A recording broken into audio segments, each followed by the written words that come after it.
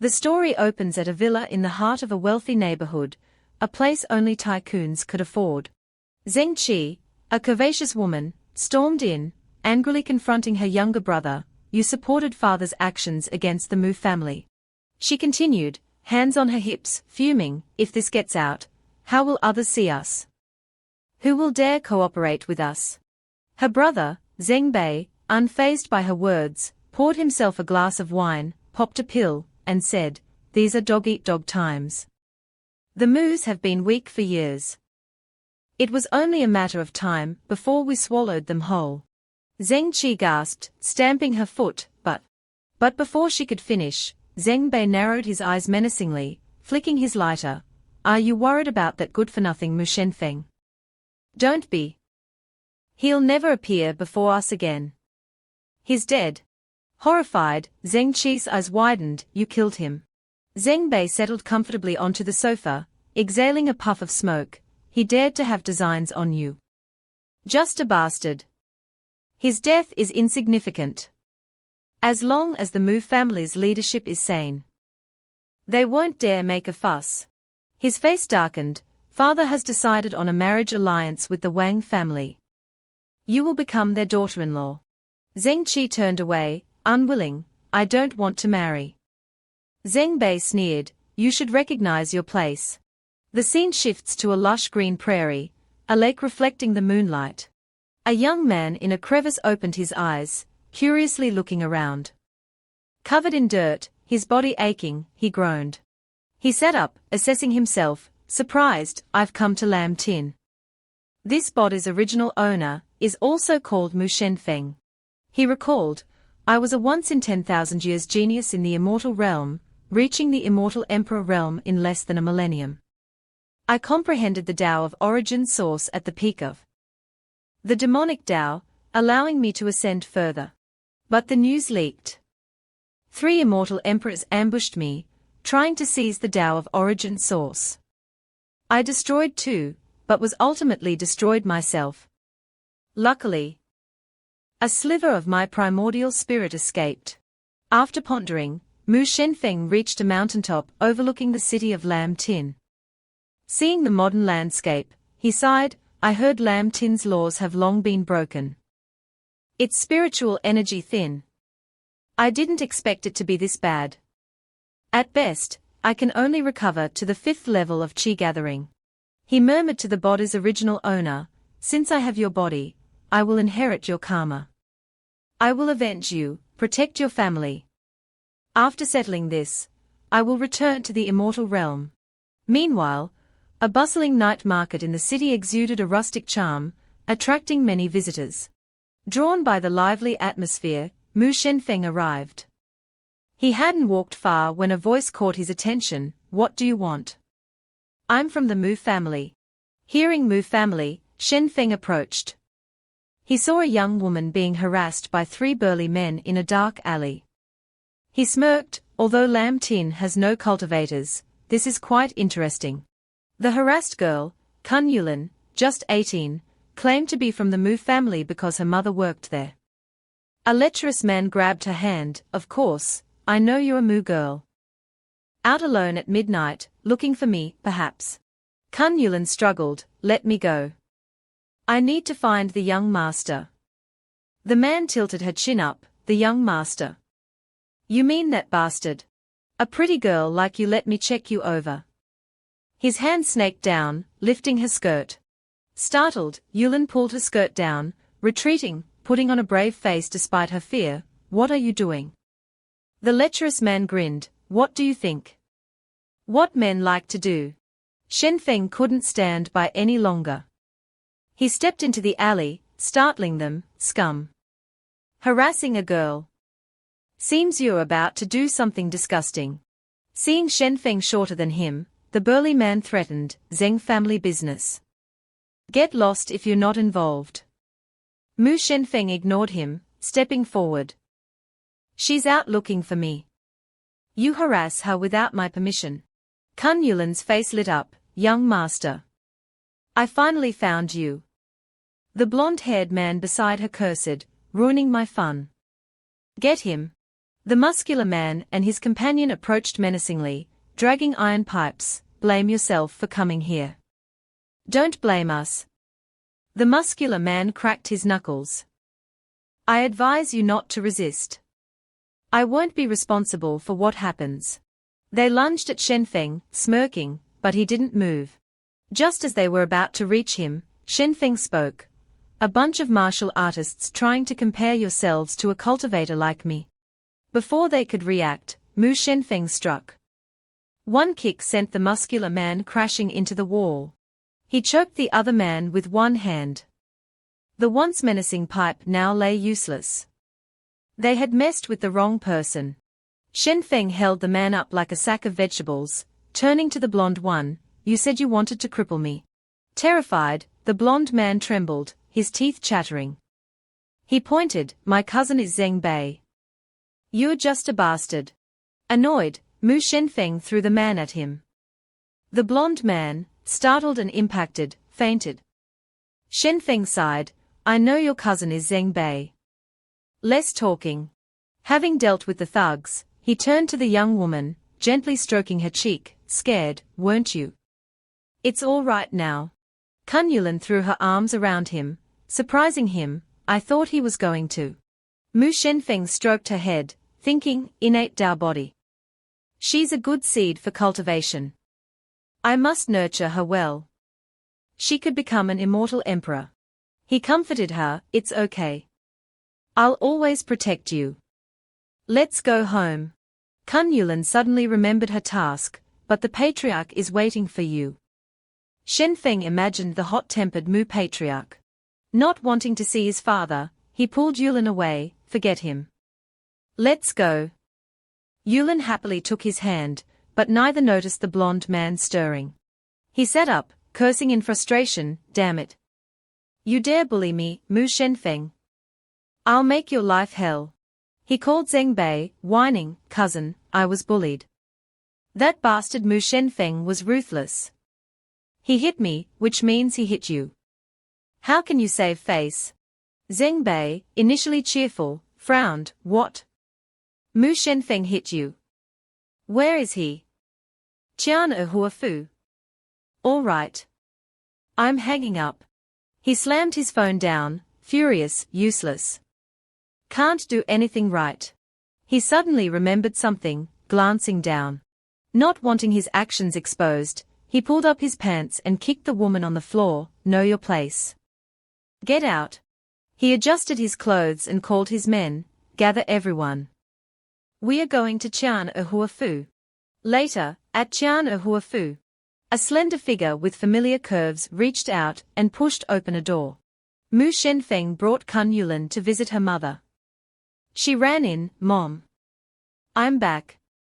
Look who's here. Her coughing mother composed herself, young master, you're here. I'll make tea. Shen Fang, considerate of her illness, declined, I met Yulin on the way. I can make tea myself. You should rest. Her mother nodded gratefully, a hint of melancholy in her eyes, thank you, young master. Outside, Zen B's group arrived, each brandishing an iron bar. A scout reported, he's upstairs. No activity. Zen B, still unbuttoned, ordered, show no mercy. I'll handle any consequences. Go. Inside, oblivious, Shen Fang and Kulan were pouring tea for each other. Suddenly, a crash. A foot kicked the door open. Zen B and his men entered, smirking, young Master Mu, fancy meeting you here. Shen Fang stood, shielding Yulin, who gave you the guts. You have half a minute to get your dogs out of here. He stood protectively in front of Kulan, facing the aggressive Zen B. Zen B, confident in his numbers, approached, mockingly cupping his ear, young Master Mu, I didn't quite catch that. Mind repeating yourself? Shen Fang turned to Yulin, Xiao Yu, it's noisy outside. Go inside with your mother. Don't come out no matter what you hear. Yulin nodded worriedly, be careful. With Kulan safely inside, Shen Fang turned back to Zen B, I gave you a chance. You didn't want it. Stay and have some tea then. Infuriated by being ignored, Zen B ordered his men, kill him. The sounds of clashing metal and shouts echoed through Huafu. Soon, Zen B's men lay scattered on the floor, bruised and battered. Zen B, surprisingly, was now obsequious, offering Shen Fang a glass of water. Brother, have some tea. Unharmed, Shen Fang lounged in a chair, gesturing, sit. I get a stiff neck looking up. Zen B obediently sat, thank you, brother. Shen Fang sipped his tea, studying Zen B, tell me, how do you want this to end? Zen B, his face swollen, offered a cigarette with a pained smile, 30,000 for your troubles. Shen Fang, a non-smoker, held up 2 fingers, 200,000. Zen B stammered, brother, isn't that too much? Shen Fang leaned back, smirking, you scared me to death with your little army. You can leave when the money reaches my account. Zen B, taking his anger out on his subordinates, kicked them, useless. Get to work. The men, powerless to resist, scrambled up. As they left, Zen B knelt before Shen Fang, brother, wait a moment. I'll transfer it right away. Shen Fang said, I preferred your rebellious attitude. My neck is stiff. Massage it. Zen B hurried behind Shen Fang, massaging his shoulders, yes, brother. Is this enough pressure? Shen Fang's phone chimed. 200,000 transferred. Satisfied, Shen Fang gestured for Zen B to stand before him, quick work. You can go. But next time, it won't just be this much. Zen B nodded vigorously. Yes, yes. I won't offend you again. I'll take my leave. Outside, his men waited, young Master Zen. Zen B glared up at the building, that bastard. When did he become so strong? A subordinate asked, young master, should we call more men? Zen B slapped him, if you weren't useless, I wouldn't have lost face. I'll deal with you later. His men sighed. Night fell.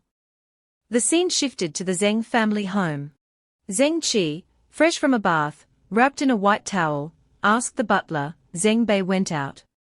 Why did he return like that? The butler replied, young master had a conflict and lost. He paid 200,000 to be released. The patriarch is scolding him. Zeng Qi was surprised, his arrogance needs checking. Any news on Wu Xiaofan? Building a relationship with the Wu family of Yang Bei is beneficial for us. The butler bowed. Miss Wu arrives in Juzhou at 8 a.m. tomorrow, returning to Yang Bei in 3 days. Her first stop is Nidong. Zeng Qi admired her reflection, smirking, arrange a chance encounter. At Huafu, most lights were out. In a small room, Shen Fang reassured Kun Yulan, rest. No one will bother us again. I promise. As he turned to leave, Yulan reached out, don't go. I'm scared. I can't sleep. Shen Fang indulged her, stroking her head, I'll leave after you fall asleep. Kun Yulan clutched his hand, liar. Holding her hand, Shen Fang chuckled, if I'm lying, I'm a puppy. After she fell asleep, Shen Fang looked out the window, so much happened today. I hear there are antiques at Nidong. I'll go tomorrow. Maybe I can find something to restore my cultivation. At Nidong the next morning, stalls were set up, but few people were around. A girl with blue hair, dressed in shades of blue, munched on a candied haw. It was Wu Xiaofan, the Wu family's eldest daughter. She offered her haw to Uncle Cheng, try this. It's delicious. He declined, my duty is to protect you, miss. I won't eat. Wu Xiaofan pouted, it's boring being alone. Nearby, Zeng Qi was on a stage. Seeing a crowd gathering, Wu Xiaofan told Uncle Cheng, I'll go look. Zeng Qi, mid-presentation, spotted her target. She tossed the microphone to her assistant and hurried down, seeing Wu Xiaofan taking the bait. She approached, feigning friendliness, what a coincidence. Miss Wu, in Juzhou. Wu Xiaofan, curious how she knew her, asked, who are you? Do I know you? Uncle Cheng stepped forward protectively. Zeng Qi covered her awkwardness. We met in Yangbei 3 years ago. Since you're here, and I'm free, let me show you around Nidong. Wu Xiaofan relaxed. All right. A local guide would be helpful. Uncle Cheng nodded. As you wish, miss. At that moment, Mu Shenfeng and Kun Yulan also arrived at Nidong, searching for antiques. Browsing the stalls, tired from walking, he bought a drink. Observing the wares, he thought, mostly common antiques. Useless to me. Suddenly, a blue jade pendant caught his eye. His eyes lit up.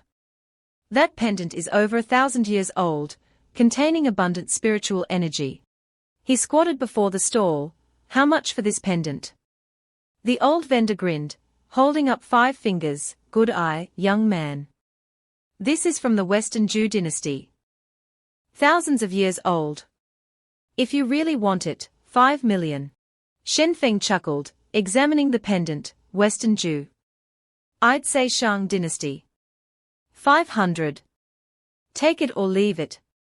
The vendor immediately agreed. Deal. Wu Xiaofan and Zeng Qi happened to pass by. Xiaofan, seeing the pendant, asked, That's beautiful. How much? The vendor's phone chimed. 500 transferred.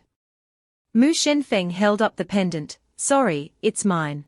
Zeng Qi stared, shocked. He's not dead. Why is he here? Could it be? Smirking, she approached. Mr. Mu, I'll buy that pendant for 50,000. Interested?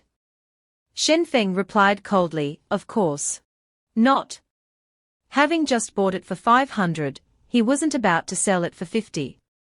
Zeng Qi thought, he's changed. Wu Xiaofan, ignored, pouted. Uncle Cheng, I'm not happy. Uncle Cheng sighed, Don't worry, miss. I'll handle it. Uncle Cheng stopped Shen Fang and Kun Yulan. Young man, a moment. Shen Fang, still sipping his drink, asked, What? Planning to rob me since you couldn't buy it? Uncle Cheng calmly offered, 500,000 for the pendant. The vendor, overhearing, wailed, I'm ruined. Ruined. Onlookers murmured, he's making a killing. Uninterested in money, Shen Feng pulled Kun Yulan away, not selling. Uncle Cheng blocked their path, angrily, then you're not going anywhere. Shen Feng calmly instructed Yulan, go back. I'll follow later. Trusting his strength, Yulan agreed, be careful. Shen Feng faced Uncle Cheng, so you want to steal it? Uncle Cheng adopted a fighting stance, young man, there are some people you can't afford to offend. That's how the world works. He lunged at Shen Feng. The crowd gasped, that's terrifying. Someone said, that young man's in trouble. Suddenly, Uncle Cheng's eyes widened in fear, sweat beading on his forehead. Shen Feng's fingers pressed against his throat, a hair's breadth from ending him. Shen Feng smirked, hands in his pockets, you're right. But you can't afford to offend me either. Uncle Cheng stammered, who are you? Wu Xiaofan gaped, Uncle Cheng, a grandmaster, is no match for him. What's his background? Zeng Qi answered, Mu Shenfeng, the Mu patriarch's bastard. Wu Xiaofan's lips curled up, a bastard. Interesting. Realizing his defeat, Uncle Cheng pleaded, young man, you're truly skilled. I won't force you to sell. Shenfeng's phone rang. It was Yulan. He reached into his pocket. Yulan's panicked voice, young master. They dragged me to the Mu villa. A woman's voice yelled, you brat. Dare to call? Shenfeng's face hardened. That's Mu Zhu. Uncle Cheng continued, I'm a disciple of Zhuan Feng Taoist. Young man, with your skills, who is your master? Shen Feng glared, a shadow passing over his face, none of your business. Bother me again, and you die. Uncle Cheng shuddered. He had felt the touch of death. Wu Xiaofan brightened, running to Uncle Cheng, get the car. I've found something interesting. Catching up to Shen Feng, she called, get in. I'll give you a ride. Shen Feng, needing a ride, got in. He asked, why are you helping me? Xiaofan replied, I want to. Why do you care? Zeng Qi, watching them drive away, fumed, Mu Shen Fang. Don't you dare interfere with my plans. She called her men, come to the Mu villa. Now? In the car, she seethed, Mu Shen Fang, once Miss Wu returns to Yang Bei, you're finished. In Xiaofan's car, she poked Shen Fang, how did you train? You're so strong. Shen Fang brushed her hand away, expressionless. She giggled, so cold. They arrived at the Mu villa. Guard stopped Shen Fang, the young master said you're not allowed in. Without a word, Shen Fang kicked them aside, get out. The golden gates shuddered under his force. Wu Xiaofan, impressed, said, Uncle Cheng, he's even stronger than you. Uncle Cheng chuckled, Miss, I'm old. I can't compare to the young. Inside, the Mu family was gathered. Mu Lei, Shen Fang's half-brother, raged at Yulin, do you know the family's situation? How dare you offend Yang Bei? You want to destroy us. Kun Yulin pleaded, young master, I was wrong. He grabbed her hair, young master. Have you forgotten there's only one young master in this family? I'll beat you to death. As he raised his hand, Shen Fang appeared, she's mine. Touch her, and you'll regret it. Brother. The word echoed through the room. Undeterred, Mu Lei slapped Yulin, bastard. Who do you think you are? I can hit anyone I want in this house. Seeing his arrogance, Shen Fang lunged, delivering a swift kick. Before Mu Lei could react, he was sent flying, crashing into the wall. Yulin looked on, distraught. Mu Lei screamed in pain. Seeing the scratches on Yulin's face, Shen Fang glared at Mu Lei, you hit her once, I break one arm. Fair enough. The Mu family pointed at him, he attacked his brother. This nameless bastard. Get out of the Mu house. Ignoring them, Shen Fang helped Yulin up. A voice came from the stairs, learned a few tricks outside and now you're causing trouble. It was Patriarch Mu, hands clasped behind his back, I'm not dead yet. A doctor rushed to Mu Lei. Shen Fang faced the Patriarch, I respect you as an elder. I don't want to fight you. The doctor reported, young master has a broken shoulder. There will be permanent damage. Mu Lei clutched his shoulder, screaming, Patriarch. Kill that bastard. A cruel smile spread across his face, the Patriarch is a half-step grandmaster. Mu Shen Fang, you're dead. Damn, this hurts. The Patriarch frowned, wrinkles appearing on his bald head, kneel and accept your punishment. Shen Fang, comforting Yulin, smirked, you think you're worthy of my respect. The Patriarch flung off his robe, it seems you've forgotten, who holds authority in this house. Just then, Uncle Cheng and Wu Xiaofan arrived. Patriarch Mu, I advise you not to touch him. Startled, the Patriarch turned. Who are you? Interfering in Mu family business. Uncle Cheng smiled, Cheng, of the Wu family of Yang Bei. The Patriarch thought, he's 43rd on the Dragon Kingdom Grandmaster list. Why is he here? He then saw Xiaofan and gasped, Miss Wu. Ignoring him, Xiaofan walked to Shen Fang, greetings, everyone. Let me clarify a few things. The Mu family's attitude changed instantly, speak freely, Miss Wu. Please have a seat. We should have prepared the VIP room. Mu Lei, from the corner, was shocked, Wu Xiaofan. If I can win her over, the Patriarch position will be mine. Xiaofan began, Mu Shen Fang has no status in the Mu family. He attacked the future Patriarch, disrespected his elders. In the Wu family, he'd be dead. Mu Lei added. Exactly. That bastard deserves to die. Xiaofan smiled at Shen Fang, but he is Mu blood. Killing him is heartless. I suggest banishing him. The Patriarch pointed at Shen Fang, you heard her. I won't kill you. Kneel, accept punishment, and sever all ties with the Mu family. Shen Fang remained defiant, arms crossed, make me. The Patriarch nodded, fine. Let's see how much you're worth. He assumed a fighting stance. Uncle Cheng stepped forward again, don't do it unless you're tired of living. This young man is a grandmaster. I am no match for him. The crowd gasped. Mu Lei exclaimed, impossible. He's just a bastard. The patriarch hesitated, are you sure? Wu Xiaofan laughed, a bunch of fools trying to banish the youngest grandmaster. She extended her hand to Shen Fang, Mu Shen Fang, join the Wu family. We are not blind like these idiots. Just then, Zeng Qi arrived. What's going on here? She asked.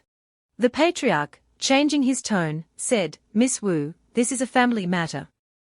Xiaofan retorted, he has no ties to the Mu family. What I do is none of your business. She turned back to Shen Fang, if you agree, the Wu family will provide unimaginable resources.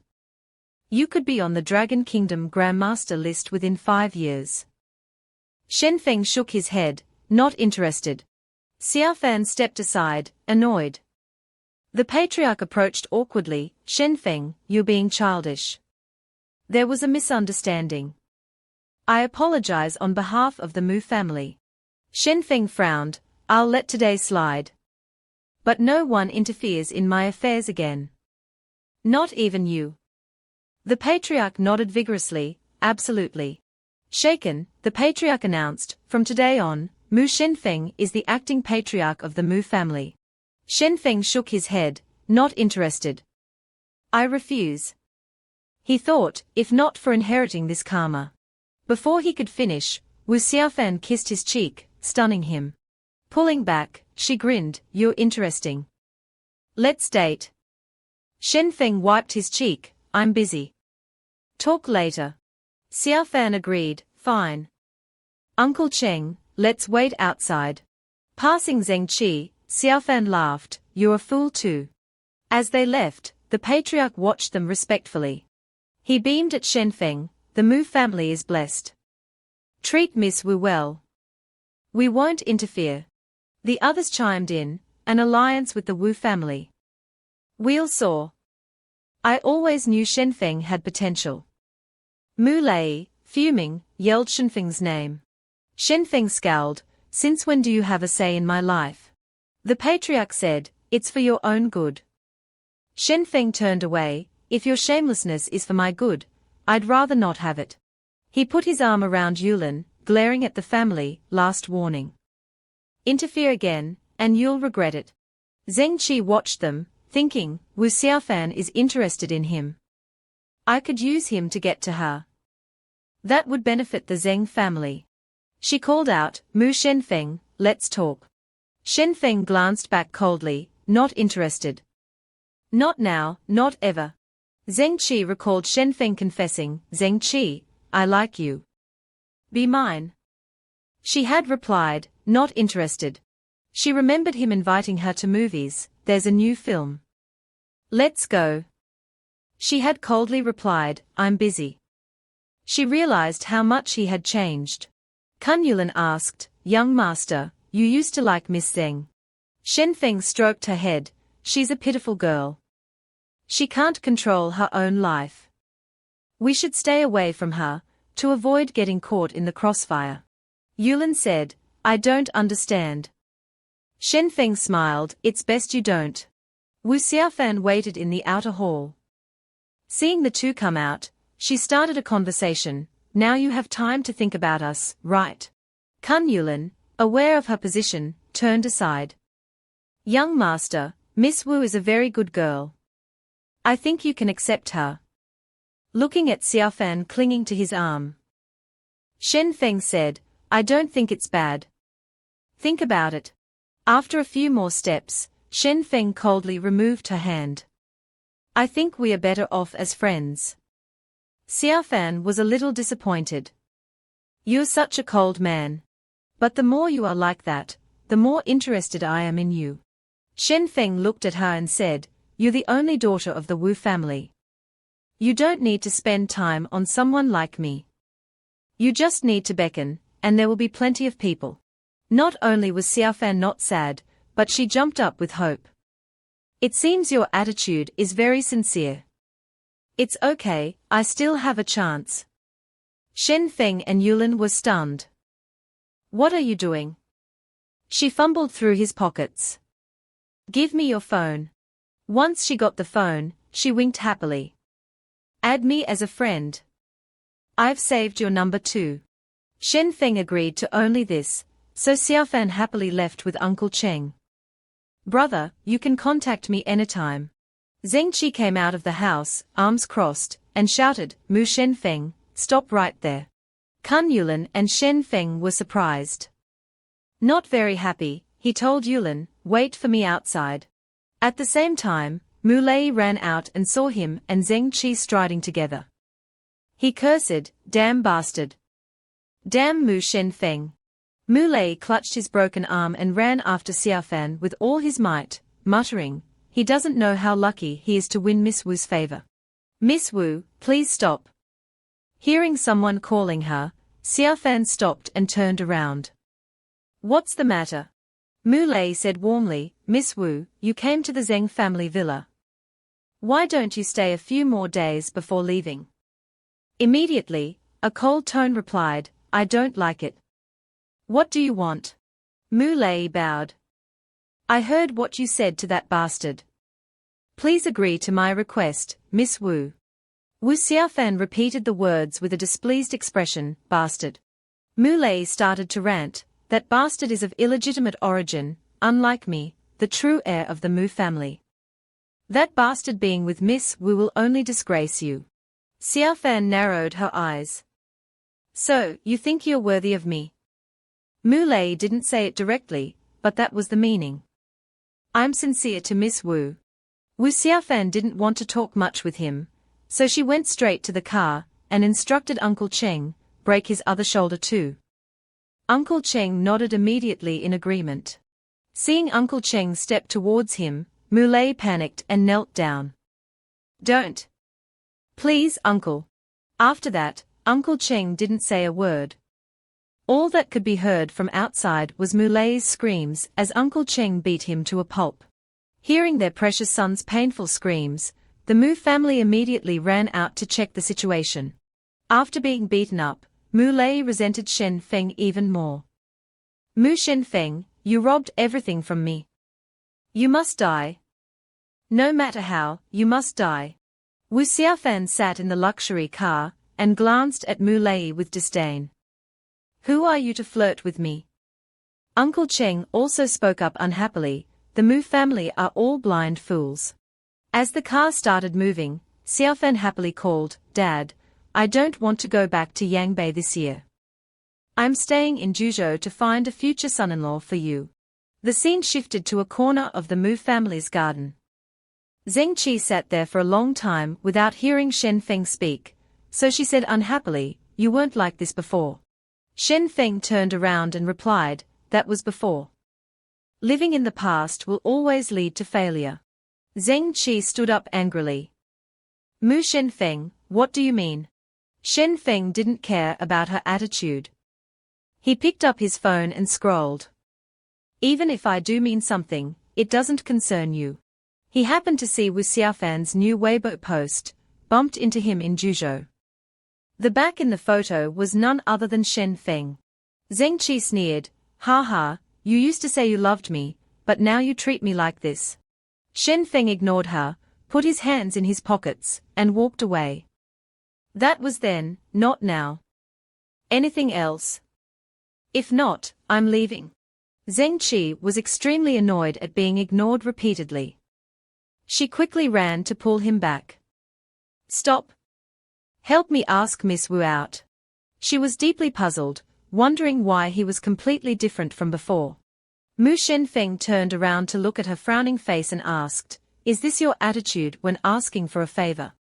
Zengqi didn't know that the person in front of her was no longer the Shen Feng of the past. She made some strange remarks. Help me ask Miss Wu out, and I can give you the chance to invite me to a movie, dinner, a walk. Of course, only for one day, no need for extravagant requests like travel. After finishing her words, she smugly thought to herself, Mu Shen Feng, I don't believe you can resist my charm.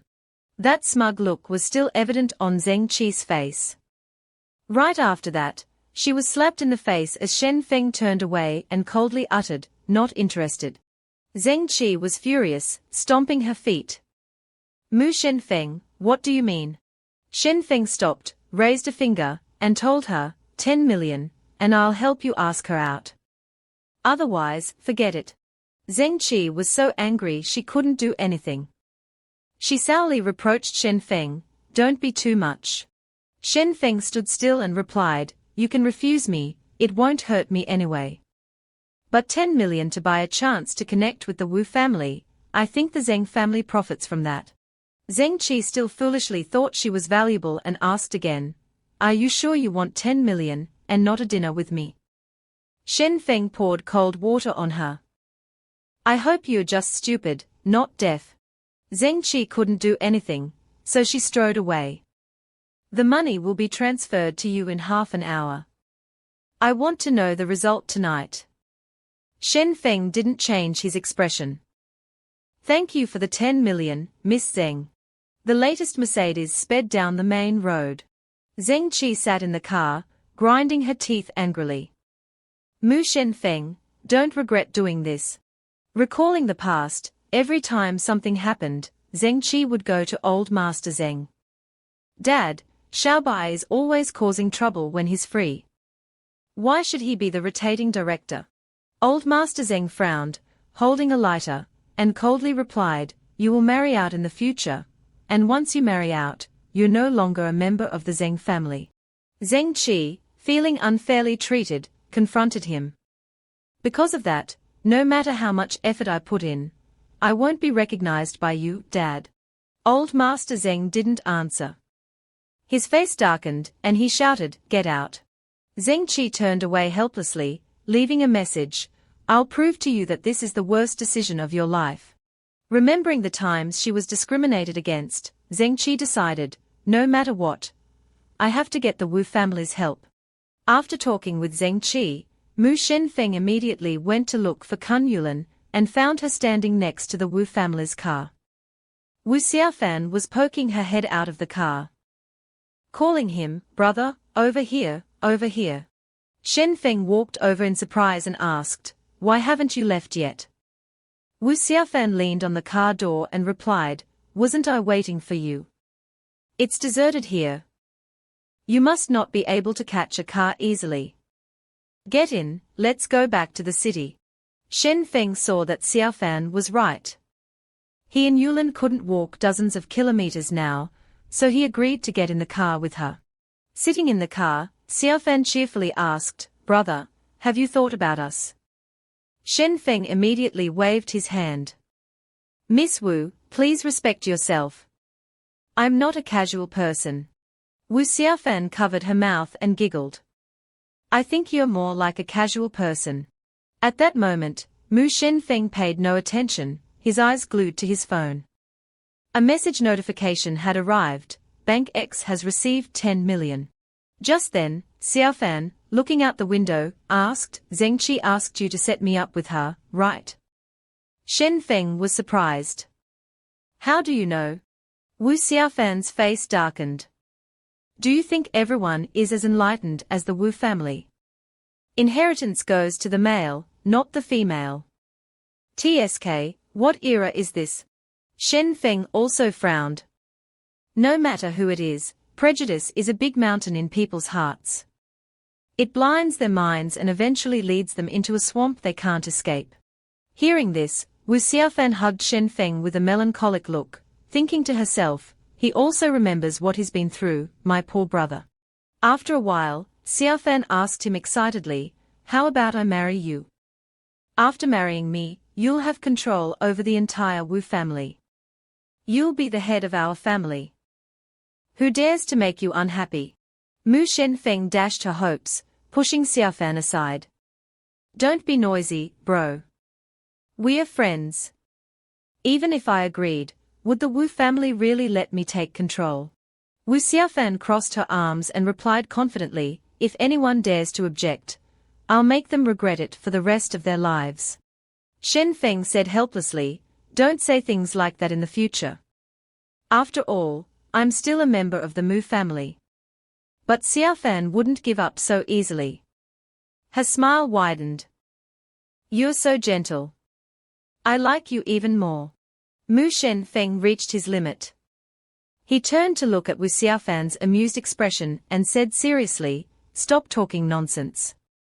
I've already taken her money. Will you agree or not? I can agree to have dinner with her tomorrow, but how do you want to thank me? After saying that, Xiaofan gently stroked his stomach and exclaimed, TSK TSK TSK, your body is so strong. Mu Shen Feng hurriedly hugged himself, looking a bit playful. What do you want to do? I sell my talent, not my body. Seeing that she had agreed, Shen Feng immediately messaged Zeng Qi, lunch with Miss Wu tomorrow. Xiaofan, beside him, was touching his cheek and whispering. Who wants your body? Let's go shopping later. I'll make you charming. Hearing this, Shen Feng teased her, oh, you don't want my body, then I won't go. Xiaofan's laughter echoed in the car. The scene shifted to the Mu residence. Mu Lei was furious. His arm bandaged, he picked up his phone as soon as he got home and called someone. Mu Shen Feng, don't think you're so capable that you can steal everything from me. Fasing Society, take action. Mu Shen Feng, you're dead. On Mu Lei's table, there was a silver card with the words Fasing Society shining brightly. Elsewhere, the president of the Fasing Society, Xiaohu, was lounging in a chair happily. Xiaofan is in Juzhou. I won't let anyone have a chance encounter with her. He started to imagine all sorts of scenarios. Xiaofan, what a coincidence to meet you in Juzhou. And Wu Xiaofan's eyes would light up with excitement. It must be because we were destined in a past life. Xiaohu, agree to be my boyfriend. Suddenly, someone entered with a letter and announced, we've found information on Miss Wu. Today, Miss Wu was intimate with a man at the Mu family villa. Xiaohu was jolted out of his fantasy, hearing his subordinate say that they were now shopping. Xiaohu gritted his teeth, his forehead creased, and angrily asked, which blind fool dared to touch my girlfriend? President, it's Mu Shen Feng. Someone also just placed a 10 million order for Mu Shen Feng's life. Hearing this, Xiaohu calmed down. What a coincidence. Who placed the order? The subordinate adjusted his glasses excitedly. Mu Shen Feng's younger brother, Mu Lei. Xiaohu adjusted his mood and strode out, saying, interesting sibling rivalry. Reply to him, Fasing Society will take this order. After a few more steps, his face darkened, and he emphasized each word, but he has to add more money. To let Wu Xiaofan dine with Zeng Qi, Shen Feng had to agree to go shopping with her. Xiaofan leisurely drank her drink and called back to Shen Feng, brother. Hurry up.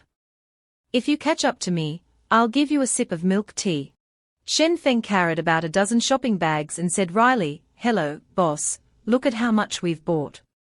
Xiaofan smiled brightly. I don't care.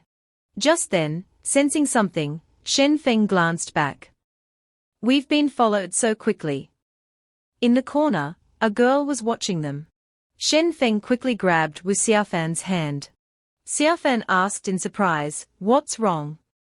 Shen Feng hurriedly pulled her along. Don't say anything, we are being followed. The purple-haired girl revealed herself, wearing a tight leather outfit, praising him, as expected of someone the president is particularly interested in, very vigilant. But can you escape? Saying that, she took off her glasses, revealing her exquisite features. Mu Shen Feng pulled Xiaofan's hand and kept going until they reached a deserted alley. It was quite run down. Wu Xiaofan panted and wiped her sweat. We lost them, right? Seeing that they were safe, Shen Feng let go of her hand. But just then, the purple-haired girl from Fasing Society appeared in front of them again.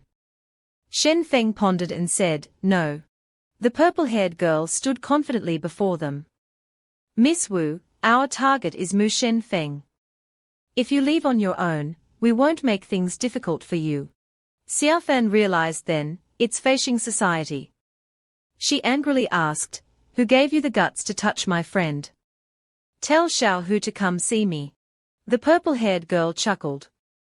Our job is to use people's money to help them eliminate misfortune. Someone paid for Mu Shen Feng's life. Miss Wu, please don't make things difficult for me. Xiao Fan got even angrier. If you dare touch him today, the Wu family will retaliate tenfold. Xiao Hu appeared at that moment.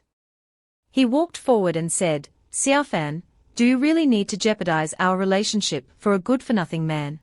Wu Xiaofan was not happy and said unhappily, what us and our? Our relationship is just strangers who met at Grandpa's party. Mu Shen Feng finally spoke. It seems there are many fools here. Where did these stray cats and dogs come from, wanting to take my life? Miss Wu, you go first. Xiaofan kicked his butt.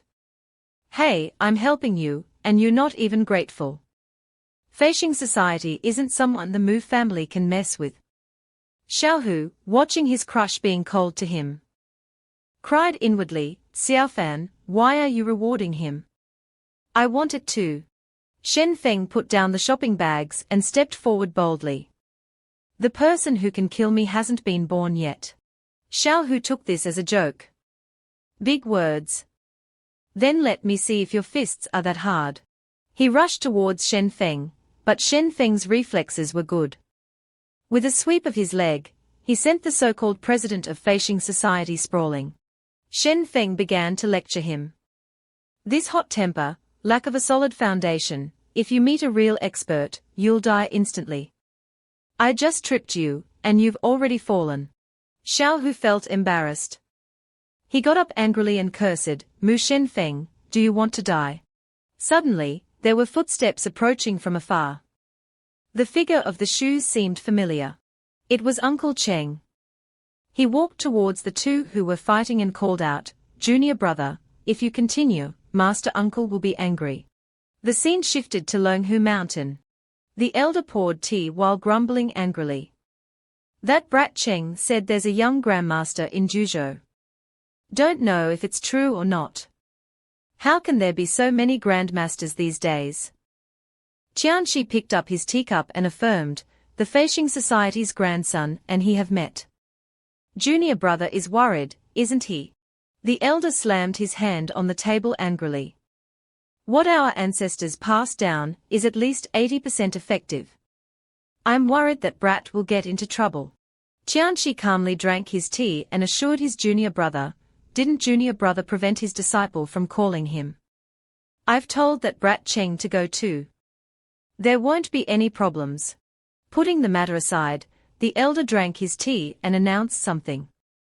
Enough said, these past few days, junior brother has also gained some understanding of the spirit finger. Qianxi also had good news to share with his junior brother. Speaking of which, senior brother, I've opened up 80% of the 2 meridians. I can step into the heavenly immortal chi gathering stage soon. The elder held up his phone in front of him and challenged, stop talking nonsense, let's game. A duel. Qianxi immediately took out his phone, arrogantly looking down on his junior brother. Junior brother has challenged me, how can I, as senior brother, disagree? But if junior brother loses this time, don't cry. Immediately afterward, the two of them started playing. The elder, being looked down upon, angrily cursed, old bastard, talk after the fight. Qianxi laughed loudly. Junior brother doesn't understand, this is perception. Outside, their 2 disciples were extremely worried about their masters. What are the sect leader and master doing?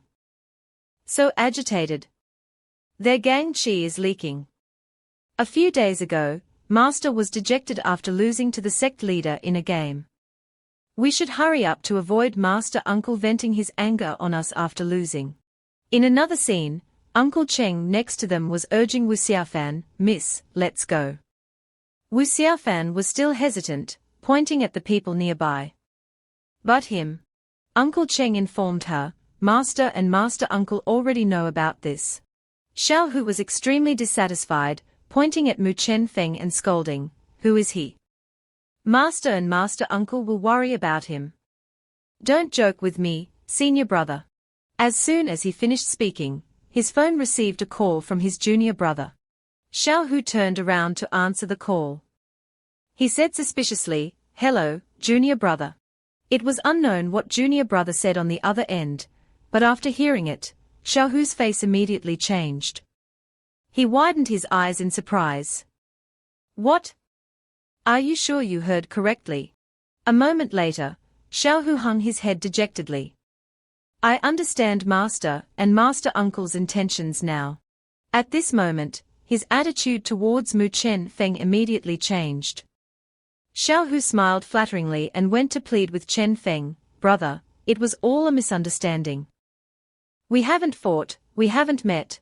I'll treat you to a meal today, to apologize to you, brother." Shen Fang coldly ordered them, "Forget about apologizing. Tell me who ordered you to do this, and we'll consider this matter settled." Xiaohu was humiliated by him and became very angry.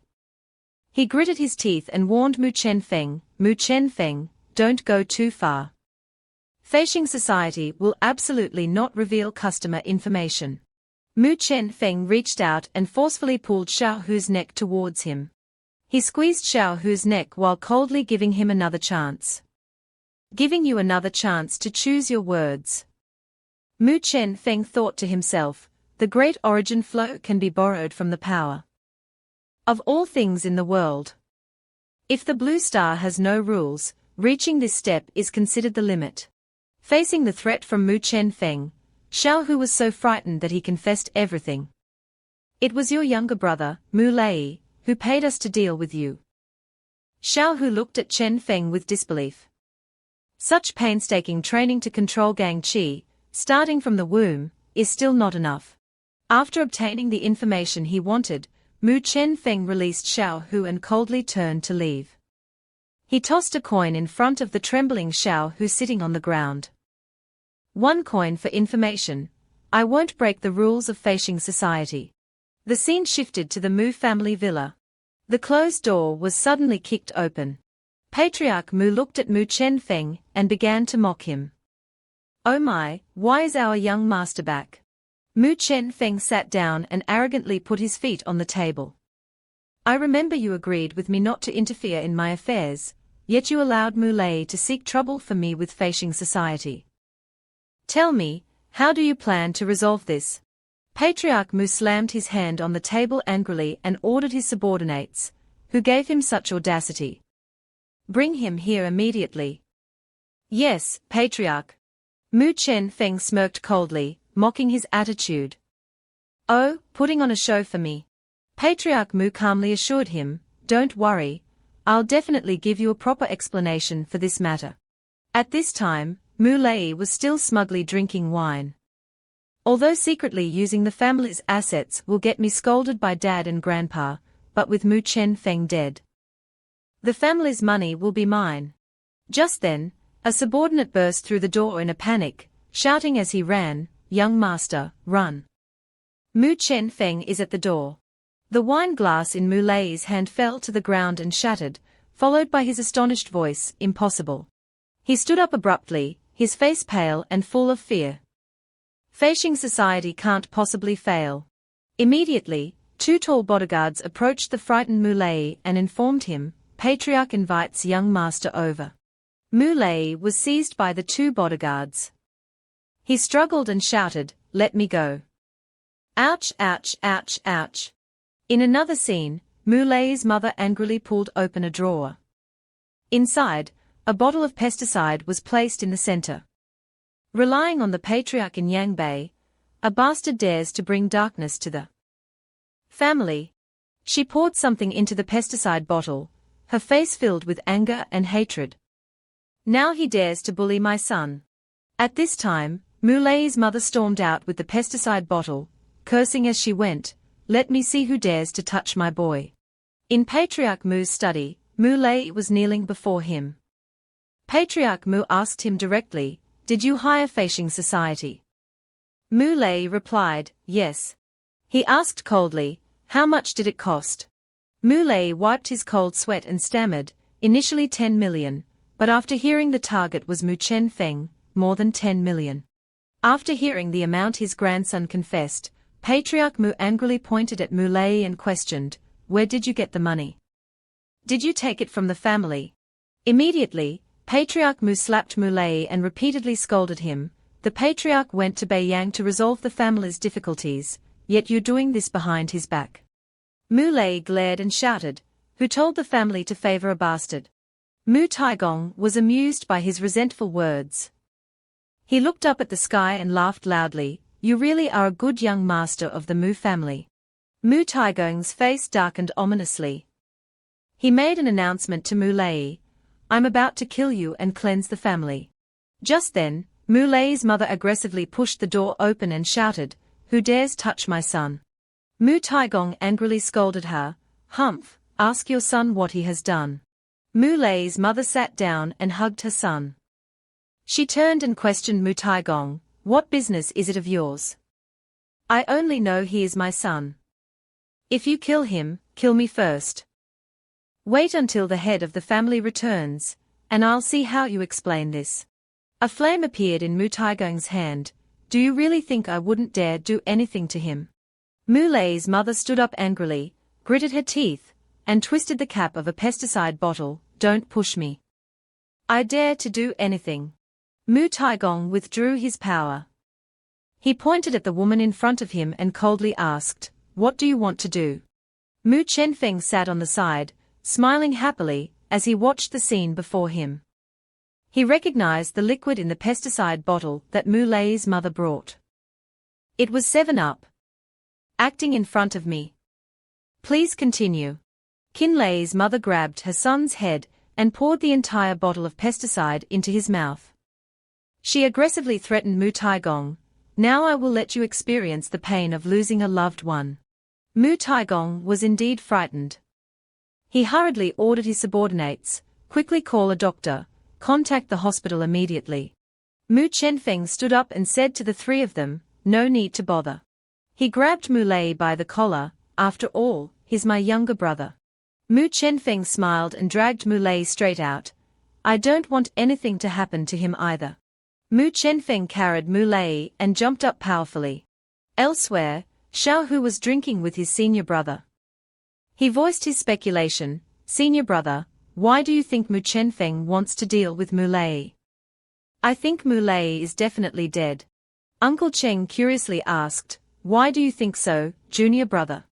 Xiao Hu gestured with his hands and said to his senior brother, "He is a master who respects his teacher, a true master.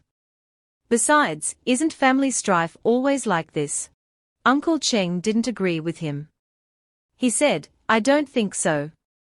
Mu Chen Feng won't kill anyone. If he wanted to kill, then no one in the Mu family villa would survive." Xiao Hu's eyes widened in surprise. "So, senior brother, you think this will be a big deal turned small?" Uncle Cheng affirmed, "Exactly." At this moment, Mu Chen Feng dragged Mu Lei by the collar to a stall selling excellent stinky tofu. He asked the owner, "Boss, do you still have the stinky tofu brine?"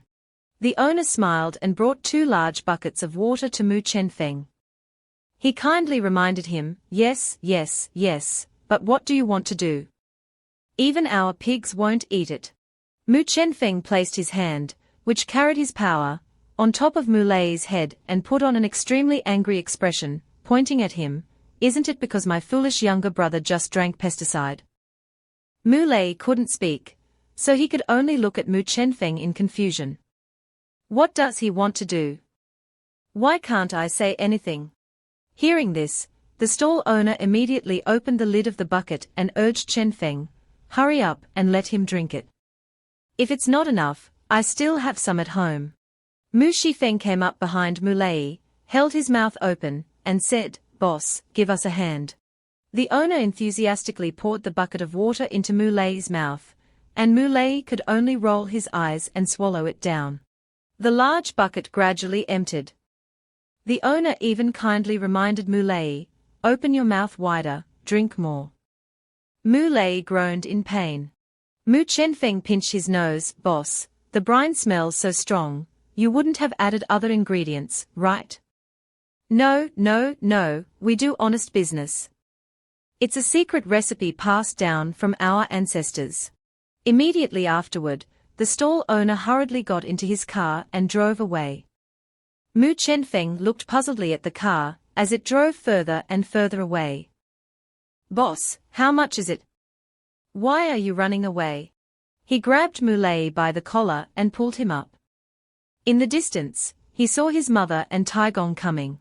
Then, Mu Chenfeng threw him in front of his mother. She angrily glared and cursed at Chenfeng, "You bastard, what did you do to my son?" Mu Chenfeng coldly retorted, "Wasn't it because you poured pesticide into your own son's mouth?" After saying that, he immediately slapped Mu Lei's mother. "If he doesn't vomit, he'll die." The woman in front of him clutched her cheek and angrily threatened Mu Chenfeng, "You dare hit me? Wait until the head of the family returns, I'll show you." Mu Chenfeng folded his arms and coldly questioned her. "Although Mu Lei is my half-brother, he also has the blood of the Mu family. You harmed your own son. Wait until Dad returns from Juzhou. You should think about what will happen to you." He turned and asked Mu Taigong, "Taigong, what do you think?" Mu Taigong coldly arranged everything. "Take them back to the villa. Without my order, no one is allowed to step outside. Wait for the head of the family to return from Juzhou to handle this. As for Mu Lei, take him to the hospital first." Mu Lei and his mother were taken away one after another. Mu Taigong rubbed his hands together and smiled as he asked Mu Shifeng for his opinion. "Do you think this is reasonable?" Mu Chenfeng turned and left. He left a sentence for the old man, "You are the head of the family now, consider it yourself." As he walked, he considered his next move. The major issues have been resolved. It's time to teach her the Tao body Yuan Liu. The scene shifted to the front of Qian Ehua mansion. As soon as Mu Chenfeng entered the house, he was extremely surprised. "Why are you so free?" Tun Yulan mumbled while eating, "I'm waiting for you." Mu Chenfeng pointed to the room and signaled to her, "Just in time, go to the room." Tun Yulan opened the door to the room just as Mu Chenfeng was taking off his shirt. He thought uncomfortably, "I'm covered in sweat, so uncomfortable." Tun Yulan blushed and turned her back to him, "Young master, what do you want to do?" "Taking off your shirt, but you have a nice figure." She covered her blushing face with her hands. "He wouldn't want to, oh my god, so embarrassing." Tun Yulan shyly said to Chenfeng, "Young master, why don't we take a shower first?" Mu Chenfeng put his hand on her shoulder and said, "We'll talk about showering later. Let's do the main thing first." Tun Yulan tucked her hair behind her ear, her face as red as a tomato, and shyly asked, "So soon?" "But this is my first time, and I don't have any experience." Mu Chenfeng smiled, "Everyone has a first time. It's okay, I'll teach you." At this moment, Tun Yulan was lying on the bed, and Mu Chenfeng was sitting beside her. He placed his hand, carrying spiritual power, on her abdomen and gently asked about Tun Yulan's feelings. "How do you feel now?" Tun Yulan blushed and replied, "Young master's hands are very warm. I hope you'll be gentle later. I heard the first time is very painful." Mu Chenfeng was utterly helpless at her rich imagination. He flicked Tun Yulan's forehead. "What are you thinking about all day? I told you to feel the changes in your body." Tun Yulan held her head and wondered, "Don't you want to?" Mu Chenfeng explained and instructed her, "You are a good seed. I will teach you skills, so no one will be able to bully you in the future. Don't say anything, close your eyes and feel it." He asked Tun Yulan again, "Now tell me, what do you feel?" Tun Yulan seriously expressed her feelings, "I feel everything." Mu Chenfeng was a little surprised. He smiled and thought, as expected of a Xianqian Dao body, "You've already sensed the laws of heaven and earth so quickly." He stood up and went out. Before leaving, he reminded Tun Yulan once more, "Feel the spiritual power running in your body. I'll go out first." Mu Chenfeng ate potato chips and praised, "No wonder the Lam Tin people like to eat potato chips. It really relieves stress." His phone displayed some of the day's top news, most notably the news of a 1,000-year-old peach tree on the top of Nanshan Mountain being struck by lightning 9 times. Mu Chenfeng jumped up with joy. Lightning struck a 1,000-year-old tree. How can I miss such a refining resource? Suddenly, there was a noise from upstairs. Mu Chenfeng hurriedly walked upstairs. I heard Yulan say that they are renovating upstairs these days. It's already noon, why are they still renovating? She is still comprehending and can't be disturbed. I'll deal with this and then leave. He knocked on the door of the room in front of him. Hello, I'm your downstairs neighbor. Can you open the door?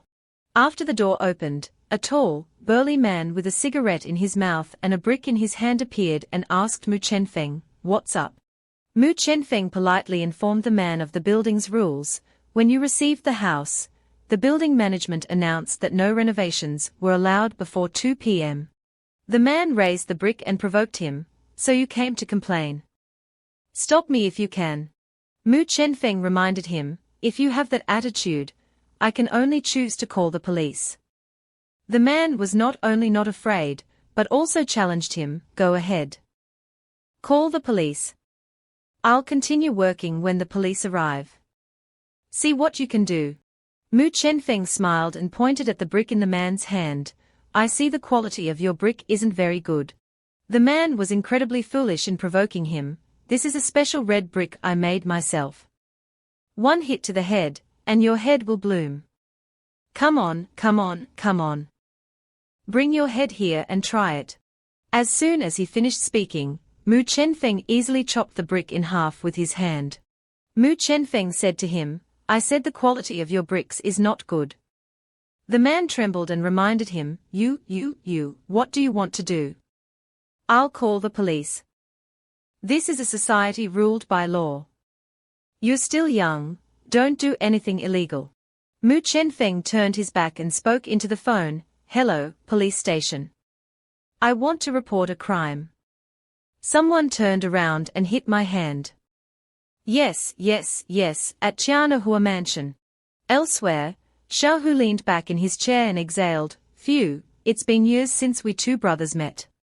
This meal is on you, senior brother."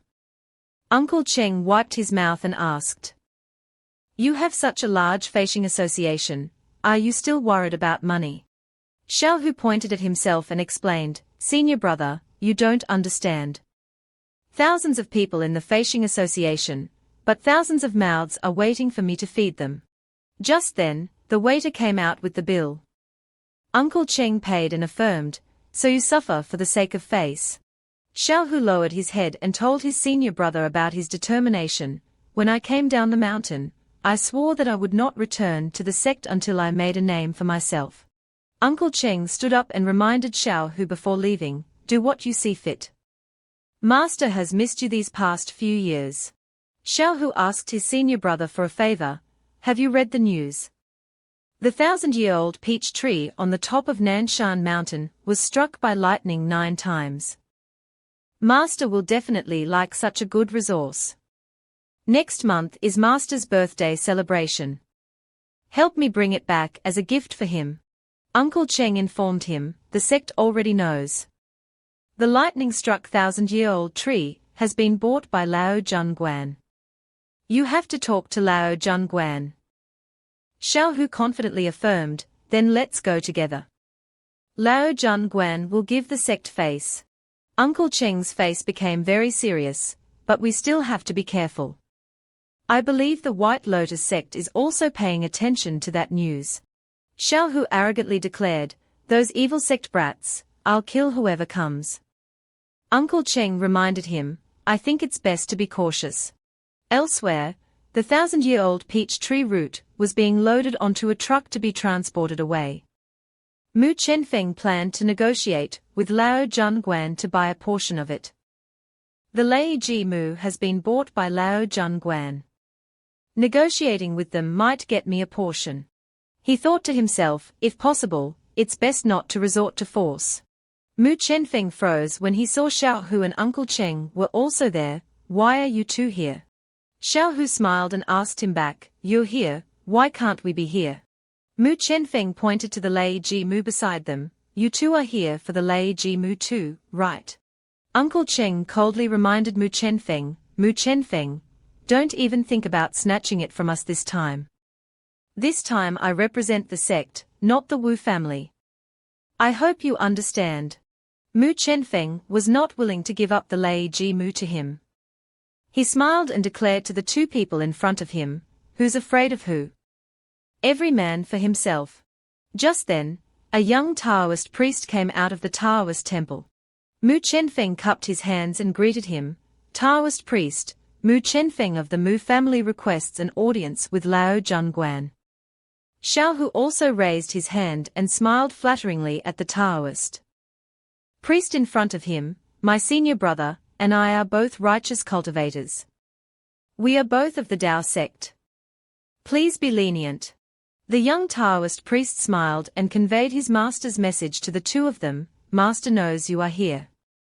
Master said that the temple doesn't need that much Lei Ji Mu and is willing to give half of it to you. As for how you divide it, Lao Zhongguan doesn't care. Mu Chenfeng asked the young Taoist priest in surprise. Didn't Guan Zhu say anything else? The young Taoist priest shook his head and replied, no, master only said that. The young Taoist priest left a sentence and turned back to the temple. You can discuss it amongst yourselves. I have to go back to chanting. Mu Chenfeng thought silently. Truly an experienced person. One sentence made Lao Zhongguan indifferent. This Guan Zhu is not a simple person either. Mu Chenfeng went in front of Xiaohu and the others and took the initiative to suggest, let's negotiate. If possible, I don't want to fight. Xiaohu confidently pointed to himself, senior brother, it's 2 against 1. We have the advantage. No need to be polite to him. Uncle Cheng suggested, Mu Chenfeng is very strange. I think we can agree to one of his requests to avoid further trouble. Uncle Cheng asked Mu Chenfeng, how much do you want? Mu Chenfeng held up 2 fingers, 2 meters of the trunk. Xiaohu disagreed. He held up 1 finger and said, no way, 1 meter at most, or forget it. Mu Chenfeng sighed and agreed, all right, 1 meter then. His expression suddenly changed, careful, someone's coming. Zili and Zifeng aggressively charged in with their men. You brat, you're quite alert, able to detect our movements. But let's negotiate. In the end, the Lei Ji Mu will still belong to our white Lotus sect. Mu Chenfeng coldly mocked their abilities. It's not that I'm alert, it's that your skills are lacking. Your breathing is too poor. Xiaohu angrily cursed, 2 grandmasters, and the rest are half-step grandmasters. Lao Zhongguan is still as cunning as ever, giving away half of the Lei Ji Mu to let us help him avoid disaster. Uncle Cheng reminded him, junior brother, be careful what you say. Xiaohu pointed at the newly arrived group and shouted, you evil sect brats, I am Xiaohu of the righteous path. Come at me if you're not afraid. Zili arrogantly declared, oh my, the name of the righteous path is so big, but I'm not afraid. Mu Chenfeng stepped back.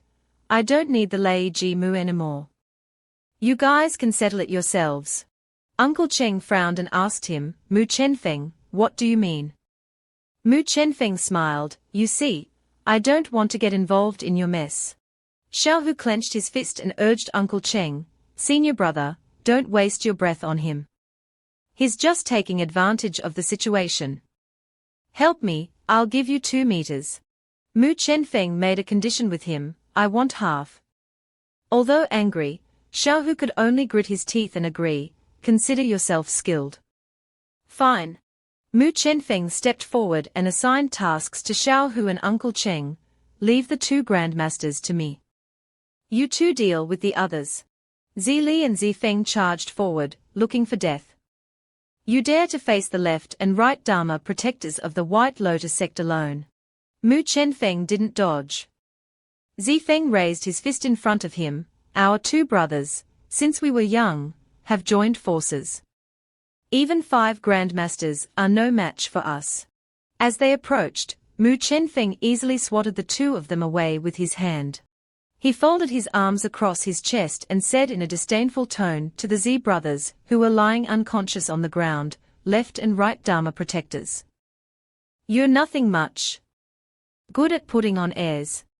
Mu Chenfeng dusted his hands and turned to ask Xiaohu's group, I've finished my side. How many are left for you two? Xiaohu urged him, hurry up and help.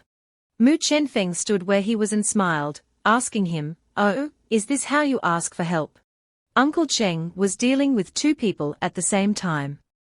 He wearily pleaded with him for help, young Master Mu, if you let the White Lotus sect get it, you'll have a lot of trouble too. If you help, I'll personally give you another 5 million. Mu Chenfeng stretched his wrist, that's more like it. Immediately afterward, a giant hand carrying powerful force rushed towards the White Lotus sect group. With just one move, Mu Chenfeng knocked down all the enemies. He reminded Ji Cheng, don't forget, 5 million. You two deal with the two left and right Dharma protectors over there. Xiaohu curiously asked his senior brother, who do you think is stronger, him or Master and Grandmaster? It's hard to say. Mu Chenfeng might be stronger. Uncle Cheng looked at the unconscious Z brothers on the ground and ordered, call someone to take them back to the Righteous Path sect. Wait for the sect to deal with them. Xiaohu was intently looking at his phone. Uncle Cheng shouted in fear, careful, there are still people from the White Lotus sect here. A streak of power shot towards Xiaohu in a sneak attack, but he dodged in time, want to ambush me? Dream on. A strange voice rang out, not bad, being able to avoid my attack. But what about this one? The light formed a sharp arrow that pierced through Xiaohu's shoulder. Xiaohu clutched his injured arm and sat down, reminding Uncle Cheng, senior brother, be careful. This thing is very evil. Lee Sisi smiled and asked Xiaohu, little brother, I, the Saintess, want to deal with you. Haven't lost your hand yet. Uncle Cheng threatened her loudly, Demoness, do you think no one can control you? Lee Sisi pointed at Mu Chenfeng, are you talking about him? Mu Chenfeng shrugged and quickly clarified his relationship with Xiaohu, don't look at me, I'm just a passerby. Lee Sisi touched her chin and extended an invitation to Mu Chenfeng, such a young Huqian master, I've never seen one before. Want to consider joining the White Lotus sect? Whatever you want, I'll give it to you. Mu Chenfeng coldly refused, you're not my type. Lee Sisi covered her mouth and laughed, you're still young, you don't understand my joy. Mu Chenfeng unceremoniously ordered Lee Sisi to leave. If you rely on that magical tool, I advise you to disappear from my sight. Lee Sisi coldly affirmed, do you really want to oppose the White Lotus sect? Mu Chenfeng put on a helpless expression and said, no choice. I took their money, so I have to work for them. I am very trustworthy. In short, you can't take these two away. Lee Sisi licked her lips, that's a pity. Such a young warrior, I didn't get to taste you. Mu Chenfeng bent slightly and raised his hand to block Lee Sisi's attack, better not. I'm afraid you'll drain me dry. Adults should know that their body is the most important. After the dust settled, there was no one in front of him. Mu Chenfeng was a little surprised, she runs fast too. Lee Sisi was sitting in a convertible, shouting, Mu Chenfeng, I've got my eye on you. I'm Lee Sisi, we'll meet again. A large plane landed where Mu Chenfeng was standing. The scene shifted to Juzhou city center. At the No Overtime Management Company, Limited, Lu Sheng was asking his subordinates for their opinions on Mu Chenfeng. Everyone has seen it. I hope to hear your assessment of our colleague Mu Chenfeng. Hu Hongli held a report and stood up to give his opinion, through the combat situation with Lee Sisi. I think he has probably entered the Xiantian Qi gathering stage.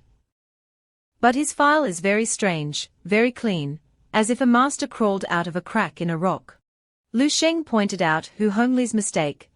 Our top priority is to stabilize the southwest region of Longguo, not to thoroughly investigate other people's information. Hu Hongli hurriedly offered a solution to his mistake, I understand. I'll have someone deal with it immediately. I'll notify the media. Lu Sheng assigned him a task, I will personally report this matter to Yang Bei. As for Mu Chenfeng, you go and handle it. If possible, ask him to join the company. Mu Chenfeng used his spiritual power to control many swords floating around him. He stretched out his hand and retracted the swords. Although they are a bit ugly, they emit lightning when propelled by spiritual power.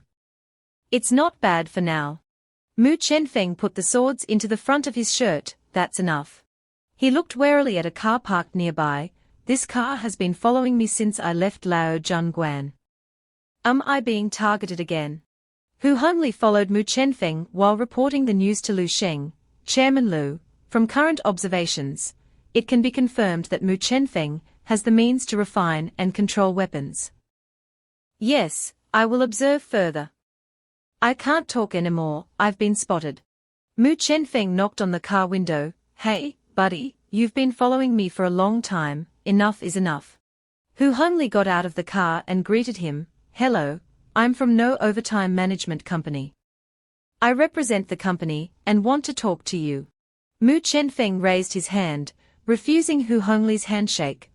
I'm not interested in whatever weird company that is. If you continue to follow me, I won't be polite. As his hand approached Hu Hongli, it was flung away. Mu Chenfeng retracted his hand in astonishment. Magical tool. Who are you? Hu Hongli wiped the hand that Mu Chenfeng had touched with a handkerchief. He explained, No Overtime Management Company is a company under the relevant departments of Longguo, responsible for maintaining social stability. He continued, simply put, it's managing free individuals like you, and then balancing the conflicts between different factions in Longguo. Mu Chenfeng's face darkened. What if someone doesn't comply? Hu Hongli pushed his glasses. We have extraordinary individuals. Moreover, times have changed, we also have modern technology. You are very strong, but you can't underestimate our company's power. Mu Chenfeng smiled and agreed with him. You're right, I don't deny it. Hu Hongli extended his hand again.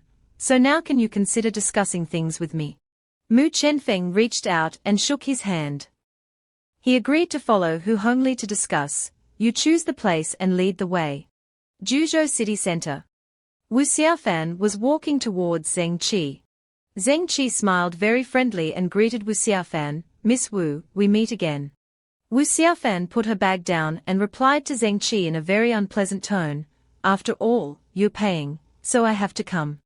Zeng Qi pushed the menu in front of her. Miss Wu, do you want to order anything else? Wu Xiaofan didn't order.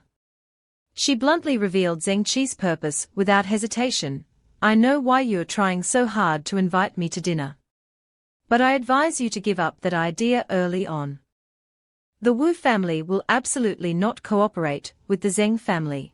Zeng Qi put her hand on her chest and breathed a sigh of relief. I don't know why, but hearing you reject me, I feel very relieved. Wu Xiaofan rested her chin on her hand and said to her, forcing yourself too much is not good. Zeng Qi looked out the window and said helplessly, there are some things I can't do anything about. Wu Xiaofan questioned her, so you made things difficult for Mu Chenfeng before because you couldn't do anything about it. Zeng Qi patted her chest and affirmed to the person sitting opposite her, everything about him is not in my future plans, and what he did was just wishful thinking. Stupid. Zeng Qi, suddenly being called stupid, asked Wu Xiaofan blankly, what do you mean? Wu Xiaofan asked, Mu Chenfeng is very strong, don't you know that? She continued to ask Zeng Qi a series of questions, looking at his past records. He is the youngest grandmaster in Longguo. So before he gave up on you, did you know he was very strong? Zeng Qi remained silent. Wu Xiaofan explained to Zeng Qi, that's why I said you're stupid. Mu Chenfeng's potential far exceeds your imagination, and you treated him like that.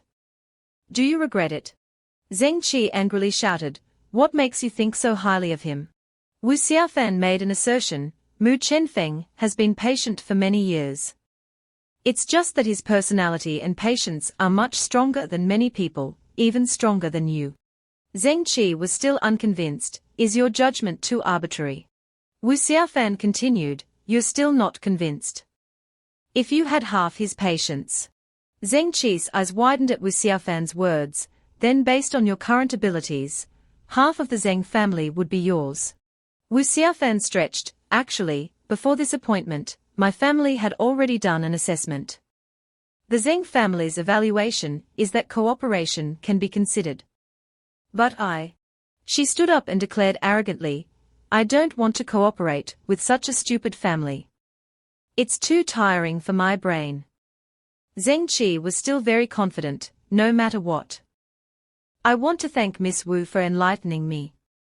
After all, Mu Chenfeng pursued me. I have a great chance of winning. She smiled, although it's a pity that we can't cooperate with the Wu family. I believe that through Mu Chenfeng, the Zeng family will be able to take a step up. Wu Xiaofan held her forehead and laughed. Trust me, you won't. Zeng Qi said coldly, Oh, Miss Wu looks down on me that much. Wu Xiaofan picked up her bag and warned Zeng Qi, you overestimate yourself. Mu Chenfeng is the one I have my eye on. Before leaving, she reminded Zeng Qi, I have the right to tell the Wu family to take control. What right do you have? Wu Xiaofan looked down on her. Worry about yourself first, stupid girl. Elsewhere, Hu Hongli's car stopped in front of his company. Mu Chenfeng criticized the building in front of him. This is the company you were talking about. Doesn't look like much. After all, we really are a management company. Hu Hongli led him to a room. Please come in, the chairman has been waiting for you. Lu Sheng had been waiting for them in the room for a long time. Seeing that Mu Chenfeng had arrived, he immediately stood up and enthusiastically shook Mu Chenfeng's hand. Brother, I've been waiting for you for a long time.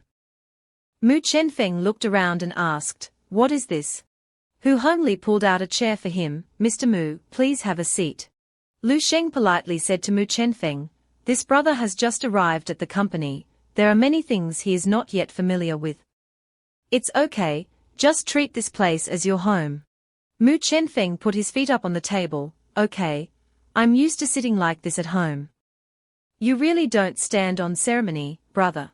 Lu Sheng took out a document and said to him, I won't beat around the bush. This time, I invited you here mainly to invite you to join our company. Mu Chenfeng read the contract as he spoke. Aha, not bad. 2 days off on weekends, 8 hours a day, no overtime on holidays, 5 insurances, and 1 housing fund. Lu Sheng explained the contract. Employee benefits are the basic things to retain employees. Mu Chenfeng continued reading the contract and then asked Lu Sheng, the monthly salary is 2,100. I remember the minimum wage standard in Juzhou is 2,100, right? Lu Sheng made a series of attractive offers to Mu Chenfeng. Those are just the superficial things. The company's base salary is not high, but the benefits and subsidies are good. The average employee salary is over 8,000. Mu Chenfeng smiled and asked him back, Chairman Lu, do you think I'm short of that money? Lu Sheng acted nobly and reproached him. I have to tell you this, what we need to do is contribute to the company. How can we work for the salary? The company gives you the opportunity to work. You should be grateful to the company. Mu Chenfeng looked at Lu Sheng with a questioning expression. Lu Sheng craftily said to him, Unless you are not the real Mu Chenfeng. He calmly stated all the information he had investigated about him. Mu Chenfeng looked at the papers recording his information and was surprised. Chairman Lu, you investigated me quite thoroughly. Lu Sheng asked him a question. Please don't underestimate our company's abilities. I'll ask you again on behalf of the company, should I call you Mu Chenfeng? At this time, at the Zeng group, Zen B was reporting some news to Zeng Patriarch. Dad, Yang Bei is under control. We can start the project anytime. Zeng Patriarch replied indifferently, I know. Zeng Bei confidently affirmed to Zeng Patriarch, Dad, this time we are playing both sides. The Mu family will have no chance to retaliate. Zeng Patriarch said to his son, You've been tired these days, go back to your mother. Let her have some company. Zeng Bei slammed his hand on the table angrily. I'm so busy with this matter, why give it to someone else? He glared and roared, I want to personally make the Mu family fall into despair. Zeng Patriarch laughed loudly, as expected of my son. I like that energy of yours. Then he unexpectedly agreed to Zeng Bei's request. All right, I'll leave this matter to you. Thank you, Dad. I won't let you down. In 3 days, I'll make the Mu family fall apart. Zen B gently closed the door. He loosened his collar and smiled sinisterly. Mu Feng, I will personally make you kneel and beg me. Zen B waved to the servant standing nearby. Inside the city, tall buildings stood close together against the clear blue sky. Wu Xiaofan lay on the bed, looking at her phone and asking Uncle Cheng, what do you think that guy is doing? Uncle Cheng, holding a book, turned and replied, I'm not in his stomach, how would I know what he's doing? He's probably practicing hard somewhere. Xiaofan puffed up her cheeks after hearing Uncle Cheng's words, he's not that boring. Suddenly, she received a message on her phone, Zeng Patriarch in Yangbei is under house arrest.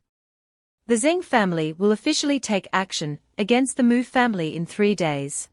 Upon receiving the news, Wu Xiaofan sat up and informed Uncle Cheng, the Zeng family is about to make their move. Uncle Cheng wasn't surprised, his eyes still fixed on the book in his hand. With Mu Feng, the Zeng family can't make any big waves. Wu Xiaofan put her phone in her bag and retorted, it's not your time anymore. If Mu Feng dares to cause trouble, the company won't care. Then she urged, Uncle Cheng, let's go to the company.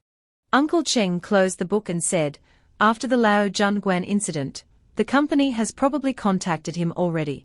Elsewhere, Mu Feng and Chairman Lu were still negotiating in the office. Chairman Lu raised his glass and looked at him seriously, have you considered confessing to the company? Mu Feng remained calm, touching his neck and leaning back, what do you mean? I'm not Mu Feng, but I am Mu Feng. Chairman Lu was at his wit's end, there's no point in being clever now, is there? I believe you're not that kind of fool. Mu Feng's eyes lit up as he asked him, have you ever heard of a celestial being reincarnating? Mentioning this issue shocked Chairman Lu, almost causing him to drop the glass in his hand. He closed his eyes in thought and slowly said, in that case, your change makes sense. Mu Feng stood up and looked at him somewhat sarcastically, you believe such a ridiculous reason. At the same time, a man wearing glasses came in and handed Mu Feng a document. Then Chairman Lu said, the company usually comes into contact with many strange people. You saying that you are a reincarnated celestial is indeed absurd, but there is no more reasonable explanation. Mo Feng seriously reviewed the documents and analyzed, there are truly many talents within your company, fierce, obstructive, and cultivated. Chairman Lu picked up the remote and pressed a button. After all, times have changed. Between capable individuals and ordinary people, there needs to be a new approach to achieve complete synergy. After being turned on, the TV broadcast news of an explosion due to a gas pipeline leak near the old military official's location. The casualties were countless. Chairman Lu then said, therefore, this is the meaning of our company's existence. Mo Feng crossed his arms with a cold expression. I'm not interested in what you're saying. This year, my meridians were severed, and my spiritual power dissipated. I can't go back to how I was before. I just want to live my own life. Anyone who bothers me will die. Chairman Lu persisted, offering him advantageous terms. You claim to be a reincarnated immortal. Now, I'm 70% convinced. In recent years, our company has been researching how to restore spiritual meridians.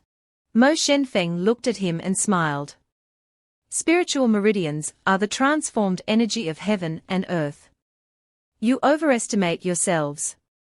If you want to use this to lure me into the company, I advise you to give up that idea.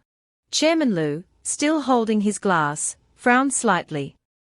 This is the second time I've mentioned this. Please don't underestimate our company's capabilities. I don't want there to be a third time. Chairman Lu continued, if restoring spiritual meridians can't attract you, then I believe you won't be indifferent to the following information. He finished speaking, and his subordinate brought a new document to Mo Feng. He looked at the contents of the paper, and angrily radiated cold killing intent everywhere. Who gave Zen B the guts? He's courting death. Mo Shenfeng stood up to leave, but Chairman Lu called out from behind, if you want to go to the Zeng family now, the company won't let you act rashly out of anger. Mo Shenfeng's expression turned unpleasant. Are you threatening me? Chairman Lu suddenly looked at his watch and stood up hurriedly. You two continue talking. I have to get off work. After Chairman Lu left, the young man with glasses, sitting on the chair, explained to Mo Shenfeng, Chairman Lu's meaning is that the company has a better way to help you overcome this tribulation. Provided you agree to join the company. Mo Shenfeng sat down, closed his eyes in contemplation, and then stated his demands. Joining the company is fine, but I want the highest degree of freedom. I can still comply with the company's rules and regulations. He then raised a finger. One last thing, not a single penny of my salary can be missing. Without further thought, the young man pushed his glasses and presented the contract. Your requests, the intern position can fully satisfy. After signing, the company can help you bring the person from Yang Bei here. Mo Shenfeng looked at the contract, puzzled. What kind of position is an intern? The bespectacled young man explained, not a formal employee of the company. The annual salary is 1 million, all benefits are doubled, and unless there's a special task, there's no need to come to work. After some back and forth, Mo Shenfeng crossed his arms as if he understood. So you've already calculated everything. The young man clasped his hands without hesitation. The company never enters into agreements without prior preparation. Mo Shenfeng signed the contract and asked, so what about the trade war with the Zeng family? How do you plan to handle it? The bespectacled young man stamped the contract. Unfortunately, the company's greatest authority is to ensure the safety of everyone in the Mo family. Hearing this, Mo Shenfeng flew into a rage, flames erupting around him, as if to burn the place down. He gritted out, you tricked me. At this moment, Wu Xiaofan suddenly appeared and spoke up, leave the trade war to me. Mo Shenfeng was surprised to see her. Why are you here? Wu Xiaofan pulled up a chair as she looked at him. The Wu family also has shares in this company. What's so strange about me coming to my own company? Xiaofan poked his cheek playfully. Now you're my employee too. If we were dating, would this be considered an office romance?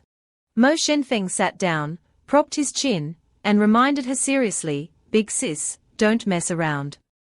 I'm talking business. Wu Xiaofan raised her fist and declared fiercely, what I'm doing is also business. The company can guarantee the safety of everyone in the Mo family. I can guarantee the safety of all the Mo families. Assets. As long as the Zeng family dares to make a move, I'll return it tenfold. Mo Shenfeng smiled and sincerely thanked Wu Xiaofan. Her eyes looked at him with affection as she confessed, who told you to be the one I have my eyes on? If I don't help you, who will? The romantic atmosphere was suddenly broken when Wu Xiaofan saw Shang Zan still sulking there. She reproached, why are you still here? Aren't you embarrassed to be in the way? Shang Zan awkwardly laughed and jumped to the door, yes, rotating supervisory committee member. After he left, it was just the two of them. Wu Xiaofan clung to his arm, acting coquettishly. I didn't realize you were hiding so much. She poked his arm again, chattering non-stop, where did you hide it? How many years has it been without being exposed? Mo Shenfeng suddenly stood up and asked, so do you know where Zeng Bei is? Wu Xiaofan touched her lips and answered honestly, calculating the time, he should be on his way to Dishang Renjian. Seeing that Mo Shenfeng, after hearing the news, wanted to go find him without saying anything more, she worriedly reminded, Mo Shenfeng, don't do anything reckless. You can't make things difficult for the company, make things difficult for me. Mo Shenfeng turned his head slightly and assured her, don't worry, I know my limits. Mo Shenfeng arrived at Dishang Renjian to wait for Zeng Bei's appearance. Soon, two cars, one red and one gold, stopped where he was standing. Mo Shenfeng walked towards the group without hesitation and called out, Zen B. Zen B, still as arrogant as ever, mocked him upon seeing him. Oh, our young master Mo is still here enjoying himself. Mo Shenfeng grabbed his collar, gritting his teeth. Was the incident in Yang Bei your doing? Suddenly, a scarred man appeared from somewhere and kicked Mo Shenfeng, angrily shouting, Damn it! Taking your anger out on young Master Zeng. Mo Shenfeng, seeing someone interfering, turned and glared at the scarred man with a look that promised retribution. I'll cripple you first later. The scarred man trembled, seeing Mo Shenfeng's terrifying aura, stammering, I.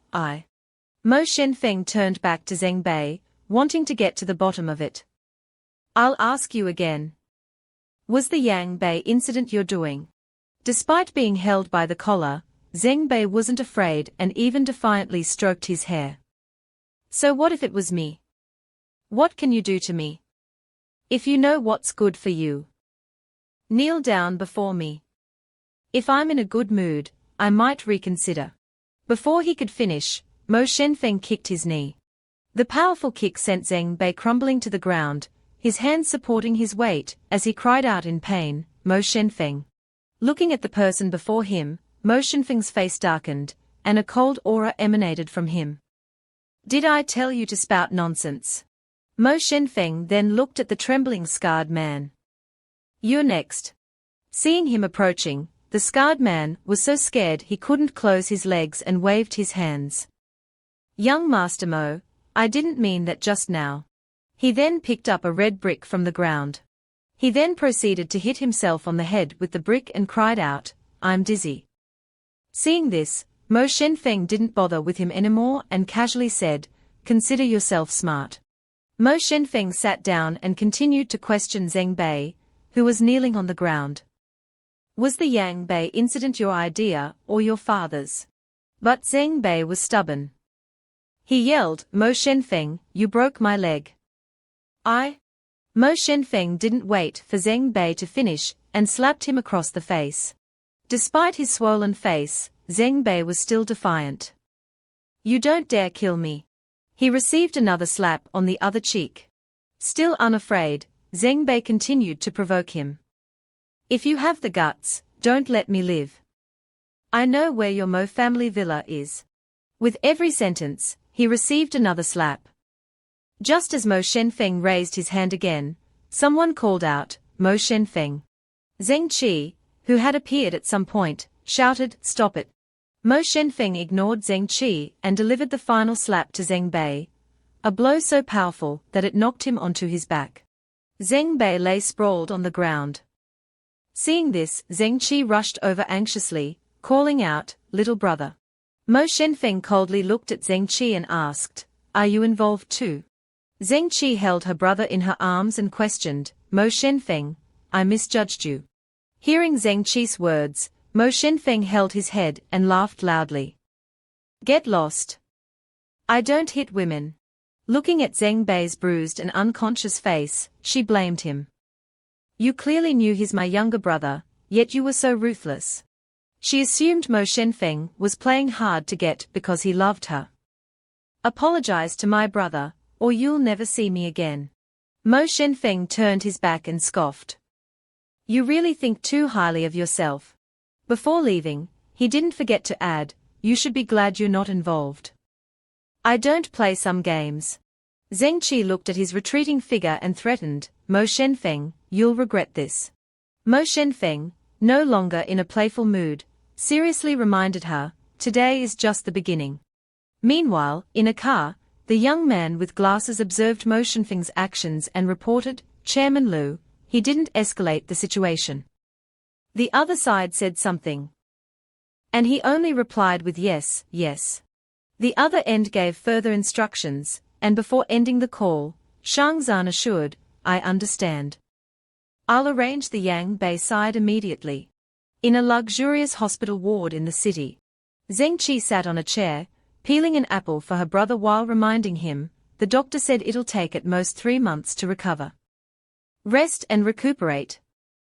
Don't worry about anything else. But Zen B was irritable. What do you understand? This is a critical time. How can I stay hospitalized? Zeng Qi handed him the half-peeled apple, curious. Why did Mo Shenfeng act like that without any regard for the two major families? Zeng Bei threw the apple and yelled, "Get out. There are things that women like you have no right to know." Zeng Qi, hearing him say that, patted her chest angrily. "I'm your sister." Zeng Bei, who always saw himself as the sole heir, mocked, "Once you get married, you won't be part of the Zeng family anymore. Remember your place." Zeng Qi turned her back, wiping her tears in frustration. "Just because I'm a woman, you treat me like this, Dad treats me like this." She then recalled Wu Xiaofan's words, "If you had half of Mo Shenfeng's forbearance, at least half of the Zeng family would be yours." So Zeng Qi continued to endure, peeling the apple. "What are you talking about? Even if I marry out, I'll still be part of the Zeng family." Zeng Bei looked out the window and replied, "That's just a nice way of putting it." At this moment, Elder Zeng entered. He didn't even look at Zeng Qi and ordered, "Get out." Having no say, she put on a fake smile and replied, "Yes, father. I'll leave then." Only the two of them remained in the room. Elder Zeng looked sternly at Zeng Bei lying on the hospital bed. Elder Zeng slapped him hard as he spoke. "What happened?" Zeng Bei's face turned purple with anger as he gritted out, "Dad, I have to kill him. No matter the cost, I have to kill Mo Shenfeng." Elder Zeng lit a cigar. "I've contacted the Fasing Society. They didn't accept the order." Zeng Bei jumped up and shouted, "Impossible. The Fasing Society works for money. They can't do that. You must not have offered enough, unwilling to spend money for your own son." Seeing his son's disrespectful behavior, Elder Zeng slapped him again. "Is that how I taught you to talk to your father?" After his son quieted down, he continued, "Maybe he has some connection to the Fasing Society, but it doesn't matter." His face turned sinister. "I've already started the plan. The Mo group is definitely going to be in chaos." The scene changed to the Qian Huafu residential complex. A man's hand grasped the girl's sword-holding wrist, the sword moves with the eyes, the hand moves with the sword. His other hand held her waist. The waist moves with the hand. Seeing that Kun Yulan's posture was almost correct, Mo Shenfeng continued, "That's how it can be fluent and dynamic." Kun Yulan lowered her eyes and replied, "I remember. But are we too close?" Mo Shenfeng maintained his posture, his face serious. "Don't overthink it. Use your heart." Kun Yulan immediately focused more, and ignored that issue. Kun Yulan wiped her sweat and turned to Mo Shenfeng, curious. "But what am I learning this for?" Mo Shenfeng swung the sword in his hand, and water splashed out. "Of course, it's for self-defense. Once you reach a certain level, no one will be able to bully you." Kun Yulan's eyes widened in excitement. "Wow, that's amazing." Suddenly, there was a loud shout from inside the apartment. "Even taking a shower, the water is cut off. Why is the water supply stopped?" Mo Shenfeng grabbed Yulan's hand and ran off, looking fierce. "Let's go. We have to make them pay." She ran behind him, covering her mouth and laughing. Inside the room, Kun Yulan fanned herself to cool down while he stood there silently. Mo Shenfeng looked at the beautiful girl before him and thought to himself, "Why didn't I notice before that this girl is quite pretty?" Seeing him looking at her like that, she blushed and called out, "Young master." But before she could finish, he covered her mouth with his hand. "Sure, don't say anything." Then they closed their eyes, about to share a passionate kiss. Kun Yulan thought shyly, "If it's young master, I agree." Just as they were about to reach the critical moment, his phone rang. "Dad, that nephew is calling again." "Dad, that nephew." The ringing startled them. He cursed in annoyance. Who would call at a time like this? Kun Yulan turned away, blushing. "Young master, please attend to your business. I'll go take a shower." After she left, He looked at his phone to see who dared interrupt at such a moment. Old Master Mo, better have something important. Old Master Mo held his phone and informed him, come back to the villa quickly. Something happened at the company. The scene changed to the luxurious Mo family villa. After quickly arriving, Mo Shen Fang sat on a red chair, arms crossed. Calling me back so urgently, better be something important. Old Master Mo leaned on his cane and asked, did you beat Zen B into the hospital yesterday? Shen Fang rubbed his head, thinking it was no big deal, and replied without concealment, he offended me. That was light. Hearing his response, Mo Lei's mother pointed at him and scolded, haven't you harmed the Mo family enough? Mo Shen Fang looked at her, cold killing intent radiating from him. I remember locking you in your room. Who let you out? He then turned to old Master Mo and criticized, you and I are just putting on a show. The old man angrily slammed his cane on the ground, causing it to crack. You caused a huge disaster. You must take responsibility for your wrongdoings. Mo Lei held up a piece of paper and chimed in, you bastard. The company's stock has evaporated by over 10 billion. Dad is being controlled by the Zeng family in Yang Bay. Although his broken arm hadn't fully healed, Mo Lei still shouted loudly, it's all your fault. Then, taking advantage of Mo Shenfeng's mistake, he turned to Old Master Mo and continued to perform. Old Master, even though I'm useless, I wouldn't do such reckless things. Letting this bastard stay in the Mo family will only cause more trouble for who knows how many people. Seeing that things were going his way, he rejoiced inwardly. Bastard, let's see how you'll deal with this. Everyone started pointing fingers at Mo Shen Fang. A brown-haired man spoke up, young master is right. Mo Shen Fang can't stay in the family. Another person chimed in. I think he really wants revenge on us. If the head of the family were here, he definitely wouldn't allow this. That's right, that's right. He thinks he's invincible just because he knows a few kung fu tricks. Old Master Mo looked at him and asked, do you have anything to say? Mo Shen Fang crossed his arms, standing tall and straight, unafraid. What's there to be concerned about? In the room, Wu Xiaofan lay on the sofa, playing with her phone with Uncle Cheng. She looked at the stock chart on her phone and clicked her tongue. TSK, the Zeng family's moves are ruthless. If this continues, the Mo family is going bankrupt. She then picked up her phone, called someone, and instructed, Aunt Feng, you can start on your side too. Uncle Cheng approached her with a glass of water, cautiously reminding her, Miss, using the family's resources for the Mo family, this is causing too much commotion. Taking the glass, Wu Xiaofan smiled meaningfully. For the Mo family. Of course it's not worth it. But for Mo Shen Feng, it's a different story. She then walked off, leaving Uncle Cheng standing there. I'll go to the Mo family. They must be making things difficult for Mo Shen Feng now. At the Mo family villa, 4 members of the Mo family stared at Mo Shen Feng, who sat calmly on a chair. His face was emotionless as he mocked, the Mo family has been ruined by you in recent years. I'm not interested in this grievance. Unable to control his temper, Mo Lei lunged at him. You bastard, you dare make excuses. Before he could get close, Mo Shen Feng retaliated with a slap that twisted his face. Have your scars healed, so you've forgotten the pain? He also kicked him in the butt. Mo Lei lay groaning in pain beside old Master Mo. He held the old man's leg, seeking justice. Old Master, look. He dared hit me. He kicked my butt. He's clearly slapping me in the face.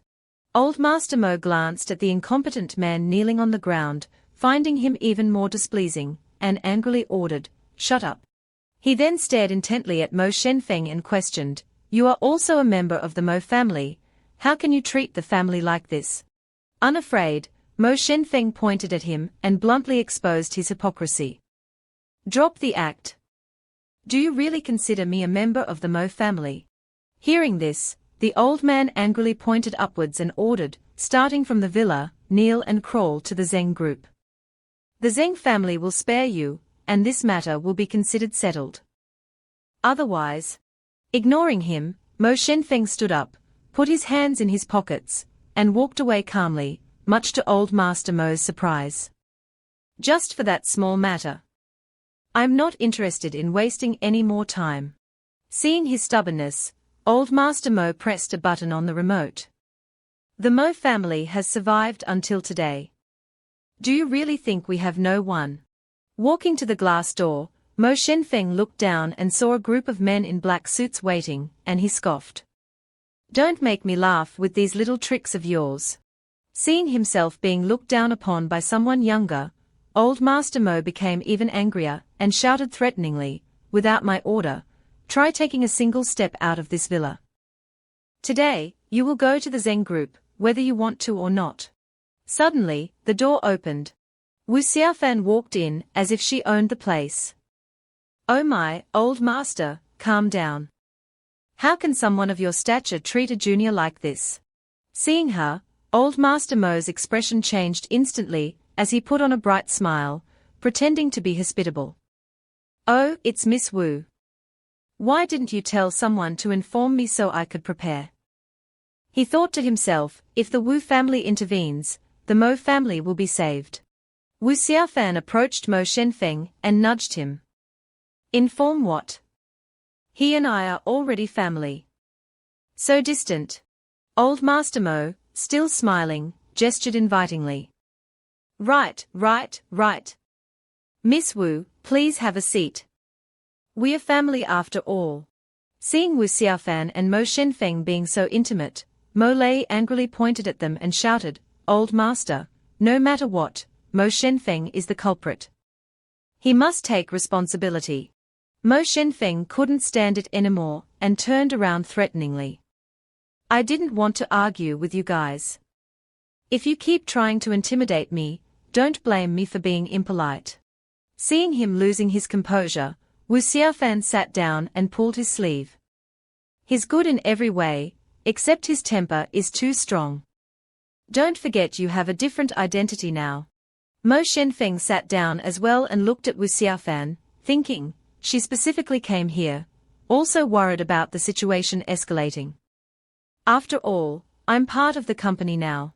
He propped his chin and looked at old Master Mo, who was standing before him. How much is the Mo Group's current share value? I'll buy it. Old Master Mo didn't hesitate and seized the opportunity. Replying, if you want to buy shares, it's not impossible. Currently, the Mo Group's market share is at least 2 billion. Without beating around the bush, Shen Fang held up 3 fingers. I'll pay 3 billion to buy all the shares of the Mo Group. Hearing him, Mo Lei pointed and mocked, I'm dying from laughter. Where would you get 3 billion? Shen Fang ignored him and turned to ask Xiaofan, lend me 3 billion. Consider it a favor I owe you. As long as it's not against my morals, I'll agree to anything. Without hesitation, she happily picked up her phone to transfer the money. Talking about borrowing and lending, how distant. Consider it my dowry. You don't need to pay it back. A moment later, a notification appeared on his phone, Bank 20 received 4 billion yuan. Receiving the money, he smiled with satisfaction. Now, let's sign the contract. Entering a room, the two of them sat down to sign the contract, witnessed by Wu Xiaofan and Mo Lei. Shen Fang held the contract and coldly reminded them, the Mo Group is now mine, Shen Fang's. Don't bother me again. Mo Lei, still ignorant, stood next to old Master Mo and mocked him. The Mo Group is about to go bankrupt. Only a fool like you would want to take over. Even though we don't have the company anymore. 3 billion is enough for us to live for generations. He then turned to Wu Xiaofan, showing off. Miss Wu, it seems your judgment isn't very good. If you had chosen me, you wouldn't have lost your money for nothing. Hearing this, she crossed her arms and retorted, I'm happy, so what's it to you? Fool. Old Master Mo, ignoring Mo Lei's nonsense, folded his arms and spoke, dismissing them. Miss Wu hasn't left yet. Is it because you think the show isn't entertaining enough? Wu Xiaofan put a finger to her lips and smiled mischievously. That's right, I haven't finished watching yet. How can I leave? Suddenly, a subordinate rushed in, his face beaming, and announced, "Good news. Good news. The company's shares are rising again. They are back to the previous standard. At this rate, we'll probably reach 50 billion today." This news shocked Old Master Mo and Mo Lei, and they both jumped up and shouted, "What?" Seeing their reaction, Wu Xiaofan covered her mouth and laughed heartily, delighted. A 50 billion company sold for 3 billion. What a bunch of geniuses. Having achieved his goal, Mo Shen Fang pulled her hand and urged, "Let's go. There's no need to waste time here." Watching them leave, Old Master Mo called out regretfully, "Shen Fang, I'll represent the family to talk to you." But it was too late. At the door, Mo Shen Fang glanced back and reminded, "You better pack your things. Within 3 days, I'll be replacing everyone in the company. The company doesn't support useless people." The scene shifted to another location. Zheng Qi was still at the hospital. She rushed in and announced, "Dad, something big happened." He didn't even listen to what she had to say and dismissed her. "Who let you in here? Get out." Zheng Qi was anxious but continued, "The company's shares are plummeting. We've already lost 30 billion. Hearing such significant news, he quickly checked his phone. Impossible. The Mo Group doesn't have that kind of counterattack capability. It's the Wu family. Zheng Qi held a glass of water and tried to approach him. "Dad, have some water. Let's think of a solution together. There must be a way to solve this." But ignoring her good intentions, he suddenly stood up in anger and slapped Zheng Qi. "Useless. I've raised you for so many years, and you can't even handle that Wu girl. Useless." Zheng Qi, slapped, held her face in silent grievance. He ignored her and turned to leave. "Don't say anything more. I don't want to hear your excuses." After he left, Zheng Qi slumped to the ground, her head resting against the bed. "Just because I'm a daughter." Zeng Bei, lying on the hospital bed, also didn't have anything nice to say. "Sister, I advise you to stop worrying about these things. Marry someone to help the company." Zheng Qi stood up, rubbing her face, and continued to endure. "No matter how Dad treats me, I'll dedicate all my strength to the company and the family." She then walked out of the ward. At the door, her expression darkened, and she hurriedly called him. "Mo Shen Feng, I want to see you." The scene changed to a park after Zheng Qi's phone call. They had arranged to meet. Mo Shen Feng looked at her, puzzled. "You asking to meet me is quite rare. Did you take the wrong medicine today?" Zheng Qi, still delusional and arrogant, said. "It's already come to this, and you still want to pretend with me. What's the point?" Mo Shen Feng seemed to understand her intention this time and spoke seriously. "Actually, I should thank you. Otherwise, I wouldn't have complete control of the Mo family." Zheng Qi fell silent and directly asked the main question. "Wu Xiaofan helped you. What conditions did you agree to?" Mo Shen Feng looked at Zheng Qi, somewhat exasperated. "You people are really crazy, always making malicious assumptions. We are good friends helping each other. What's wrong with that?" Zheng Qi disagreed and retorted, "People like us can't have friends." Mu Shen Feng found a big chair, sat down, and continued, "Insincere people naturally have no friends." Zheng Qi also walked over, sat down, and seriously proposed, "Mu Shen Feng, be my boyfriend." As if he didn't understand, he widened his eyes innocently. "What do you mean?" Zheng Qi placed her hand on her chest with a sincere expression. "If you spare the Zheng family, I can be your girlfriend." Hearing such a proposal, Mu Shen Feng lost interest, stood up abruptly, and criticized, "So this is your purpose for asking me to spare the Zheng family?" Zheng Qi, still unaware of her own limitations, continued, "I've already agreed to be your girlfriend, what else are you dissatisfied with?" Mu Shenfeng put his hands in his pockets, chuckled, and looked at her. Your Zeng family caused trouble, and now you're back for revenge. After suffering losses, you ask me to reconcile. Don't you find it despicable? Then he turned his back and left a sentence, if it's because of that, don't contact me again. Zeng Qi didn't let him go so easily, immediately reaching out and grabbing his hand anxiously. As long as you spare the Zeng family, you can have anything you want. Hearing her say that, he stopped and asked, I can have anything I want. Can you make the decision? She immediately replied firmly, I can. Hearing her affirmation, Mu Shenfeng contentedly made his request, I want 51% ownership of Zeng Group's shares. Can you make the decision? Zeng Qi didn't expect that Mu Shenfeng wasn't infatuated with her, but only thought about money, so she yelled, don't be too much. Mu Shenfeng ignored her and continued to turn around and leave. Wait until you can truly make the decisions for the Zeng family, then we'll talk. Zeng Qi stood behind, still stubbornly yelling, Mu Shenfeng, stop right there. Scene change. No Overtime Domestic Help Company, Limited.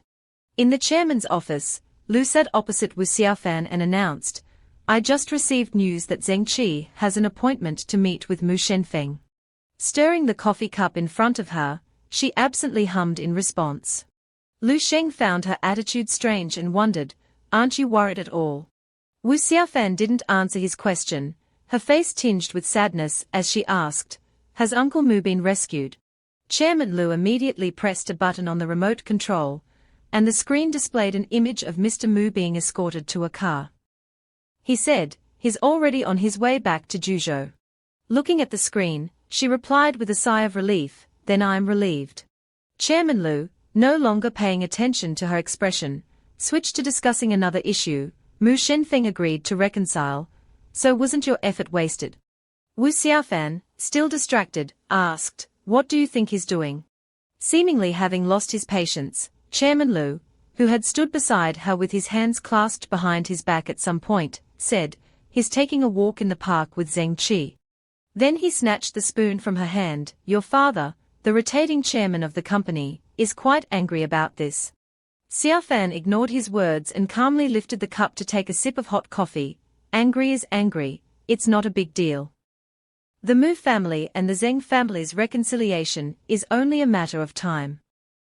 Just consider that Mu Shenfeng can gain quite a bit of profit. Immediately afterward, her eyes sharpened, and a sly smile appeared.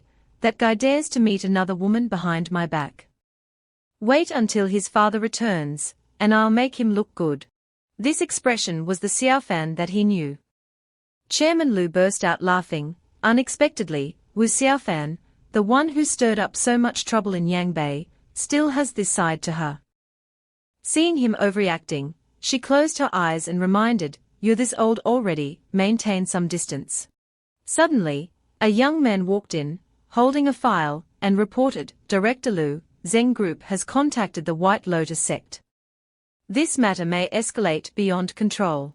Chairman Lu took the documents, reviewed them, and instructed, remind all parties to make preparations. I'll think of a way to handle the rest. After receiving the order, Hu Hongli hurriedly left. Yes, I'll go do it right away. At this time, Wu Xiaofan looked at the girl in tight clothing, finding her somewhat familiar. I'm saying, if it really gets out of control, how does the company plan to resolve it? Chairman Lu made a gun gesture with his hand and said seriously, if it really comes to that, we can only use special measures. No matter what method it takes. The balance in the southwest region cannot be broken. At this moment, Zeng's father was sitting in a cafe, making a phone call for help. Old Liu, I want you to help me with something. But it seemed that the other party quickly refused, making his face pale. Recently, the company has encountered some problems with its shares. I know the Wu family is behind it, so that's why. Before he could finish speaking, the other party hung up, making him angrily slam his hand on the table and grit his teeth. Usually, we are like brothers, but now. Hearing about the Wu family is like encountering a ghost. But he still didn't give up and continued to call Wang Dong. Now, this is the only way left. The other party answered the phone, and he listened with a playful smile. Old Wang, I've carefully considered the conditions you mentioned earlier. No problem. No problem at all. Let's find a place to talk tomorrow. He was so engrossed in the phone call that he didn't notice someone approaching. He continued speaking. Right, bring your boy along too. I'll bring Zeng Qi. After all, the young people are the main characters, and we're just supporting roles. Then she casually sat down, much to old Zeng's surprise, and said, Mr. Zeng, you're wasting your effort contacting me. My fees aren't low. He reacted quickly, regained his composure, and got straight to the point. You get what you pay for. I find a saintess like you very valuable. The saintess pulled down her zipper with a seductive smile, inviting him to assess her. So, Mr. Zeng, how much do you think I'm worth? He immediately raised 5 fingers, 50 million. After this, I don't want to see anyone from the Mu family again. If saintess agrees to other services, name your price. She wiggled and smiled. Mr. Zeng, don't joke. Doing those things as a company, I still want to live for a few more decades.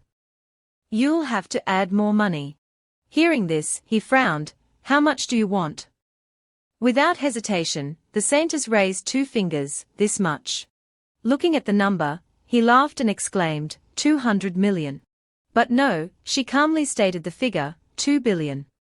If Mr. Zeng agrees, the White Lotus sect guarantees to help you avoid disaster. Such a large sum made him pause, not responding. The saintess continued to sway and urged, Mr. Zeng, do you want any other services? The kind you want. It seemed he desired this kind more, as he opened his mouth to ask. Saintess, what price do you have in mind? Immediately, she sat on the table, lifted his face, and softly said, your life. This sentence scared old Zeng to death, causing him to break out in a cold sweat, as he tried to reply. Saintess, you're joking. After the joke, she immediately left and reminded, transfer the money tonight, and we'll take action early tomorrow morning. Inside a luxurious restaurant, Zeng Qi and her father sat together, not very cheerfully. Zeng Qi lowered her eyes, her hands clenched into fists on the table. Dad, we don't need to agree to the Wang family's conditions. Ignoring her words, he continued to look down on her and admonished, since when did the Zeng family become yours to control? He pointed at the waiter and lectured, in this world, everywhere is filled with wealth and power. To gain these things, you have to pay the corresponding price. Otherwise, you'll be like them, just surviving. Then he looked at her and instilled outdated ideas. Do you want the Zeng family to be like them? Zeng Qi sat silently, not daring to answer. From the entrance, a man walked in, Wang Dong, followed by his son. Seeing the two, Wang Dong spoke up, Old Zeng, I had a meeting and was late. Sorry. Zeng's father stood up and shook the other party's hand politely. We just arrived not long ago. As soon as he sat down, Wang Dong looked at Zeng Qi with satisfaction. This is Zeng Qi, right? 18-year-old girls change so much. Hearing her name mentioned, she politely greeted him back, hello, uncle. Glancing to the side, Wang Dong patted his son's shoulder and urged, say hello. The man in the blue shirt was Wang Zizhong. He rubbed his head and greeted politely with a smile, hello, Uncle Zeng. At this time, the waiter came over, pouring water and asking solicitously, do you need anything else? Unfortunately, she accidentally spilled some water on Wang Zizhong's sleeve, and let out a cry of ah. She hurriedly bowed her head, I'm sorry. But unexpectedly, he just wiped his sleeve with a napkin and smiled gently, it's okay, you can go back to work. Old Zeng, seeing his attitude, was pleased and immediately praised, Zizhong has a really good temper. If it were my Xiaoyi, there would have been a scene. But he wasn't kind, but rather arrogant, as he replied, not at all, uncle. They couldn't afford this outfit even if they worked for a year, so there's no need to be so harsh. Then he raised his chin, elevating himself, besides, if you're too much, it's easy to invite revenge. My life is worth more than theirs. Like father, like son. Hearing this, Old Zeng showered him with praise. Old Wang, you really know how to raise a child. Wang Dong looked at Old Zeng with feigned politeness. How can I compare to you? Old Zeng. Today, we are just supporting roles, let the young people talk. As soon as he finished speaking, Wang Zizhong reached out to touch Zeng Qi's hand and urged, I'm very satisfied with Miss Zeng. The sooner the marriage, the better. But he still had to state his condition, of course. I also want 51% of Zeng Group's shares as a dowry. Hearing about the benefits, Old Zeng couldn't help but turn pale and questioned, Old Wang, isn't this a bit too much? Wang Zizhong rested his hand on his cheek, looked intently at Zeng Qi, and calmly replied, not at all. Right now, besides the Wang family, no one is willing to help Zeng Group. Zeng Qi quickly withdrew her hand as she heard him say, but of course, for your benefit, it can't be less than 40%. After withdrawing her hand, Zeng Qi angrily retorted, young Master Wang, since when did I agree to marry you? Old Zeng, seeing her speak up, hurriedly yelled. Shut up. What are you talking about? Zeng Qi couldn't control her emotions and stood up abruptly, slamming her hand on the table and retorting, I know what I'm saying better than anyone. I won't marry him. With that, she directly left the place, regardless of the consequences. From now on, I'll walk my own path. As soon as she left the restaurant, she called him, Mu Shenfeng, let's talk.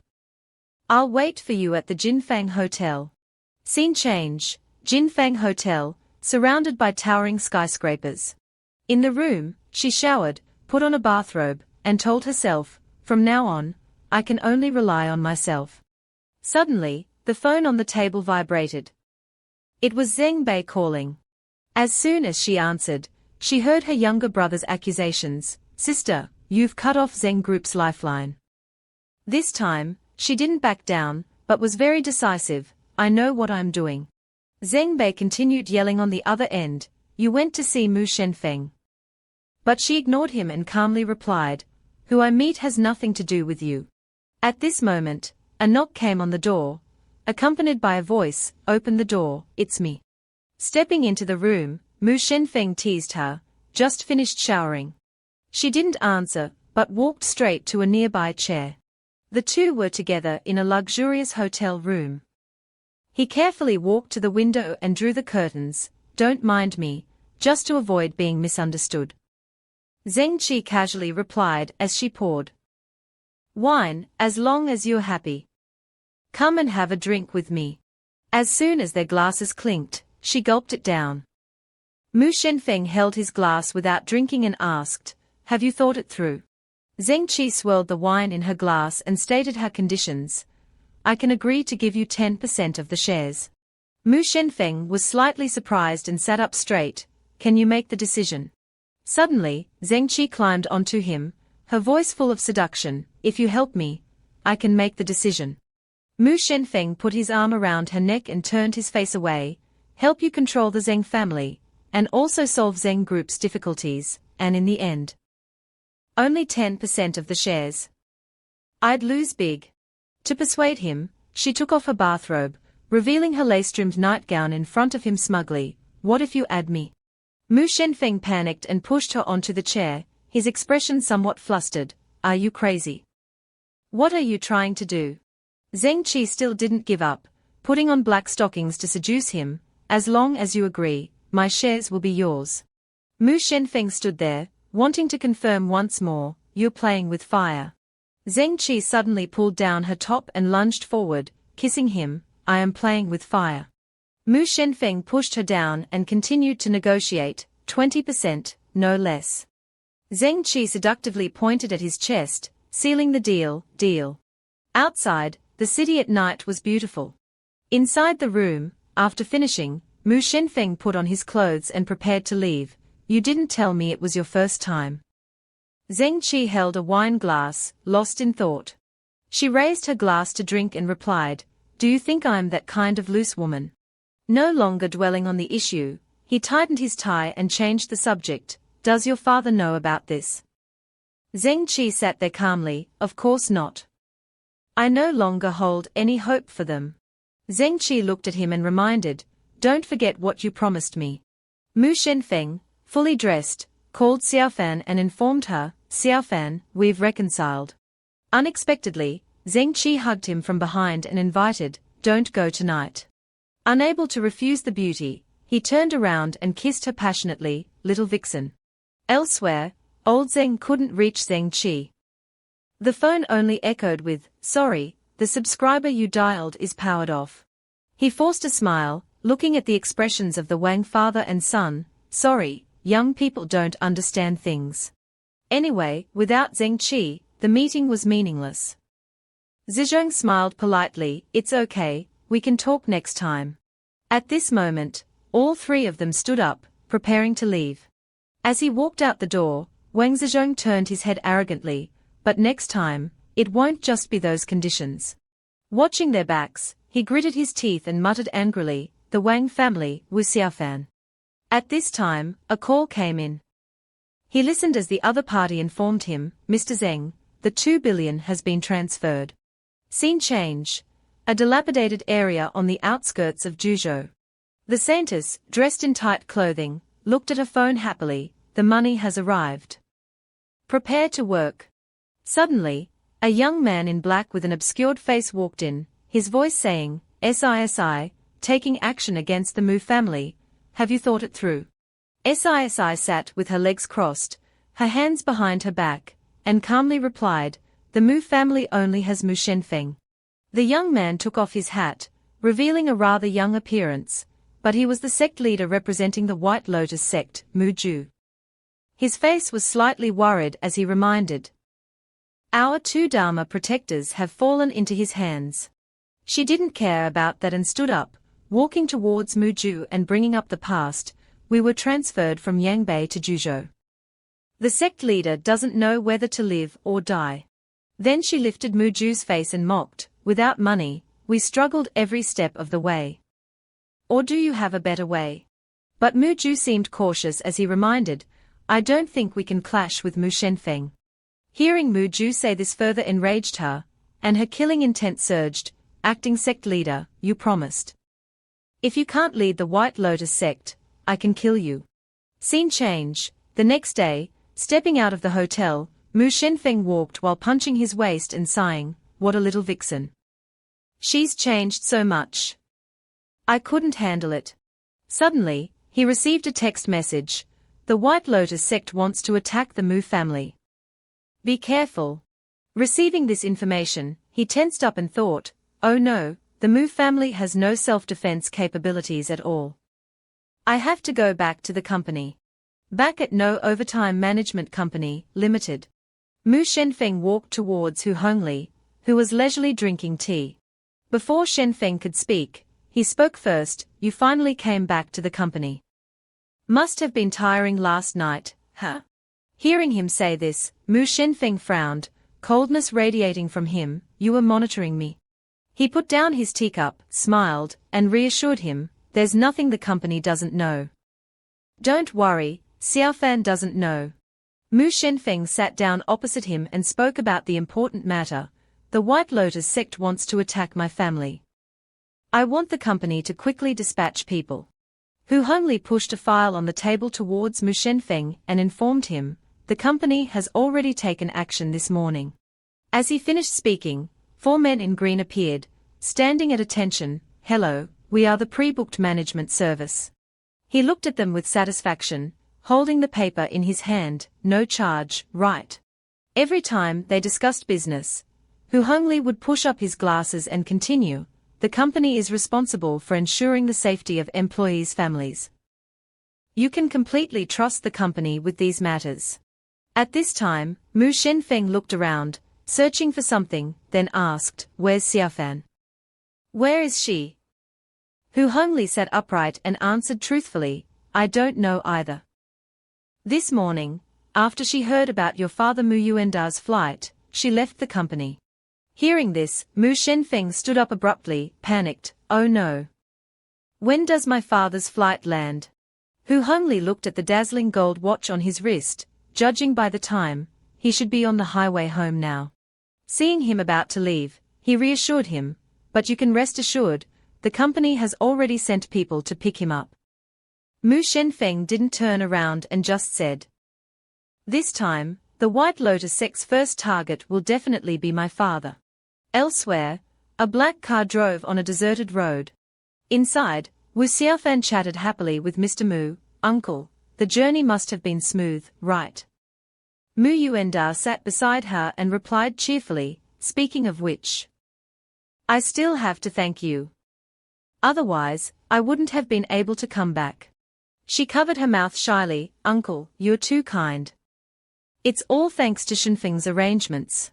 Mu Yuanda looked into the distance with a slightly melancholic expression. "Don't make excuses for him, that boy. I don't know his character." Hearing him say this, she wanted to speak up for him. "Uncle, Shen Fang." Mr. Mu didn't want to talk about this topic anymore and raised his hand to interrupt. "Don't mention him. Instead, I'm more curious about how you two met." Wu Xiaofan shyly rubbed her index fingers together and recounted, "It was due to a series of accidents. At this moment, the car suddenly accelerated, turning right and scraping the road, creating a cloud of smoke. Uncle Cheng, sitting at the wheel, gripped the steering wheel tightly and warned, "Careful, someone's coming." Sure enough, a white car suddenly appeared from the front, cutting them off. Uncle Cheng's expression turned serious. "I didn't expect them to come so fast."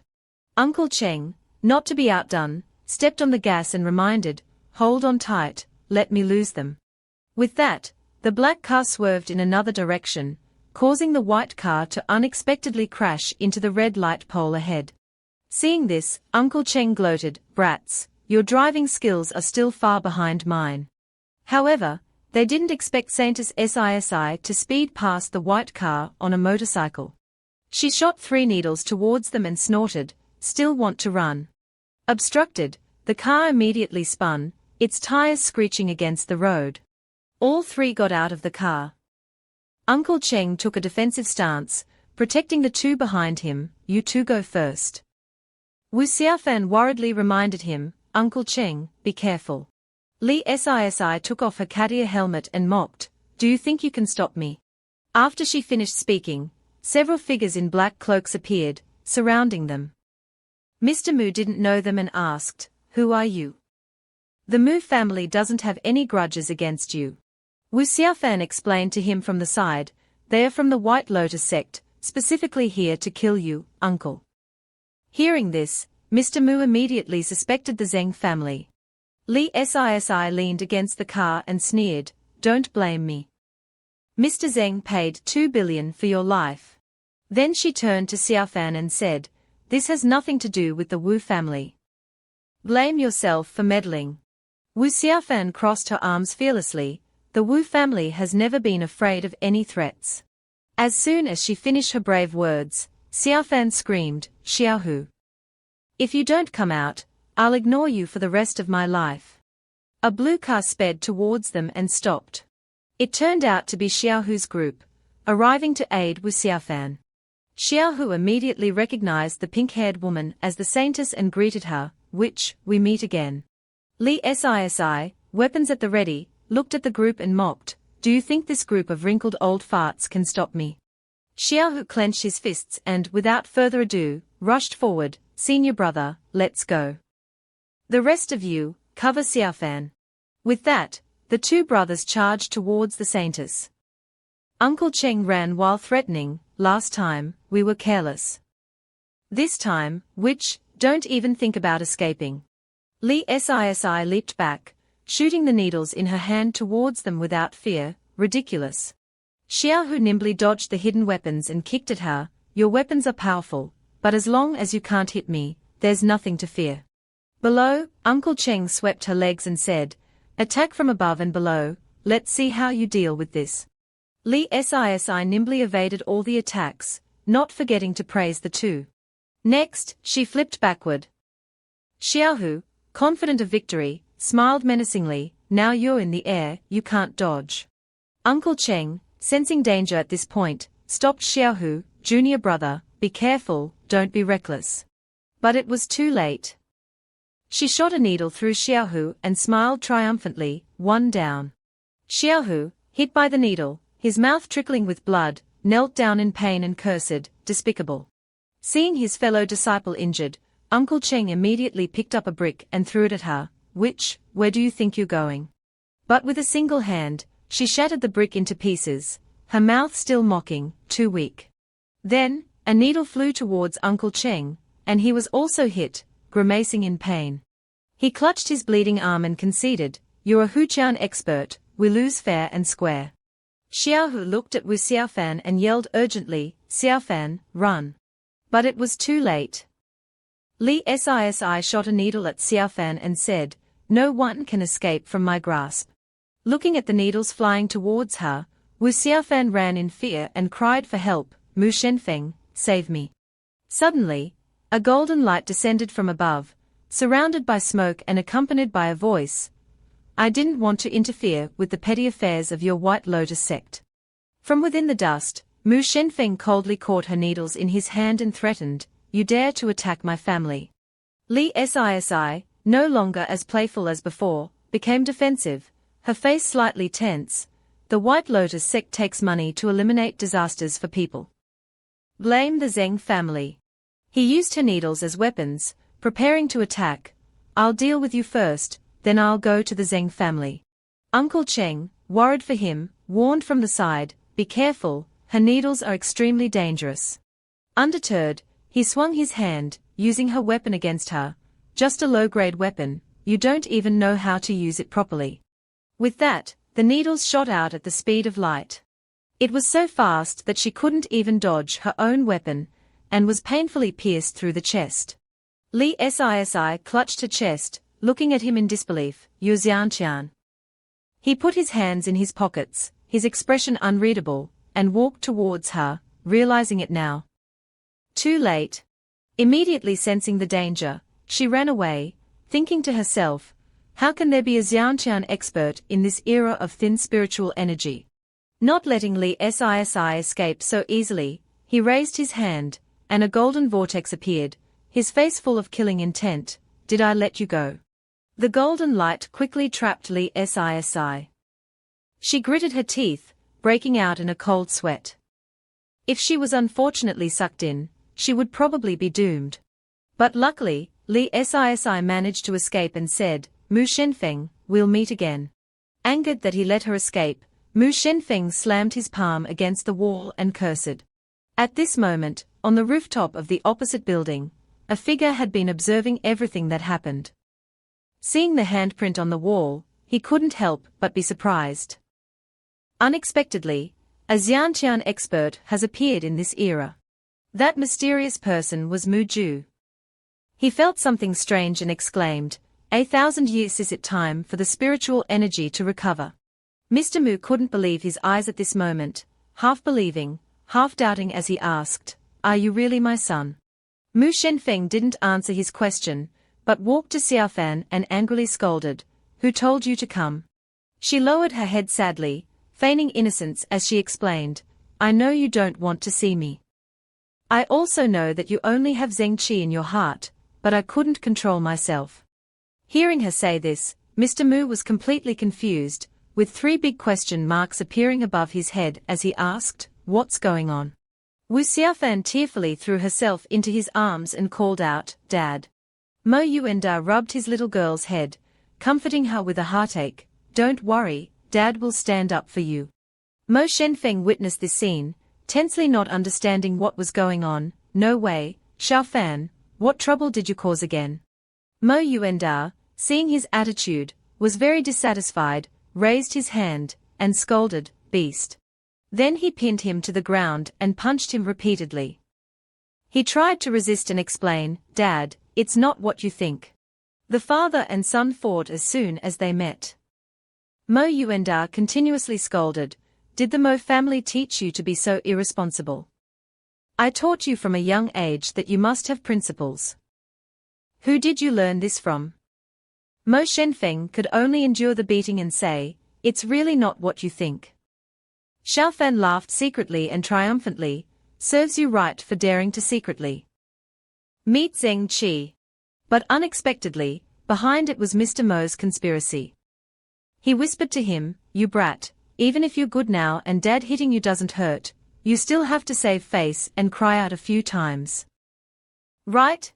Hearing that, he cooperated very well, lying down like a dead fish and pretending to yell, "I'm dying, Dad, stop hitting me." Now satisfied, he dusted off his hands, walked up to Wu Xiaofan, and comforted her, "Xiaofan, don't worry, if this brat dares to do anything wrong to you again, Uncle will stand up for you and teach him a lesson." Having someone backing her up, Wu Xiaofan hugged his arm, ignoring Shen Fang, and happily replied, "Yes, yes, I know Uncle is the best, unlike some people who don't understand my feelings at all." Suddenly played by Xiaofan, Mo Shenfeng put one hand on his hip and pointed at her, threatening, "That's enough, don't go too far. Don't blame me for turning against you if you tease me like this." Hearing Mo Shenfeng being fierce to her, Wu Xiaofan cried crocodile tears and snitched, "Dad, he's being fierce to me again." Then Xiaofan covered her mouth and laughed happily, as she watched him being scolded by his father. "This brat still hasn't learned his lesson," quickly apologized to him. Mo Shenfeng had no choice but to bow and apologize. "I was a bit harsh just now." Wu Xiaofan, having achieved her goal, playfully raised 2 fingers. Mo Yuanda put his arm around him and advised, "Dad's telling you, brat, why aren't you careful? How could you let my future daughter-in-law find out?" He panicked when he heard him say that and hurriedly explained, "Dad, I and she are really just friends." He continued to pat him on the shoulder and laughed loudly, "Dad understands, my son is handsome and capable, just doing what rich second-generation kids do. Dad is just a passerby. But you have to be clear in your heart who you can bring home." Then he became serious and instructed, "You're grown up now, you have your own opinions, Dad won't interfere in your private life, but I have one request, safety first." Mo Shenfeng patted his forehead, sighed, and lamented, "Forget it, whatever Dad says. I can't explain it clearly anyway." Mo Yuanda continued, "You understand yourself. But in Dad's heart, Xiaofan is already set as my daughter-in-law, just letting you know." Mo Yuanda and Wu Xiaofan ignored him again. "Xiaofan, let's go home." Xiaofan quickly ran over and flattered him, "Yes. I heard Shen Feng say that Uncle really likes playing Go. When I get back, I'll play a few games with Uncle." Mo Shenfeng looked at their backs, speechless, thinking, when did I say that the old man likes to play Go? She's so perceptive. Meanwhile, Xiaohu was holding his face and crying in pain. "Xiaofan, my Xiaofan, you've abandoned me." After everyone left, Mo Shenfeng turned back and patted Xiaohu's shoulder, "I want to ask you a few things." He immediately turned his face away, sulking, "I don't know. Even if I knew, I wouldn't want to tell you." Mo Shenfeng teased, "Like a child, no wonder Xiaofan doesn't like you." Xiaohu brushed his hand away angrily, "Get lost, get lost, get lost. I don't want to see you now, so annoying." Mo Shenfeng stopped joking and took the initiative to say, "I can spend money to buy information from people. You know who I'm talking about." Xiaohu crossed his arms and wondered, "You're in the company now, isn't it very easy to find out any information?" "Why ask me?" Mo Shenfeng explained, "Because of the company's background. There are some things I can't do conveniently." But Xiaohu thought he was putting on an act and angrily pointed and cursed, "Mo Shenfeng, stop pretending. If it weren't for Xiaofan, I wouldn't want to see you at all." Mo Shenfeng unexpectedly picked up a stone from the ground and said, "It's okay, think about it and then answer me." Then he flicked his wrist, and the stone flew past the pillar in front, leaving a hole in it. Mo Shenfeng smiled and looked at Xiaohu, "Have you thought it through?" Xiaohu, seeing this scene, was naturally speechless, and could only utter the word "I." Mo Shenfeng, with a darkened face, swung his powerful fist and continued, "I didn't want to bother with you originally. Other people's affairs are punished by heaven, but no one can save a fool." Xiaohu turned pale with fright and hurriedly replied, "Mo Shenfeng, I agree, don't hit me." Then he thought to himself, "My eyes can see, but my body doesn't react. This punch pushed Mu Ju back and made him stagger. Mo Shenfeng withdrew his hand, revealing a slightly surprised expression. Half-step chi condensation. Who are you? Mu Ju pulled down his hood and introduced himself, as expected of Mo Shenfeng. GSISI was really stupid to choose to confront you. Let me introduce myself. The leader of the White Lotus sect, Mu Ju. Hearing the name White Lotus sect, Mo Shenfeng immediately summoned his thunder sword, his face full of anger, cursing, "Those White Lotus sect bastards are really lingering spirits. Since you're here, stay." Mu Ju sensed a bit of murderous intent from Mo Shenfeng and Xiaohu, so he took a step back and hurriedly explained, No, don't misunderstand, I'm not an enemy. Then Mu Ju threw a card and continued, "Seriously speaking, we are in the same boat." Mo Shenfeng calmed down and took the card. The card read, Number 32, Huanglong Road. Mo Shenfeng asked puzzledly, "What is this address?" Mu Ju replied, "It's where Lee Sisi went. The person you're looking for is also there." Mo Shenfeng looked at Mu Ju with a serious gaze and suspected, "You're selling your sainters so easily, how can I trust you?" "I have many reasons to suspect the address you gave me is a trap." Mu Ju sighed and replied, "Actually, within the White Lotus sect, there are two factions regarding you." Mu Ju imagined the Fasing Society and continued, "One is the radical faction represented by Lee Sisi, who thinks you are in our way, and can't wait to make you disappear immediately. But I think we should maintain a friendly relationship with you. The White Lotus sect has been closed off for too long, and needs principled people like me to lead the way." Mu Ju said with sincerity. Mu Ju was now standing on top of the lamppost. He continued, "The enemy of my enemy is my friend. So we are considered to be in the same boat." He looked down at Mo Shenfeng and Xiaohu and further explained, "This address is my goodwill. I hope you don't waste my friendship." Mu Ju jumped off the lamppost, preparing to leave, saying, "We'll meet again later." Unbeknownst to him, Mo Shenfeng had already jumped above Mu Ju's head and raised his foot, preparing to strike him. Instantly, Mu Ju was kicked by Mo Shenfeng, his face planted into the ground. Mu Ju turned around in confusion and asked, "Mo Shenfeng, what do you mean? Do you really want to constantly challenge the White Lotus sect? Don't force the White Lotus sect to fight to the death with you." Mo Shenfeng walked up to Mu Ju and calmly said, "You're not worthy to fight to the death with me." Mo Shenfeng raised his lightning-filled sword threateningly, "You've been talking to yourself this whole time. You want to leave after you're done. Have I agreed?" Mu Ju frowned and asked in confusion, "What do you want to say?" Mo Shenfeng said with some irritation, "To cause trouble outside, you need strength, power, and background. A rat in the gutter wants to negotiate terms with me on equal footing. What do you have?" Mu Ju lowered his eyes and thought to himself, "Mo Shenfeng, whether it's background or strength, surpasses me. I made a mistake." Then Mu Ju bowed his head and apologized in front of Mo Shenfeng, "You're right. I really didn't think this through, but I still want to form an alliance with you." He offered another condition, "If you agree, the next time we meet, I'll tell you a secret passed down through generations in the White Lotus sect and the reason why the spiritual energy is so thin." Mu Ju extended his hand in agreement, "We both want to restore the spiritual energy. We don't even have any conflicts."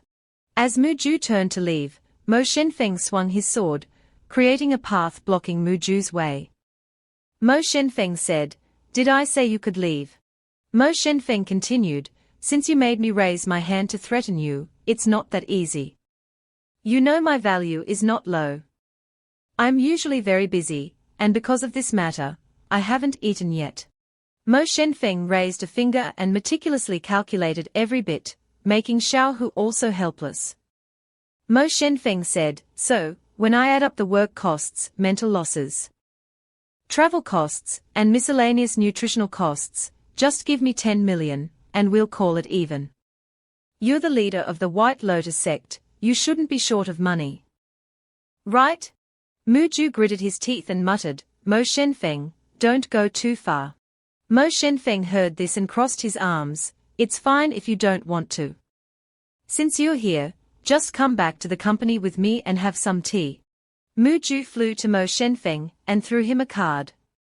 He said, take it. Mo Shenfeng reached out and took the card, replying, I very much welcome you to come to the company for tea and chat. Tell me about the members of the White Lotus sect. Mo Shenfeng continued, the company is particularly good at service and provides a first-class experience. I guarantee that you'll come this time, and want to come back again. Mu Ju seemed to ignore Mo Shenfeng's invitation. He quickly left, saying, the card has no password. We'll meet again. Xiao Hu stepped forward and mocked, I say, Mo Shenfeng, aren't you too obsessed with money? You have such a big business, and you still care about this small amount of money. Mo Shenfeng put away the card and said leisurely, what do you know? Today it's 10 million, but tomorrow it will become 30 million. Mo Shenfeng turned and left, you wouldn't understand even if I told you. I'm going back now. We'll have tea another day. Actually, he was curious, I wonder what Su Yulin is doing now. A moment later, he appeared on the rooftop of Huafu. Su Yulin was practicing her swordsmanship there. Mo Shenfeng watched for a while and thought to himself, as expected of an innate Dao body, she's already reached half-step grandmaster in just a few days. Mo Shenfeng looked at Su Yulin and smiled unconsciously, continuing to think, but there are still flaws in her swordsmanship. Moreover, this girl Yulin's personality is too soft. If she were a little stronger, with her aptitude, dealing with a grandmaster wouldn't be a problem. On the other side, Su Yulin also continued to practice diligently. She thought, young master is so skilled, I must work harder to be able to follow him. Mo Shenfeng approached Yulin from behind and said, there's something wrong with your swordsmanship. Then Mo Shenfeng held Yulin's wrist and corrected her sword movements. He said, move with me. When the chi is smooth, the sword will be smooth. Follow the flow, and the sword will become powerful. After a while, Su Yulin said shyly, young master, is it because I'm too stupid? You've already told me, but I still can't do it. Mo Shenfeng tapped Yulin's nose affectionately and said, you've only been cultivating for a short time. If you could learn this fast, you wouldn't be a genius, but a monster. There are many people who have cultivated for a long time and still can't do this. Take your time. Su Yulin replied resolutely, I don't want to be a monster. I want to follow young master for the rest of my life. Mo Shenfeng replied, wait until you're stronger, then come with me all over the world. Su Yulin wondered, I will definitely work harder, but where does young master want to go? Mo Shenfeng stroked Yulin's head and gently replied, back to where I originally belonged. It's a completely different world from this one, vaster, stronger, richer, and more dangerous. Su Yulin sincerely said, no matter how dangerous it is, wherever young master is, I'll be there. On the road, a car suddenly stopped in front of Huafu. Then Mo Lei and his mother stepped out of the car. He looked up at the building and said, Mom, I've inquired. That bastard has been living openly with Su Yulin here for a while. Mo Lei continued to sneer, HMPH. A bastard is a bastard. Only that kind of goods is worthy of him.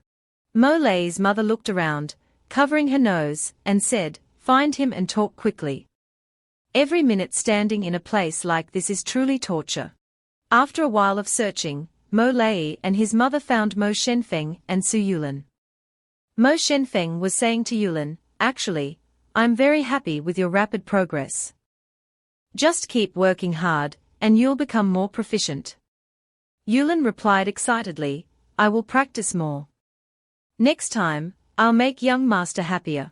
Mo Lei's mother stepped out of the elevator and interrupted their conversation, without understanding anything, talking about such things in broad daylight. How shameless. Mo Shenfeng turned around and said to her, we've already made things clear at home. What are you doing here again? Mo Lei stood with his arms crossed, sneering, while his arrogant mother said, since we are here, Shouldn't you invite us in to sit? Is this how you treat your elders?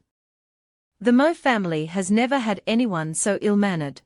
Su Yulin stood behind, a little embarrassed, while Mo Shenfeng remained calm, pretending to look around, and retorted, "Are there any elders here? Why don't I see any? But I advise you to go back where you came from. We don't welcome you." Suddenly, Su Yulin went and opened the door to the next room and said, "Madam, young master, please come in. If there's anything, let's talk inside."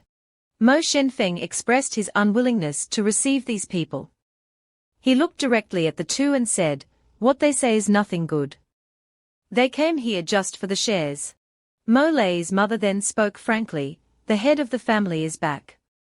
If you know what's good for you, hand over the shares. Otherwise, HMPH. Seeing her hesitate, Mo Shenfeng asked sharply, "Otherwise, what? What can you rotten fish and shrimps do to me?" Mo Lei jumped up, pointing at Mo Shenfeng's face, and threatened, "Don't be arrogant. Do you believe I have 100 ways to make you unable to live in Juzhou?" He continued arrogantly, "A bastard still coveting the Mo family's assets. Who do you think you are? A servant's son? If you didn't have the Mo family's bloodline, you wouldn't even have the right to stand in front of me." Suddenly, Su Yulin rushed straight towards Mo Lei, making him startled and exclaim, "You!" Immediately, Su Yulin gave him a resounding slap. Mo Lei said in astonishment, "You dare hit me? What are you? You dare hit me for a bastard? My mother is still working for the Mo family. You dare?" Su Yulin gave him another slap on the other cheek for good measure. She said firmly, "You can bully me, but I won't allow you to talk to young master like that. Otherwise, I won't be polite." After being slapped, Mo Lei ran to his mother in a daze and shouted, "Mom, she hit me." She approached Mo Shenfeng and said, "That child is the son of the Mo family, the future heir of the Mo family." She grabbed Mo Shenfeng's shirt and continued in a harsh voice, "If you dare hit my son, I'll fight you to the death." Mo Shenfeng glanced at Su Yulin. He thought to himself, unexpectedly, this little girl Su Yulin has this side to her. I didn't worry for nothing. Then, Mo Shenfeng unceremoniously grabbed her collar and said, all right, I know he's the rightful heir." Grabbing Mo Lei's collar as well, Mo Shenfeng said calmly, "You two should go back." Mo Shenfeng dragged the two towards the window by the stairwell. Mo Lei's mother said in a panic, "This is the 16th floor. What do you want to do? Murder is illegal."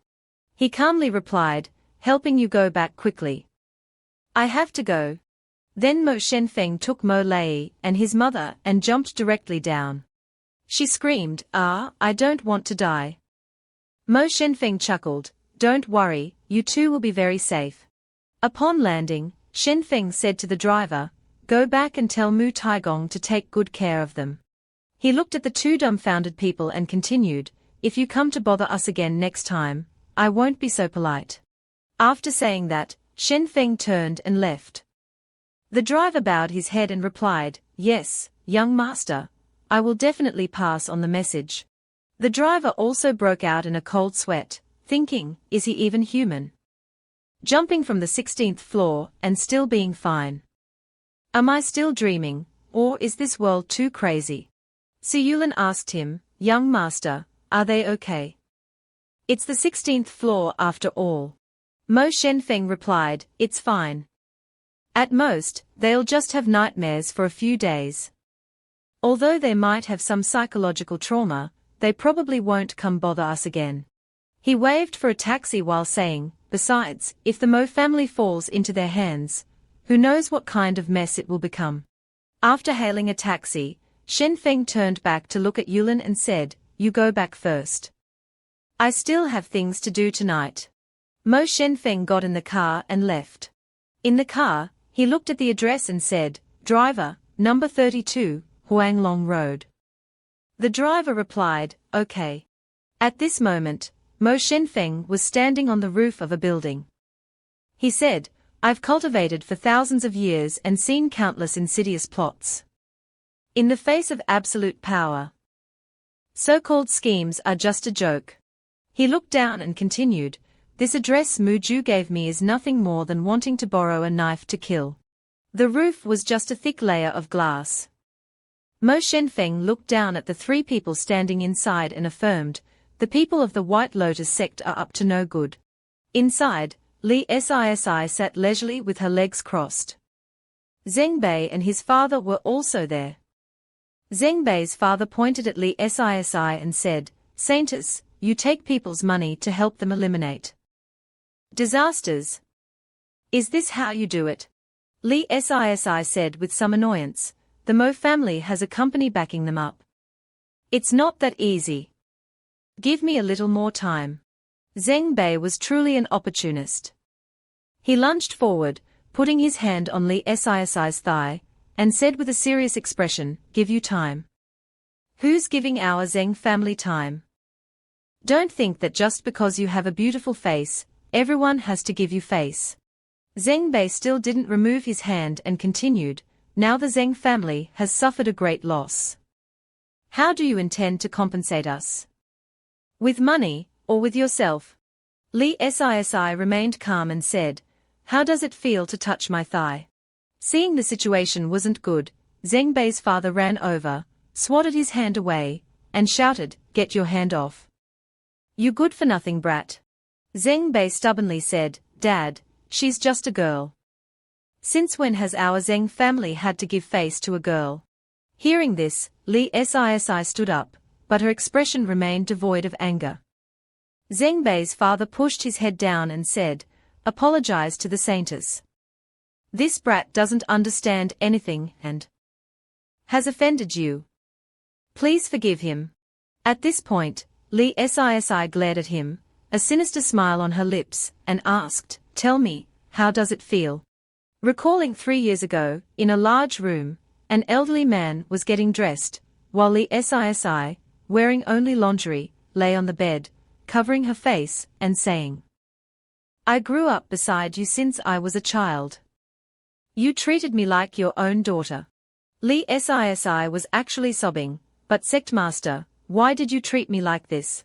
The elderly man was the sect master of the White Lotus sect 3 years ago.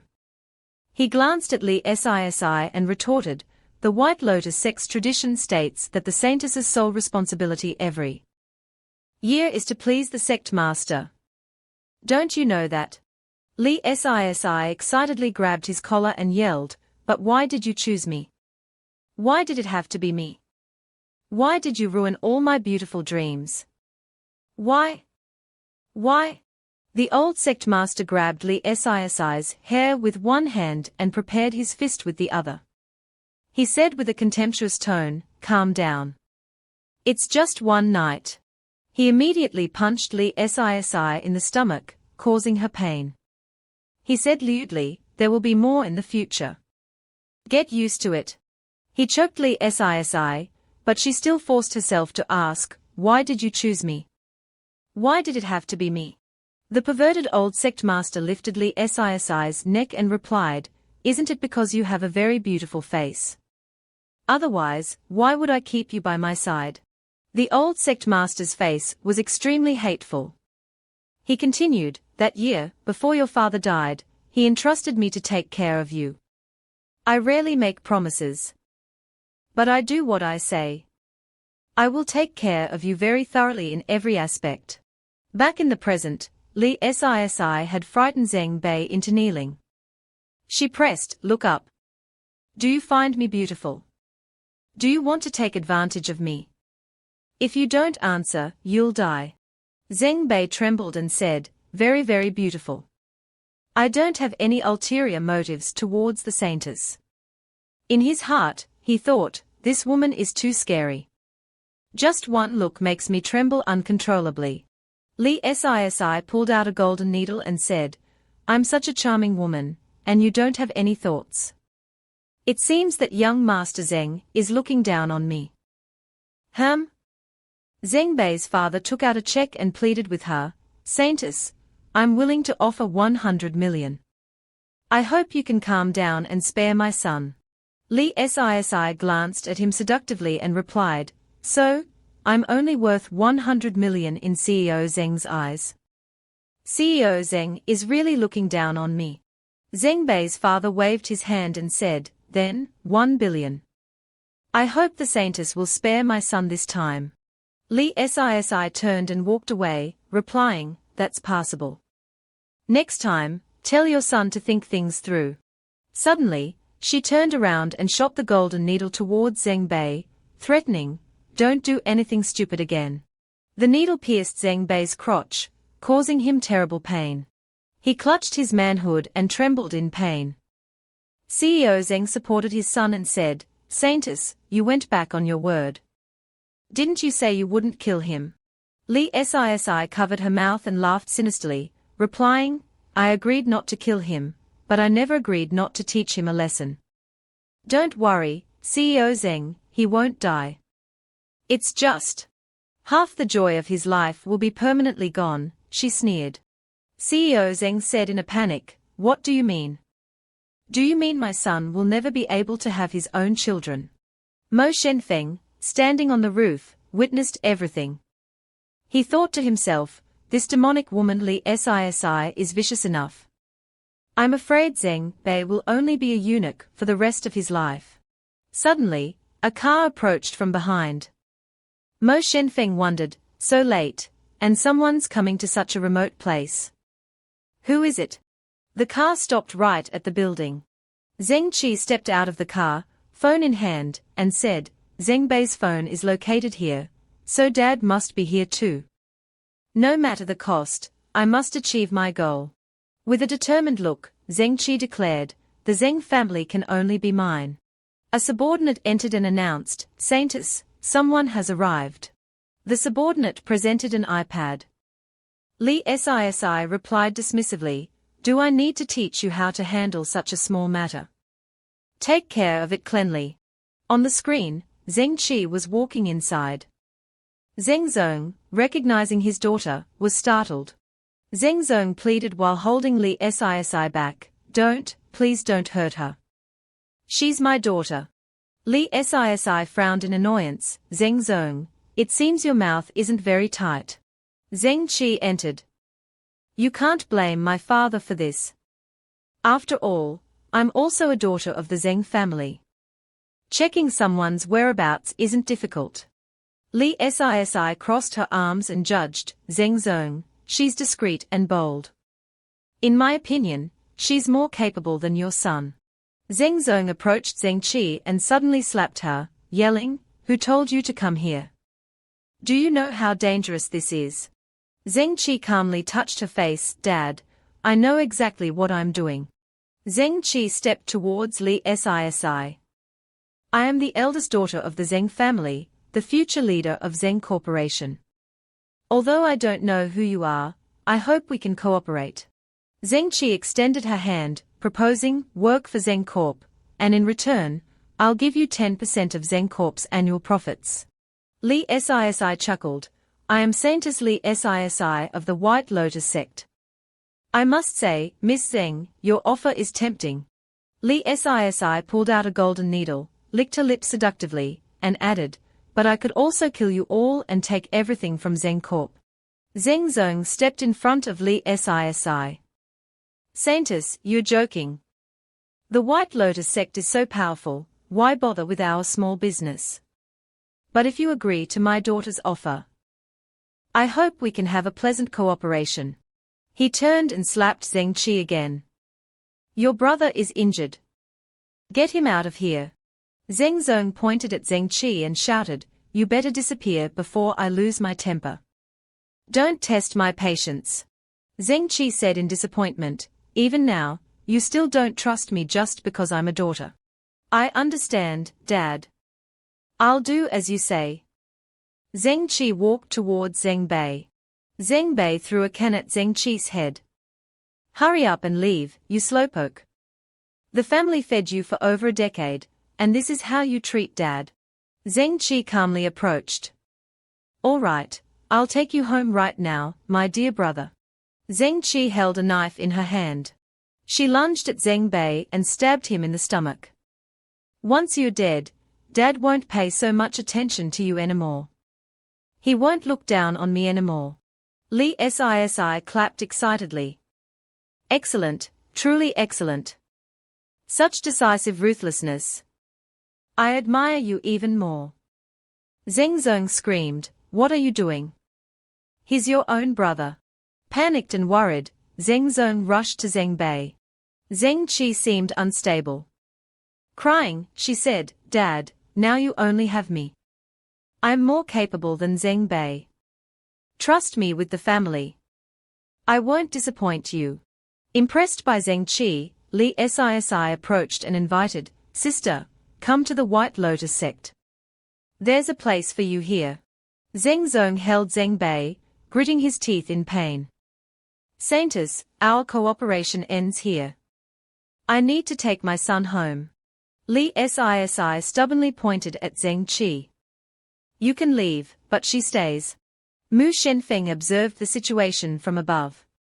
This is unbelievable. These cultists won't let Zeng Qi go easily. Normally, I wouldn't care, but she's my woman now. Mu Shen Fang smashed the glass barrier and jumped down in front of Lee Sisi. Lee Sisi, this ends here. The son is dead, and you want to take the daughter too. He looked at Zeng Zong and his son. Do you even want Zeng Zong to live? Let him have something to strive for.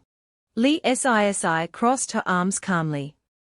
Mu Shenfeng, I didn't come looking for you, yet you came to my doorstep. Are you here to kill us? Mu Shenfeng shook his head. No, no. I'm petty. You and Zeng Zong bothered me. You said I'm the most capable in the Mu family. Who else would come? Lee Sisi sat comfortably. So, young Master Mu has decided to eliminate the remnants of our White Lotus sect. I'm such a charming woman. Could you bear to harm me? Mu Shenfeng replied, No, no, no. You misunderstand. I'm with the company now, and I must respect its rules. He looked directly at Lee Sisi. Zeng Zong spent billions to hire you, and he just gave you another 1.5 billion. I want that money, and I want you. Mu Shenfeng repeated his familiar line, I'm not interested in the other small fry. Come with me to the company for tea. Let's end this here. Lee Sisi brushed him off. What if I say you can't take her or the money? There are so many of us here. We could easily overwhelm you. Most of the people present were under Lee Sisi's command. Escape seemed difficult. Shen Fang drew his electric sword, grinning. You think you can handle me with these weaklings? Mu Shenfeng swung his sword, the blade glowing brighter, as if claiming the area as his own. The sword swing created a powerful gust of wind, startling everyone, including Lee Sisi. His strike sliced a road in half. He taunted, Don't overthink it. You ambushed me today. I'll come knocking tonight. Even the company's intel can't be that fast. Mu Chenfeng's threat made Lee Sisi grimace. She thought of Mu Ju, her eyes showing tension. The atmosphere was tense. Mu Chenfeng continued, Mu Ju gave me your location, just to use me against you. You're smart. Think carefully about my offer. Come to the company. Answer my question, and I'll get you in and out safely. Lee Sisi pointed at him, frowning. You're the victim here. The instigator is behind you. Aren't you going to let him go? Doesn't he still have a daughter? He looked back and said softly, He's already received the greatest punishment. He'll never manage Zen Corp again. His son is dead. There's no greater punishment than that. He looked at Zeng Qi. Lee Sisi laughed, intrigued. As expected of young Master Mu, easily controlling both the Mu and Zen corporations. Now you're in the company, holding all the wealth, power, and people. She tossed 2 cards to Mu Chenfeng, accepting his offer. If Zeng Zong had half your skill, his son wouldn't be dead. Taking the cards, Sisi continued, Your offer is the best outcome. Fighting further would be foolish. Lee Sisi ordered her subordinates, Return to Yuzhou. Behave yourselves while I'm gone. Obey your superiors when I return. Yes, Saintess, they replied. She pointed towards the Zeng family, asking, aren't you concerned? He replied, they've lost someone. Give them time. Let's wait in the car. Zeng Lao held Zeng Xiao's body, heartbroken. I didn't want you involved in these matters. I wanted to protect you. He lectured Zeng Qi, when you take my place, you'll face greater dangers and more dangerous people. Zeng Qi declared, I know what I want, who I want to be. I just wanted to prove to you that I could do it, for you, for myself. Hearing her stubbornness, he said, I told you, this is a dog-eat-dog world. I sit in this position in the Zeng family. Every morning, my first thought isn't how much money I can make, but how many mouths I need to feed. Zeng Lao gritted his teeth. If I can't feed them, they'll tear me apart, including you. Holding Zeng Bei's cold body, what could I do? I had to protect the Zeng family, protect you, by any means necessary. You're more capable than Xiao Bei, I know. But subjecting my daughter to this is too cruel for a father. Tears welled up. Xiao Bei, though weaker, tried his best. He might not have achieved greatness, but protecting the Zeng family wasn't a problem. I felt at ease entrusting it to him. But now, there's nothing left. I've never felt so hopeless. His words darkened Zeng Qi's face with sadness. She knelt. Dad, please believe me. I won't disappoint you. Zeng Lao replied with despair, those things don't matter to me anymore. They are no longer my concern. Wanting to protect her, he said, I'll tell everyone Xiao Bei died in a car accident. Come to the company tomorrow. I'll transfer all the shares to you. Tears streamed down Zeng Qi's face as she realized her mistakes. Zeng Lao slapped himself. What can I do now? They are both my children. I'm a failure as a father. His action pained Zeng Qi.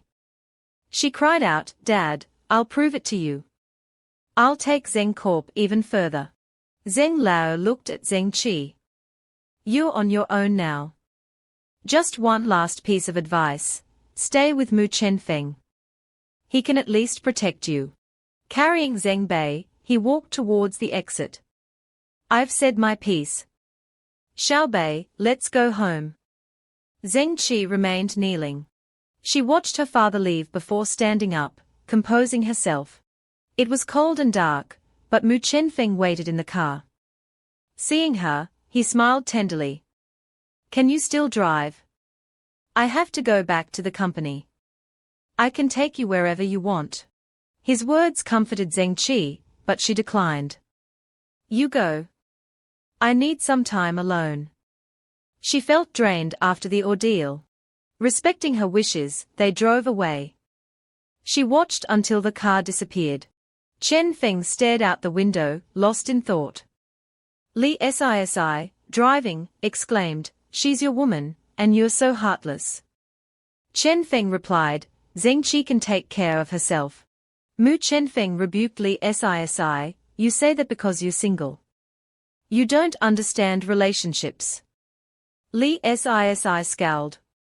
Men are useless. Relying on yourself is better. Lee Sisi remembered Mu Chenfeng's earlier remark. Curious, she asked, you said you had a question. What is it? Mu Chenfeng recalled it. The spiritual energy on earth is thin. What happened? The car continued on. In the car, Lee Sisi exclaimed, exasperated, are you crazy? Do you know what you're saying? All cultivators know the dragon tiger secret. Why ask me? She was worried about the Mi family. Mu Chenfeng calmly replied, do you think they'd tell me? The White Lotus sect is an ancient sect. Surely, you know this secret. Or has your lineage been broken? His question was laced with mockery. Provoked, Lee Sisi lowered her voice. Muju told you, didn't he? Don't try to manipulate me. It won't work. It's not that I won't tell you, but the White Lotus doesn't know much about it. Mu Shen continued, tell me what you know. I'll keep my promise. He was applying psychological pressure. Lee Sisi explained, you should know the White Lotus is now the Lian sect. Our ninth ancestor discovered this secret. She decided to cooperate. 2,000 years ago, Zhong Daolang, the Jingi patriarch, ascended and left Earth. He suddenly returned to Kunlun and broke the dragon veins. The scene shifted to a modern city. Lee Sisi narrated, it was fine at first. The weakening wasn't noticeable. But after 2,000 years, even gathering qi is difficult. Mu Chenfeng touched his chin, curious. Why would he do that? Breaking the dragon veins is unforgivable. Heaven wouldn't allow it. Why take such a risk? 2,000 years was a long time. She replied, ask me, I ask who. If you want the real answer, go to Jingi. They might have it. Lee Sisi offered a lead. After their discussion, they arrived at the company. Lee Sisi asked, young Master Mu, we are here. Do you want me to drag myself, or will you take me up? Mu Chenfeng opened the car door. Come on, I'll take you up. They entered the company, greeted warmly by Hu Hongli. Mu Chenfeng gestured to Lee Sisi, smiling. Lao Hu, this is Lee Sisi, Saintess of the White Lotus sect. He introduced her. Hu Hongli looked pleased. Good work. Director Lu has reported to Yang Bei. He took Lee Sisi's hand. Come with me. Someone will take you where you need to go. Lee Sisi looked displeased. Seeing her discomfort, Mu Chenfeng intervened, clapping Hu Hongli's shoulder. Lao Hu, she came willingly. Don't play tricks. This was a subtle warning to protect Lee Sisi. Hu Hongli led Lee Sisi away. Mu Chenfeng called after them, Lao Hu, no tricks. She surrendered. Following Mu Chenfeng's reminder, Hu Hongli turned around, as if to remind him that Lu Zong was waiting for him in the office, and not to keep him waiting too long. Then the two parted ways, going to their respective destinations. Mu Chenfeng quickened his pace on his way to Lu Sheng's office. Arriving there, Mu Chenfeng entered and respectfully asked, Lu Zong, you're still waiting for me this late? Then he spoke directly, what's the matter? Just say it. I still have to go home. He didn't feel the need to be polite with him. Seeing Mu Chenfeng arrive, Lu Sheng looked at him and said with feigned cheerfulness, in such a hurry. Are you rushing back to Chiana Huafu, or to comfort the young lady of the Zeng family? Here, have some tea. He wanted to make a joke to ease the tension. Mu Chenfeng sat down, crossed his legs, smiled, and replied, even my small matters are being investigated by you guys. Can't I have any privacy? His words were laced with reproach. The two sat facing each other. Lu Sheng looked at Mu Chenfeng and said, after all, you're an intern at the company. The company has to show regular concern. But this was indeed excessive concern. Mu Chenfeng sipped his tea. Lu Sheng continued, next month is the birthday of Elder Zhuan Ling Daoren of the Jingi sect. The company plans to send you there. He handed Mu Chenfeng a tablet. You're a qualified person, so everyone values you. Taking the tablet, Mu Chenfeng asked in confusion, I remember the Jingi sect isn't our territory. Why send our big shot on such a long trip? Mu Chenfeng scrolled through the tablet, adding, who are these people? Oh, there are immortals too. Isn't it because the other branches couldn't spare anyone? Hearing this, Lu Sheng replied, these are all top-ranked individuals from major powers in Longguo. For events like birthday celebrations, they'll definitely want to attend. But he wanted to send Mu Chenfeng, suggesting that he also considered him an important figure. He looked at Mu Chenfeng and added, wherever there are people, there are bound to be fights. The company's goal is to maintain stability in the region. With your skills, Yang Bei is very reassured. It seemed that Lu Sheng knew how to appreciate talent and seize opportunities. Hearing this, Mu Chenfeng stood up, slapped the table, and said excitedly, Lu Zong, do you mean I'm specifically allowed to take action?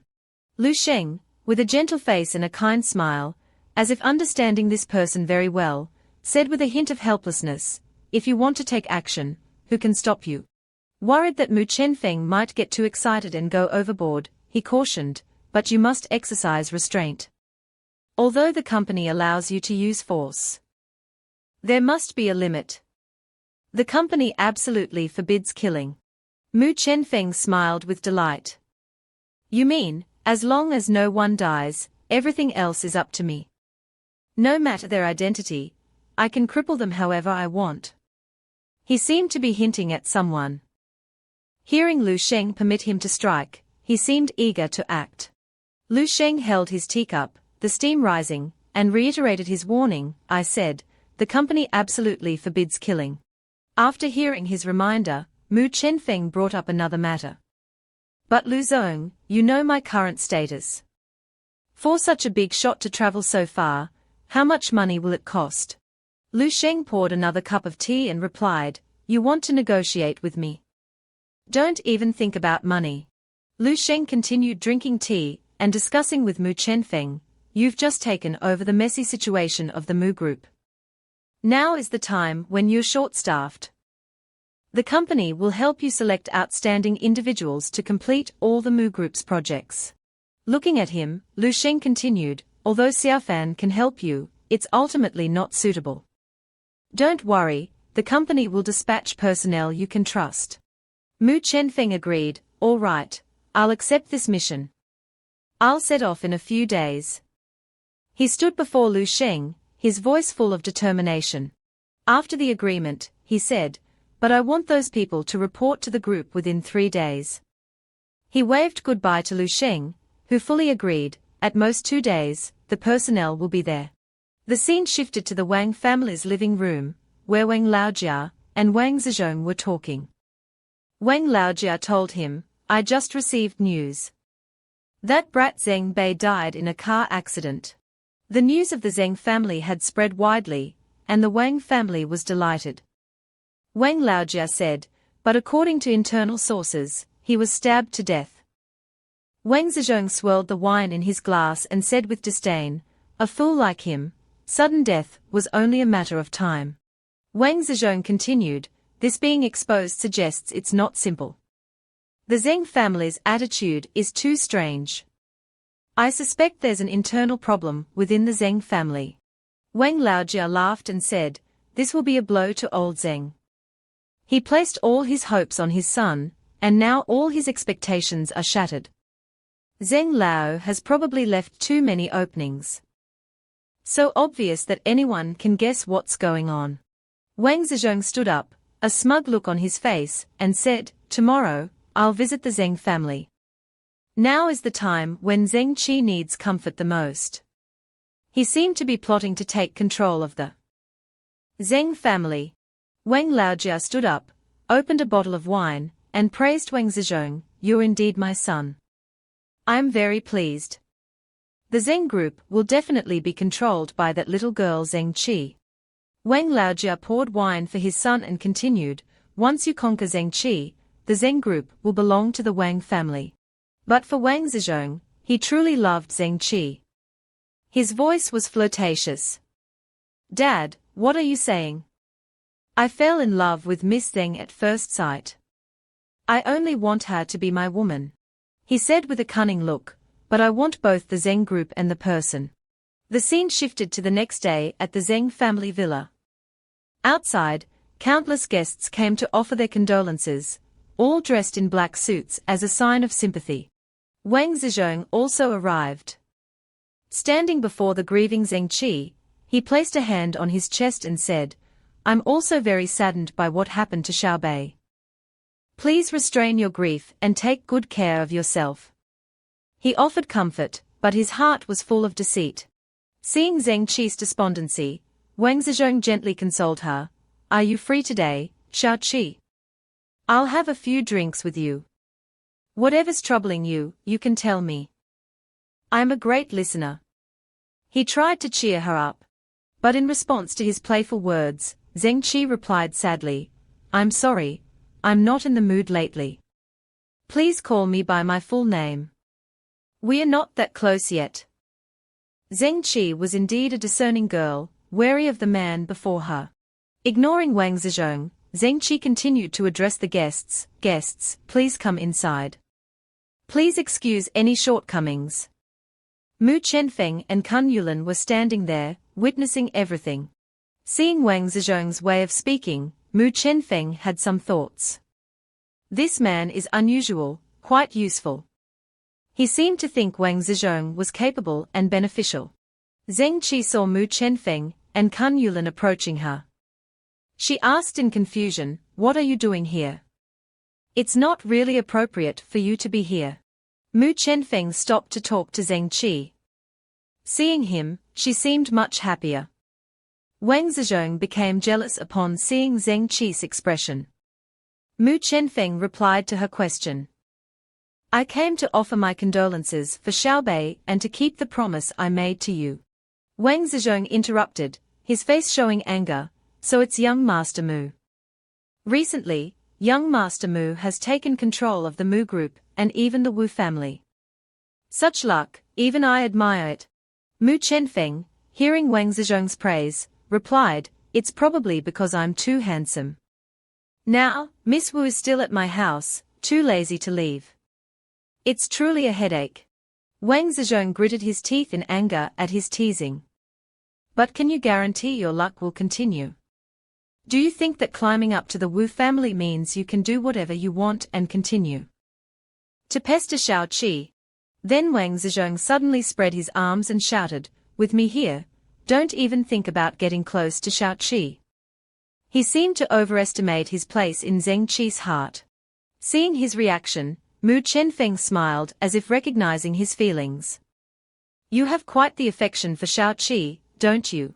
Wang Zizhong looked at Zeng Qi with gentle eyes, seemingly boasting, I fell in love with Xiao Qi at first sight.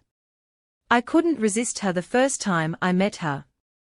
We are also a perfect match, very compatible in every aspect. Then Wang Zizhong turned to Mu Chenfeng with a look of disdain. I'm not like some people who lack self-awareness and are always indulging in wishful thinking. Hearing Wang Zizhong's mockery, Mu Chenfeng remained calm, walking towards him with a seemingly ambiguous look. Let me tell you a secret, don't tell anyone. Mu Chenfeng whispered in his ear, Xiao Qi has a plum blossom birthmark on her thigh. You can imagine how I know. These words were enough to stun Wang Zizhong. His face filled with shock and disbelief. Then Mu Chenfeng walked past him, mockingly saying, keep up the good work. I'm rooting for you. Wang Zizhong stood frozen in place, while Zeng Qi continued to apologize to the guests for any shortcomings. Hearing Mu Chenfeng's taunt, Wang Zizhong shouted angrily, why am I still here? Am I standing here to lose face? He looked ridiculously pathetic. Inside, Kun Yulan softly asked Mu Chenfeng, young master, the family and the Zeng family haven't been on good terms. Isn't it a bit much to come here? Mu Chenfeng replied casually. I'm mainly here to see Zeng Qi. I'll leave after we talk. From afar, Zeng Qi's figure approached. Seeing her, Mu Chenfeng said happily to Kun Yulan, look, she's here. Approaching Mu Chenfeng, Zeng Qi handed him a document and said, sign it. Didn't you come for the shares? I've prepared them. Holding the document, Mu Chenfeng smiled and asked Zeng Qi, it's still warm. Have you been keeping it close? His words were teasing. Then he turned and asked Kun Yulan to hand him the contract. She nodded politely and said, yes, young master. Holding the contract, Mu Chenfeng presented it to Zeng Qi. He said cheerfully, as long as you sign, 10% of the Mu Group's shares will be yours. I hope our two families can have a long-term partnership. Cooperation will be beneficial for both of us. Hearing this, Zeng Qi looked at him in confusion and asked, now the Mu Group's market value far exceeds that of the Zeng Group, and you're giving me shares. Aren't you pitying me, Mu Feng? Zeng Qi recalled what Wu Xiaofan had said to her. Miss Wu was right. If I had half your ability, things would never have come to this. Mu Feng stood up, looked at the sky, and said, I have no choice. I can't always protect the Mu family. One day, I have to go where I should go. It's better for the Mu family to have more friends than enemies. He couldn't help but sigh. Hearing his words, Zeng Qi pondered.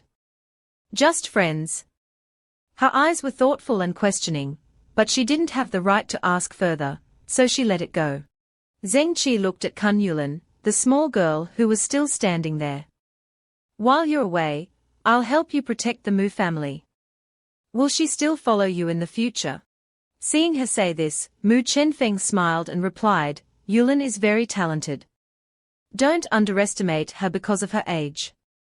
With my guidance, she's already become quite remarkable. Kun Yulan was indeed excellent and suitable to accompany Mu Feng. Zeng Qi said in a teasing tone, as expected of you. You're also exceptionally capable when it comes to girls. She seemed grateful to him. He sensed something amiss in Zeng Qi's thinking. Was she misunderstanding something? The male lead and Zeng Qi were sitting, drinking tea, and waiting for Zeng Laojia's arrival. He approached from afar with a composed demeanor and said to her, Xiao Qi, go about your business. I have a few things to discuss with young Master Mu. Shen Fang understood his intention and turned to Yulan. Yulan, you can wait for me in the car. She politely replied, yes, young master. Zeng Laojia didn't beat around the bush and went straight to the point, reproaching him, you, with your status, as an illegitimate son, endured for many years. And in the end, you ran away with nothing. Apart from admiring you, I have no other thoughts about you. He said with a serious expression, actually, more than once, I thought how good it would be if you were my son. The male lead seemed to understand his thoughts and replied, Uncle, there's really no need to say such meaningless things now. Just say what you want. Looking at his daughter, Zeng Laojia's voice suddenly changed. After discarding so much, in the end, all that's left is this fatherly identity that I can't discard. Zeng Laojia looked at him with a determined gaze. I've done many things that crossed the line, but my ultimate goal was to protect the Zeng family. I hope you won't blame the Zeng family. If you want to blame someone, blame me. You can take my life if you want. The male lead had anticipated what he would say. He calmly stated his condition, I can understand this. As long as the Zeng family doesn't cause us trouble in the future. I still want to turn hostility into friendship with the Zeng family. I just had Xiao Qi sign a contract, giving the Mu group 10% of the shares. Hearing this, Zeng Laojia suddenly brightened up and replied with a smile, even with just that bit of vision. No one in the Zeng family can compare to you. No wonder Miss Wu admires you so much. He looked at him seriously and frankly accepted his request. You're outstanding. I assure you, as long as I'm alive, the entire Zeng family won't confront the Mu family. Even after I die, that won't happen. Shen Fang, having achieved his goal, stood up and said cheerfully, Uncle's words are enough. I still have matters to attend to. Please accept my condolences. Zeng Laojia added, I have one more request. Please don't let Xiao Qi down. He understood his meaning and replied frankly, right now, everything between me and her is a transaction. Please don't overthink it. As for the future, no one knows what will happen. He left Zeng Laojia's house without another word. The male lead got into the car and said to Yulan, Yulan, tell auntie that I'll be going to Jingi with her in a few days. When I return, I'll talk to Lu Zong about getting you into the company. Hearing this, she smiled gently and replied, yes, I'll follow young master's arrangements. In another car, Wang Zizhong was about to call someone. He appeared furious, kicking the steering wheel and yelling, Damn Mu Feng, that lucky bastard dared to humiliate me like that. Damn Zeng Qi, looking so proper on the outside, but a slut inside. Damn it, damn it, damn it all. He trembled with rage. The other end of the line picked up, hello, who is this? I'm very busy. If it's nothing important, I'll hang up. Hearing the urgency in the other person's voice, he quickly lowered his voice, Brother Jin, it's Zhong. Your Sima family is proficient in formations. I want you to help me kill someone discreetly. On the other side, a man sitting in front of a computer screen replied in surprise, who's so unlucky as to provoke young Master Wang. His name was Sima Jin. He looked thin, with dark circles under his eyes like a cold-blooded addict. He asked, huh? An illegitimate child. Mu Feng. What did he do to you? Suddenly, something seemed to shock him greatly. He had found information on the male lead. His voice suddenly became cautious, Old Wang, I can't help you with this. It's a bit complicated. Don't you know Mu Feng is with the company? You know that our Sima family is managed by the company. If I kill him, my old man will skin me alive. Wang Zizhong exclaimed in alarm, what? He joined the company. With the company backing him, no wonder he's so arrogant. Sima Jin leaned against the railing in the corridor and said seriously, I'm telling you, Old Wang, let's forget about this. You know the company's background. Even Jingi has to give them face. Wang Zizhong immediately offered a price, 3 million. If you agree, whether you succeed or not, I'll pay you 3 million. Not hearing Sima Jin's reply, Wang Zizhong immediately offered another condition, don't you like that Huguo opera singer? I'll bring her to Longguo next month. Hearing this, Sima Jin's eyes suddenly lit up. Thinking about being close to the beauty in the future, he immediately agreed, shouting, what do you mean like? I appreciate her. Then he immediately ran inside to pack his things. I'll reluctantly agree to this. I'll go to Juzhou to find you next month. His face became excited. He gathered up pictures of bikini models and turned to his mother, Mom, next month is the Jingi sect leader's birthday celebration. I'm going there. You and Dad wait for me at home. We still have 30 mu of land to plant. His mother shouted from downstairs, you lazy brat, all you do is laze around all day. Behave yourself at Jingi. Don't expect your mom and dad to clean up your mess after you're done. 2 days later, at the airport, the male lead and Yulin were carrying their suitcases. Yulin suddenly turned to him and asked, young master, how long will we be gone this time? The birthday celebration isn't until next month. Isn't it too early to leave now? He replied, although the birthday celebration is next month, many people have already departed. Besides, I heard that Jingi is preparing some kind of celebration before the birthday. Leaving early isn't a problem. Moreover, isn't it good that we are going without paying? Walking forward, he noticed someone following him and turned to Yulin. I didn't expect someone to follow us so quickly. Yulin, you go check in the luggage first. After saying that, he immediately left. Yulin called after him, is this trip dangerous then? Young master, there are so many people. Wouldn't taking action cause trouble for the company?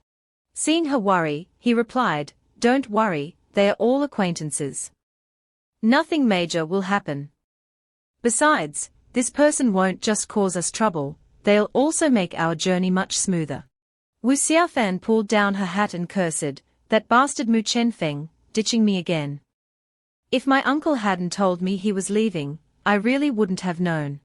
She continued cursing, unaware that Mu Feng was standing behind her. HMPH, wait till I catch you, I'll teach you a lesson. Mu Feng suddenly spoke, so tell me, how do you plan to teach me a lesson? Wu Xiaofan said angrily, of course I want you to. Wu Xiaofan's jaw dropped in surprise. How did you find me? Mu Feng said helplessly, hello, you're so obvious. Am I being followed? He continued, besides, I'm attending someone's celebration and going on a business trip. What are you doing here? The situation in Longguo is unstable recently. Don't you know this is dangerous? Wu Xiaofan took off her hat and retorted, HMPH, you mind your own business. You're attending a celebration, I'm also attending a celebration. Of the 4 great families of Yangbei. I'm the representative of the Wu family. She stubbornly insisted, you go your way, I'll go mine.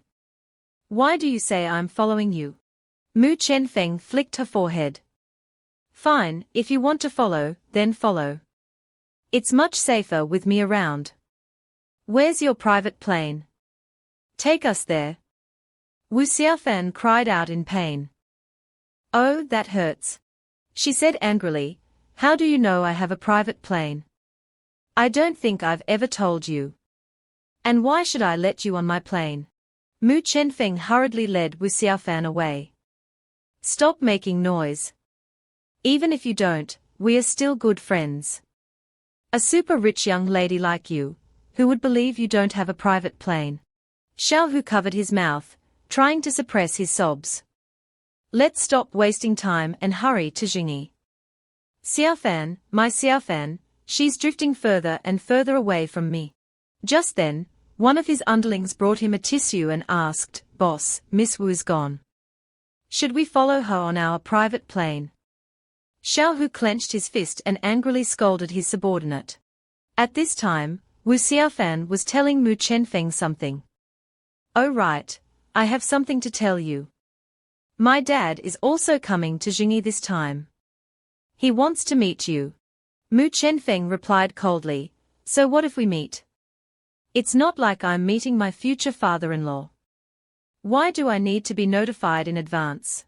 Wu Xiaofan smiled and affirmed, that's right, it's like meeting your future father-in-law. She informed Mu Chenfeng, my dad and your dad have already spoken on the phone. My dad plans to take this opportunity of Zhuan Ling Daren's birthday celebration to meet you. You have to make a good impression, try to pass the test. Wu Xiaofan continued talking as they walked, Mu Chenfeng, we've known each other for a while now, haven't we? She had a favor to ask him. I have something I want to ask for your help. What do you want me to help you with? As long as it's not borrowing money, anything is fine. Wu Xiaofan cupped her cheeks in her hands. Let me bear your child. I think we should have a child. Mu Chenfeng's eyes widened in shock. What? I treat you as a friend, and you want to have a child with me? Are you crazy? Wu Xiaofan turned to look out the window. I just think we should have a child to enhance our friendship. Look, I've met your dad, and you're about to meet my dad. They'll agree. Mu Chenfeng put his hand to his forehead in exasperation. Oh my God, I shouldn't have gotten on the same plane with you. The plane began to take off. The underling from earlier asked Xiaohu cheerfully, Boss, you haven't eaten anything all morning. Do you want something to eat? Xiaohu angrily dismissed him. Get lost, get lost, get lost. Don't talk to me, I'm annoyed. He clenched his fists. Do you think Xiaofan prefers thinner guys? Do you think I'm much thinner than before? The underling, while holding a chicken leg, reminded him, Boss, you just weighed yourself last night. You've gained 5 pounds. The scene shifted to Jingi sect. The elder clutched his phone so tightly that it trembled. He angrily cursed, Marksman, do you even know how to choose a position? The hostage has been captured. I can play better with my feet than you. He yelled, Jungler, jungler, we are losing. Hurry up and think of a way to farm monsters. What are you standing around for? Mid lane 2, you started with Earth Spirit, and got killed by those noobs. Support, hello. I haven't even noticed how many supports there are. Haven't we always been 4 versus 5? A notification popped up on his phone, Dear player, you have been banned for inappropriate behavior. Please log in again after 2 hours. The elder angrily threw his phone. Damn this game. It won't even let me play. A bunch of trash, a trash game. I'm not playing anymore. A disciple presented him with a list. Elder, the list of those coming to Longguo for the birthday celebration has arrived. Please take a look. The elder instructed him, put it on the table. I'll look at it later. As the disciple placed the list on the table, he said, Mu Chenfeng is also coming. The elder stroked his beard. I wonder what will happen when he clashes with the elites of Longguo. It seems Jingi will be lively this time. He then instructed the disciple, give me my phone. The disciple handed him the phone. Elder, you've always taught us that excessive gaming will neglect our studies. The elder snatched the phone angrily. Stop nagging me. I'm almost 100 years old. How many more years can I play? Get out. He started the game again.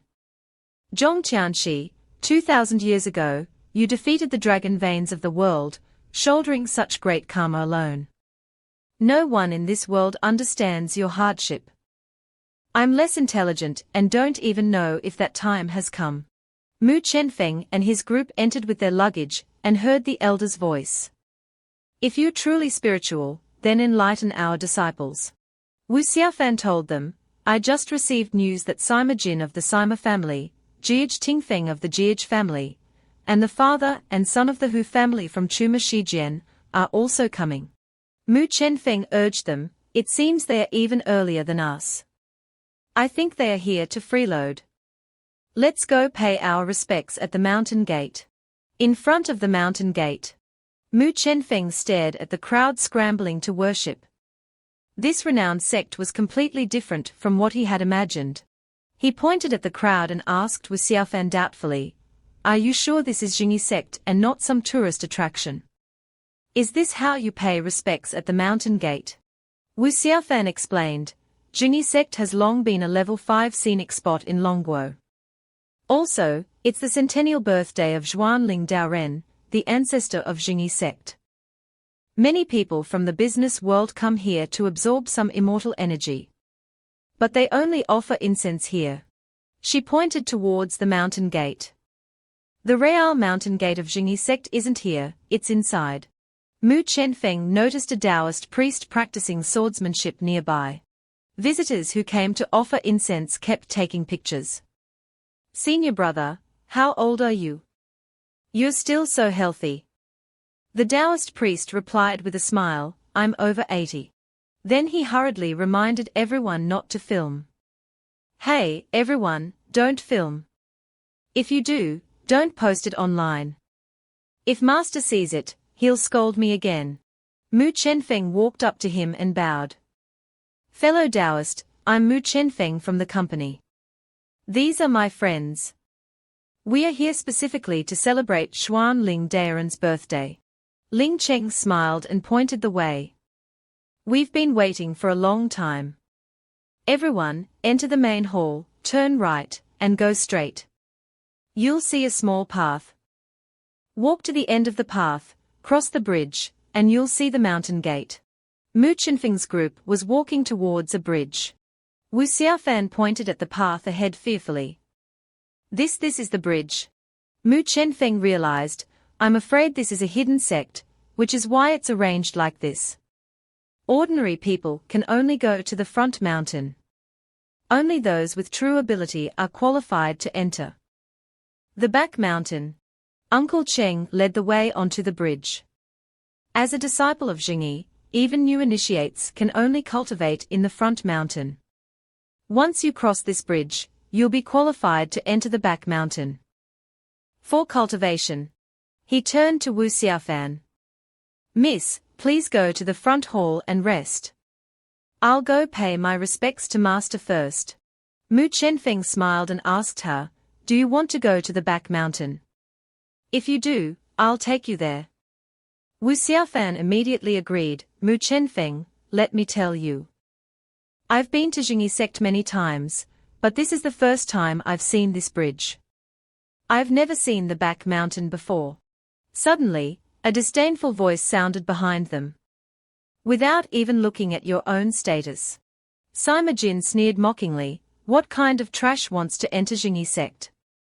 There are so many of you, wouldn't old Qianxi be bothered to death? So here's Mu Chenfeng. Seems like nothing special. Wu Xiaofan pouted angrily. Where I go is none of your business. You're in the way. Besides, they are not stopping us. If you don't talk, no one will think you're mute. Mu Chenfeng instructed Kun Yulin. Yulin, you go first. We'll follow. Mu Chenfeng held Wu Xiaofan. Xiaofan, hold on tight. Don't blame me if you accidentally fall. Wu Xiaofan agreed, okay. Sima Jin eagerly anticipated their embarrassment. If Mu Chenfeng falls off that cliff and dies, it would be like it never happened, wouldn't it? Kun Yulin had reached the back mountain. A voice of admiration suddenly rang out. Impressive skills. Jiage Tingfeng pushed up his glasses. I wonder whose disciple she is. She looks only about 18, but she's already a half-step grandmaster. Sima Jin smiled and asked the person beside him, you must have taken a liking to her, right? She's only 18.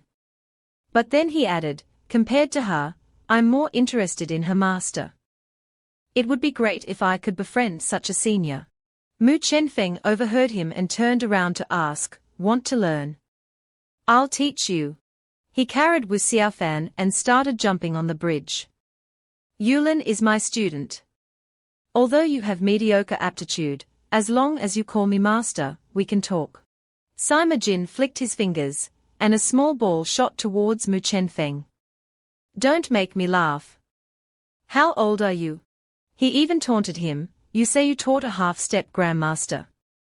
Are you a postnatal or Xiantian expert yourself? You wouldn't brag about having reached the qi condensation stage. Would you? Young people shouldn't just boast. Be careful not to slip and fall. Mu Chenfeng stood calmly on the wooden post. He was surprised. I didn't expect someone in this mundane world to know how to use formations. With such thin spiritual energy, it can still feel so real. He speculated, setting up a formation requires an object containing spiritual energy as the formation's core. My current strength is limitless, but this still affects Yulin. Jiage Tingfeng asked the person beside him, what do you think is wrong with him? He's just standing there on the bridge, not moving. I don't know. Maybe he's scared. Mu Chenfeng leaped effortlessly across the wooden posts. He helped Wu Xiaofan down.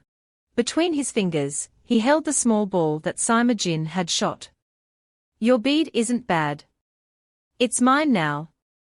See you later. Sima Jin pointed at him, eyes wide. I'm Sima Jin of the Sima family. Return that Ding Ling Zhu to me immediately. He then took out a circular disc and cursed. Jiage Tingfeng reminded his friend, fighting is forbidden in Jingi. You've already broken the rules by attacking. If you continue, if you still chase after him, your parents won't spare you. Sima Jin jumped onto his flying artifact. Mind your own business. Since when does the Jiage family have the right to interfere in the Sima family's affairs? Sima Jin furiously chased after Mu Chenfeng. Mu Chenfeng, you're not done with me. At this moment, Mu Chenfeng was walking while looking at his phone. From the beginning, Sima Jin had shown great hostility towards him, which felt unusual. He made a phone call. Hello, Lao Hu, it's Mu Chenfeng. Help me investigate someone, Sima Jin. Yes, that's him. I want to know who he's been in contact with recently. Wu Xiaofan said worriedly, Mu Chenfeng. I have a feeling that something big is going to happen, I don't know why. It's just a feeling, like the calm before the storm. Mu Chenfeng reassured her, it's normal. Longguo has been peaceful for so many years. Now, those unruly people want to take this opportunity to cause trouble. That's human nature. If they were all well behaved, what would be the need for the company? He looked at his phone and said, let me see. Sima Jin talked to Wang Zizhong on the phone a few days ago. That explains it. At this time, Ling Cheng and Xiao Hu were facing each other. Xiao Hu was a bit surprised. Senior brother Ling Cheng, long time no see. You're almost at the Xiantian stage. Ling Cheng praised Xiaohu, junior brother, you have the best aptitude among our generation. Although you started late, if you hadn't left the mountain back then, you wouldn't be far behind. It's good that you've returned to apologize to Master. Ask Shifu for forgiveness, and we won't leave the mountain again. Xiaohu patted his chest and explained, it's not like you don't know, senior brother. I have obstacles. He suddenly mentioned Mu Chenfeng. By the way, have you seen Mu Chenfeng? That brat came to our territory. Senior brother, you must avenge me. Ling Cheng refused his request. Junior brother, you don't understand. I'm not allowed to fight privately. Xiaohu took out a game console to bribe Ling Cheng. I brought you the latest model, the one you've always dreamed of. We don't want to kill Mu Chenfeng, we just want to spar with him. If this works, I'll bring you the latest SB5 model next time. Master will definitely not find out. Ling Cheng accepted the game console and tucked it into his sleeve. All right, leave this to me. Sparring with talented individuals from Longguo, even if Master finds out, he'll support it. Xiaohu reminded him, oh right, senior brother, the Fasing Society will deliver the Thunderwood in 2 days.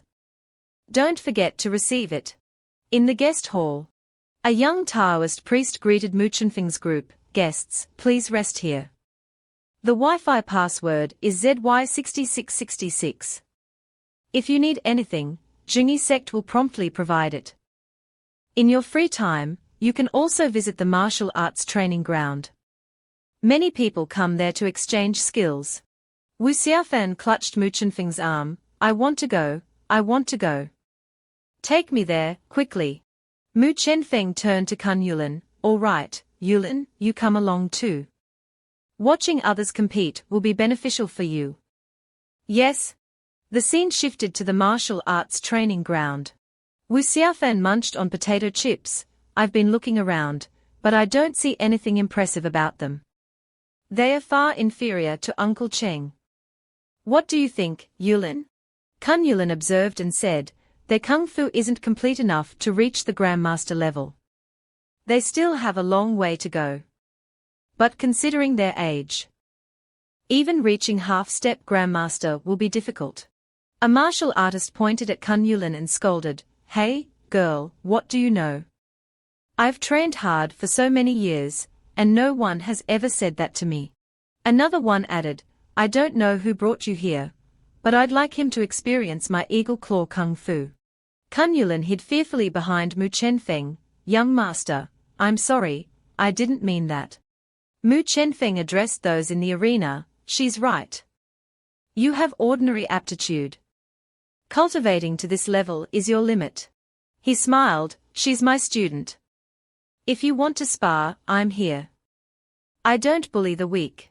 Criticism erupted around him, did he forget to brush his teeth this morning? Such arrogance. I think his head is only for growing hair. These two are quite famous in the Jianghu. I already feel a headache coming on. An elder asked his senior brother. A disciple just reported that he is Mu Chenfeng. What do you think, senior brother? The celestial master stroked his beard, extraordinary. Grandmaster level or above. The elder was in disbelief, impossible. How could he reach that level at his age? I wonder how powerful his master is. Qi condensation. It seems he has no hostility towards Xiaohu. Or that brat would have died 800 times already. He suggested, how about you test him, senior brother? Mu Chenfeng looked at them with disdain, she can spar with you. But I'm warning you, don't cry if you lose to a girl. A martial artist patted his chest, all right, let me see how good this girl is. Kun Yulin asked anxiously, young master, can I really do this? Don't be afraid. Just apply what I've taught you. Sparring with others will be good for you. Kun Yulin jumped into the arena, yes, I won't disappoint you, young master. She stood before the two martial artists. The bearded martial artist said to his companion, you go. I don't want to fight such a pretty girl. Be gentle, don't hurt her. Don't worry. The other martial artist stroked his chin, such a pretty girl. Just the right person to introduce to that brat. Kun Yulan clasped her hands in apology. I apologize for what I said earlier. Please don't take it to heart. This is my first time sparring with others.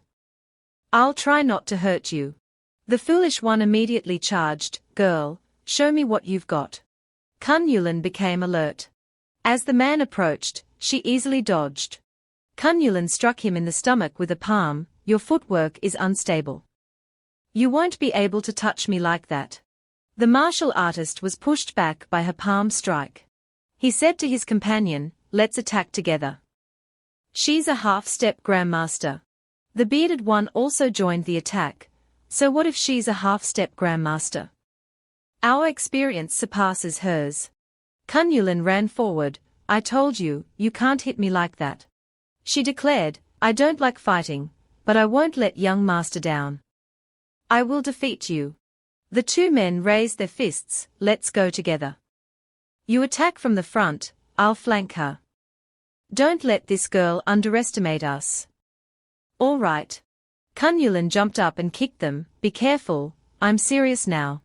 Their expressions changed, and they exclaimed in surprise, she's so fast. Kun Yulan kicked both martial artists back.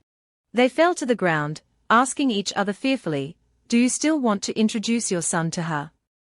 No, I'm afraid she'll kill him. Kun Yulan apologized, I'm sorry. I was a bit heavy-handed just now. It's all right, we're not hurt. A martial artist laughed and gave her a thumbs up, so young and so skilled. The younger generation surpasses the older. I'm impressed. From the stands, voices of disbelief arose, she just turned 18, right? So young and already a half-step grandmaster. She'll definitely have a place on our Longues ranking in the future. Don't forget, that young man said he taught her himself. If she's this amazing, could he already be a grandmaster? Another person appeared and announced, I have insider information. A while ago, the youngest grandmaster in Longguo, Mu Chenfeng, appeared in Yuju. Could it be him? Ling Cheng smiled, it's so lively today. This old Taoist will also contribute something. I'll exchange skills with these young talents. Surprised voices rang out, what? Jingi sect's eldest senior brother is also entering the arena. Today wasn't in vain. He's the future successor of the Celestial Master. He hasn't fought in 30 years. He was a grandmaster 30 years ago. Mu Chenfeng has come to Jingi. Taoist Ling Cheng is sparring with others. Mu Chenfeng spoke up, why are you looking at me? I'm here for the elders' birthday celebration, not to fight. Sima Jin pointed at him and scolded, Mu Chenfeng, Taoist Ling Cheng is giving you face. Don't be shameless. Ling Cheng smiled, I'm just inviting everyone to spar, not targeting anyone specifically. But I would be happy to spar with the youngest grandmaster in Longguo. He said to Mu Chenfeng, don't feel pressured. Perhaps this old Taoist can even offer you some pointers. Mu Chenfeng said arrogantly, not interested. The elder said to the Celestial Master, Senior brother, I think these brats have already planned this, wanting to make a show of force against Mu Chenfeng. But Mu Chenfeng seems unfazed. Didn't junior brother want to learn more? Let senior brother add some fuel to the fire. The Celestial Master stood up and announced, guests, you have come to Jingi for my junior brother's birthday celebration. I, as his senior brother, am very pleased. Seeing such outstanding young talents of Longguo today warms my heart. He raised a finger, how about this, regardless of whether you are a disciple of Jingi sect or not? I will answer one question from whoever emerges victorious. Sima Jin stepped forward, let me go first. He pointed at Mu Chenfeng, do you dare to fight me? Sima Jin bowed to Ling Cheng, forgive me, senior brother Ling Cheng.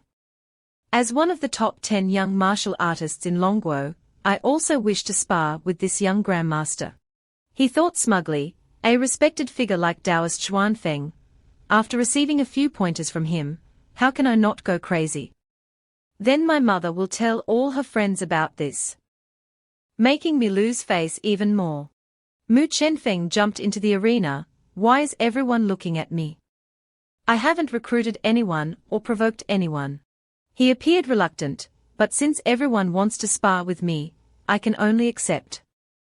Taoist Xuanfeng is the celestial master of Jingi sect. He must know the secret of how celestial master Zhong broke the dragon vein back then. Mu Chenfeng smiled. Once I understand the reason, I'll also know how to restore the dragon vein and return to the immortal realm. Ling Cheng observed them from above. The Sima family's inherited formation, the unfettered formation, is an offensive killing formation. Although Sima Jin is only a half-step grandmaster, even ordinary grandmasters would find it difficult to escape this formation in a short time. He closed his eyes and apologized silently to Mu Chenfeng. Mu Chenfeng, I have to apologize for my setup. Sima Jin held a magical artifact. Mu Chenfeng, return the dingling pearl and surrender. A giant formation appeared beneath Sima Jin's feet, and an army materialized behind him. Otherwise, don't blame me for being merciless. Mu Chenfeng smiled fearlessly. This killing formation is quite wondrous. Within its confines, it feels like facing an army alone. However, that's all it is. Sima Jin spread his arms, and the army charged towards Mu Chenfeng. Then I'll beat you into a pig's head and take back what belongs to me. He pointed at him smugly. Blame yourself. But Mu Chenfeng had appeared behind him unnoticed. What do you mean belongs to you? It's mine now. Do you think it will respond to your call? Sima Jin turned around in shock. When did you get here? Mu Chenfeng slapped him. Get lost. Sima Jin lay unconscious on the ground. Two Jingi Taoist priests brought a stretcher to carry him away. Mu Chenfeng looked at the stands. Any other experts want to spar with me? The elder stroked his beard, disdainful of Sima Jin. Sima Jin is too weak. He fainted from one palm strike. I didn't even get to see anything. Suddenly, the celestial master announced, Mu Chenfeng is at the Xianqian realm. The elder pointed at Mu Chenfeng incredulously. Senior brother, are you joking? That kid is so young and already Xianqian. Our brothers have been cultivating for over 10 years. The celestial master recalled Mu Chenfeng's palm strike. That palm strike used Gang Qi. Such precise control of Gang Qi is only possible for a Xianqian expert. I didn't expect the company to recruit such a powerful person. The coming days may not be peaceful. The elder slammed his hand on the chair. What do you mean not peaceful? With us brothers here, whoever dares to cause trouble will be skinned alive. The elder accepted the reality, but I think even Ling Cheng might suffer a loss. The celestial master wanted to use this opportunity to teach his junior brother a lesson. It's good to teach him a lesson, so he doesn't always cause trouble with Xiaohu. Ling Cheng held a sword. I specialize in swordsmanship, not fist and foot techniques. If you need a weapon, Jingi sect can provide you with one. Mu Chenfeng declined. It's all right, I have my own. He looked towards Kun Yulin. Yulin, throw me my sword. Mu Chenfeng raised his hand and caught the sword. Ling Cheng was surprised by his weapon, a thunderwood sword, already a magical artifact. But only at the Qi condensation realm can a magical artifact's true power be unleashed. Do you know how to use it? Mu Chenfeng said mysteriously. Try it and you'll see. Ling Cheng immediately charged with his sword. He jumped up and attacked Mu Chenfeng's side. Mu Chenfeng leaned back to dodge the sword. Ling Cheng withdrew his sword. This sword technique of mine is the pure Yang sword, divided into 3 realms and 9 moves. This strike is called the Rising Yang Riding Wind Sword. Mu Chenfeng praised him. The sword has weak power, but extreme speed. Very impressive. Ling Cheng jumped up again and swung his sword at Mu Chenfeng, who dodged in time. The strike left a large crack on the ground. Mu Chenfeng kicked Ling Cheng. Ling Cheng braced himself with his hands and retreated. This sword infuses Gang Qi, releasing it upon striking, tripling its power. Mu Chenfeng smirked, but relying on these moves to defeat me is underestimating me. Ling Cheng also praised his skills, flexible formations and nimble movements. Truly worthy of being the youngest grandmaster. He raised his sword, a powerful aura enveloping him. It seems I must re-evaluate you. My next sword is my strongest, the pure Yang Ti-Ling sword. Even I can't withstand it. Be careful. Ling Cheng thrust his sword forward.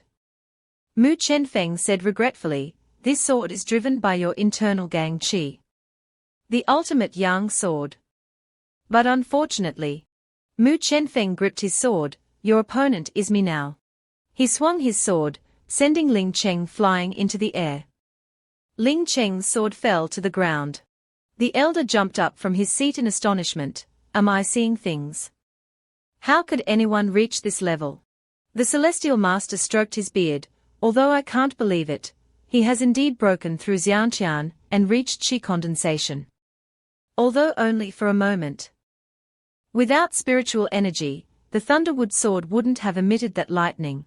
He turned and left. Junior brother, we should meet the companies in turn. At the foot of Jingi Mountain, a group of people in black gathered. In a few days, the Thunderwood will be delivered to Jingi sect. The success of our plan depends on whether we can steal it.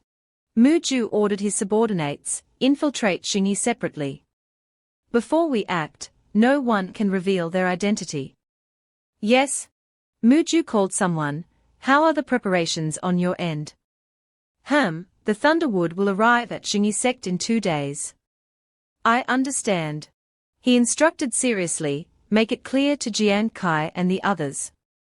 After the job is done, they'll get half of the Thunderwood. The scene shifted to the guest room. A disappointed voice said, I lost. Sima Jin's face was pale. He felt disgusted with himself, knocked unconscious by a single punch. He gritted his teeth and made a call. Mu Chenfeng, you forced me to call for reinforcements. Outside the arena, Kun Yulan hugged Mu Chenfeng's arm joyfully. Mu Chenfeng reminded her, be humble, be humble. So many people are watching, it's not a good look. I don't care. I'm happy that young master won. Even Jingi sect's grandmaster is no match for you.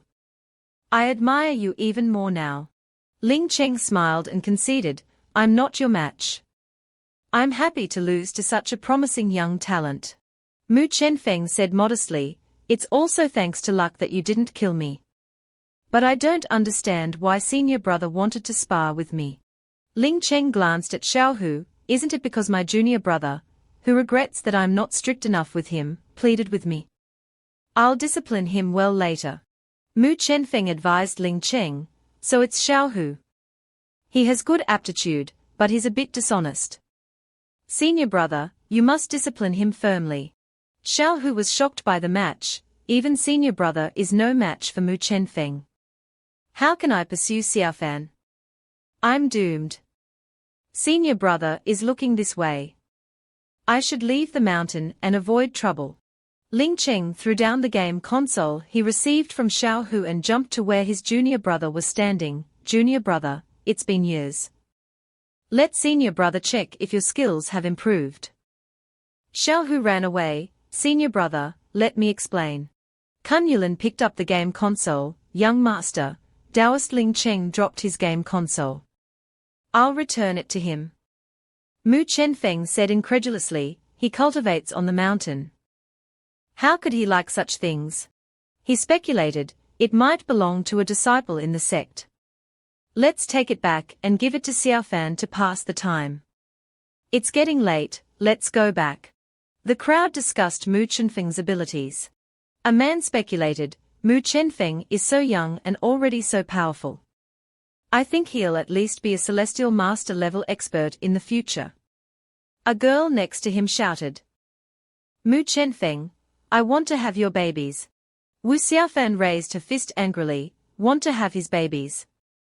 Go to sleep, you can have anything in your dreams. The scene shifted to nighttime.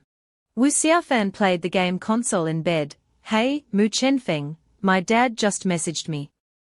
He's coming next week. Be prepared. Mu Chenfeng tried to decline, we are not even official. There's really no need to meet your dad. Wu Xiaofan insisted, I don't care. You can refuse to meet him, but I'll complain to your dad. If I can't control you, can your dad not control you either? Mu Chenfeng gave in, fine, I surrender. Whatever you say. Wu Xiaofan sat on his lap. Seriously, how do you plan to explain that other girl to your family? She whispered in his ear, I can tell, Yulin really likes you. Mu Chenfeng turned away, don't say things you shouldn't. There's nothing improper between us. Wu Xiaofan pulled him closer by his tie, don't think I don't know anything. You're not clear with Zeng Qi, and it's only because I'm generous that I haven't exposed you. She threatened him, think carefully about our relationship. You have to think not only about yourself, but also about your reputation and your family. Mu Chenfeng turned away coldly, I understand. We'll talk about it later. Wu Xiaofan rested her chin on her hands, of course, if you can convince your dad and my dad, you can have anything you want. Ultimately, it's the girl who has to choose. She hugged his arm and leaned on his shoulder, I'm scared, but I also really like you. At first, I just wanted to date you because you were interesting, but now I'm pretty sure I like you. Wu Xiaofan started crying, your abilities, everything about you makes me like you so much. Mu Chenfeng smiled and patted her head, don't worry, I'll figure out how to explain it to everyone. Wu Xiaofan raised her hand, I want to have 100 babies with you. Kun Yulan quickly added, I just want to be by young master's side, wherever he goes. Mu Chenfeng tapped Wu Xiaofan's nose, 100 babies. Do you think you're a pig? Suddenly, a shout rang out, watch out. Everyone in the room gasped in shock. Kun Yulan exclaimed, we are at Jingi sect, and someone still dares to attack Miss Wu. Who is so bold? Mu Chenfeng speculated, since Xiaofan is an outsider, their target must be me.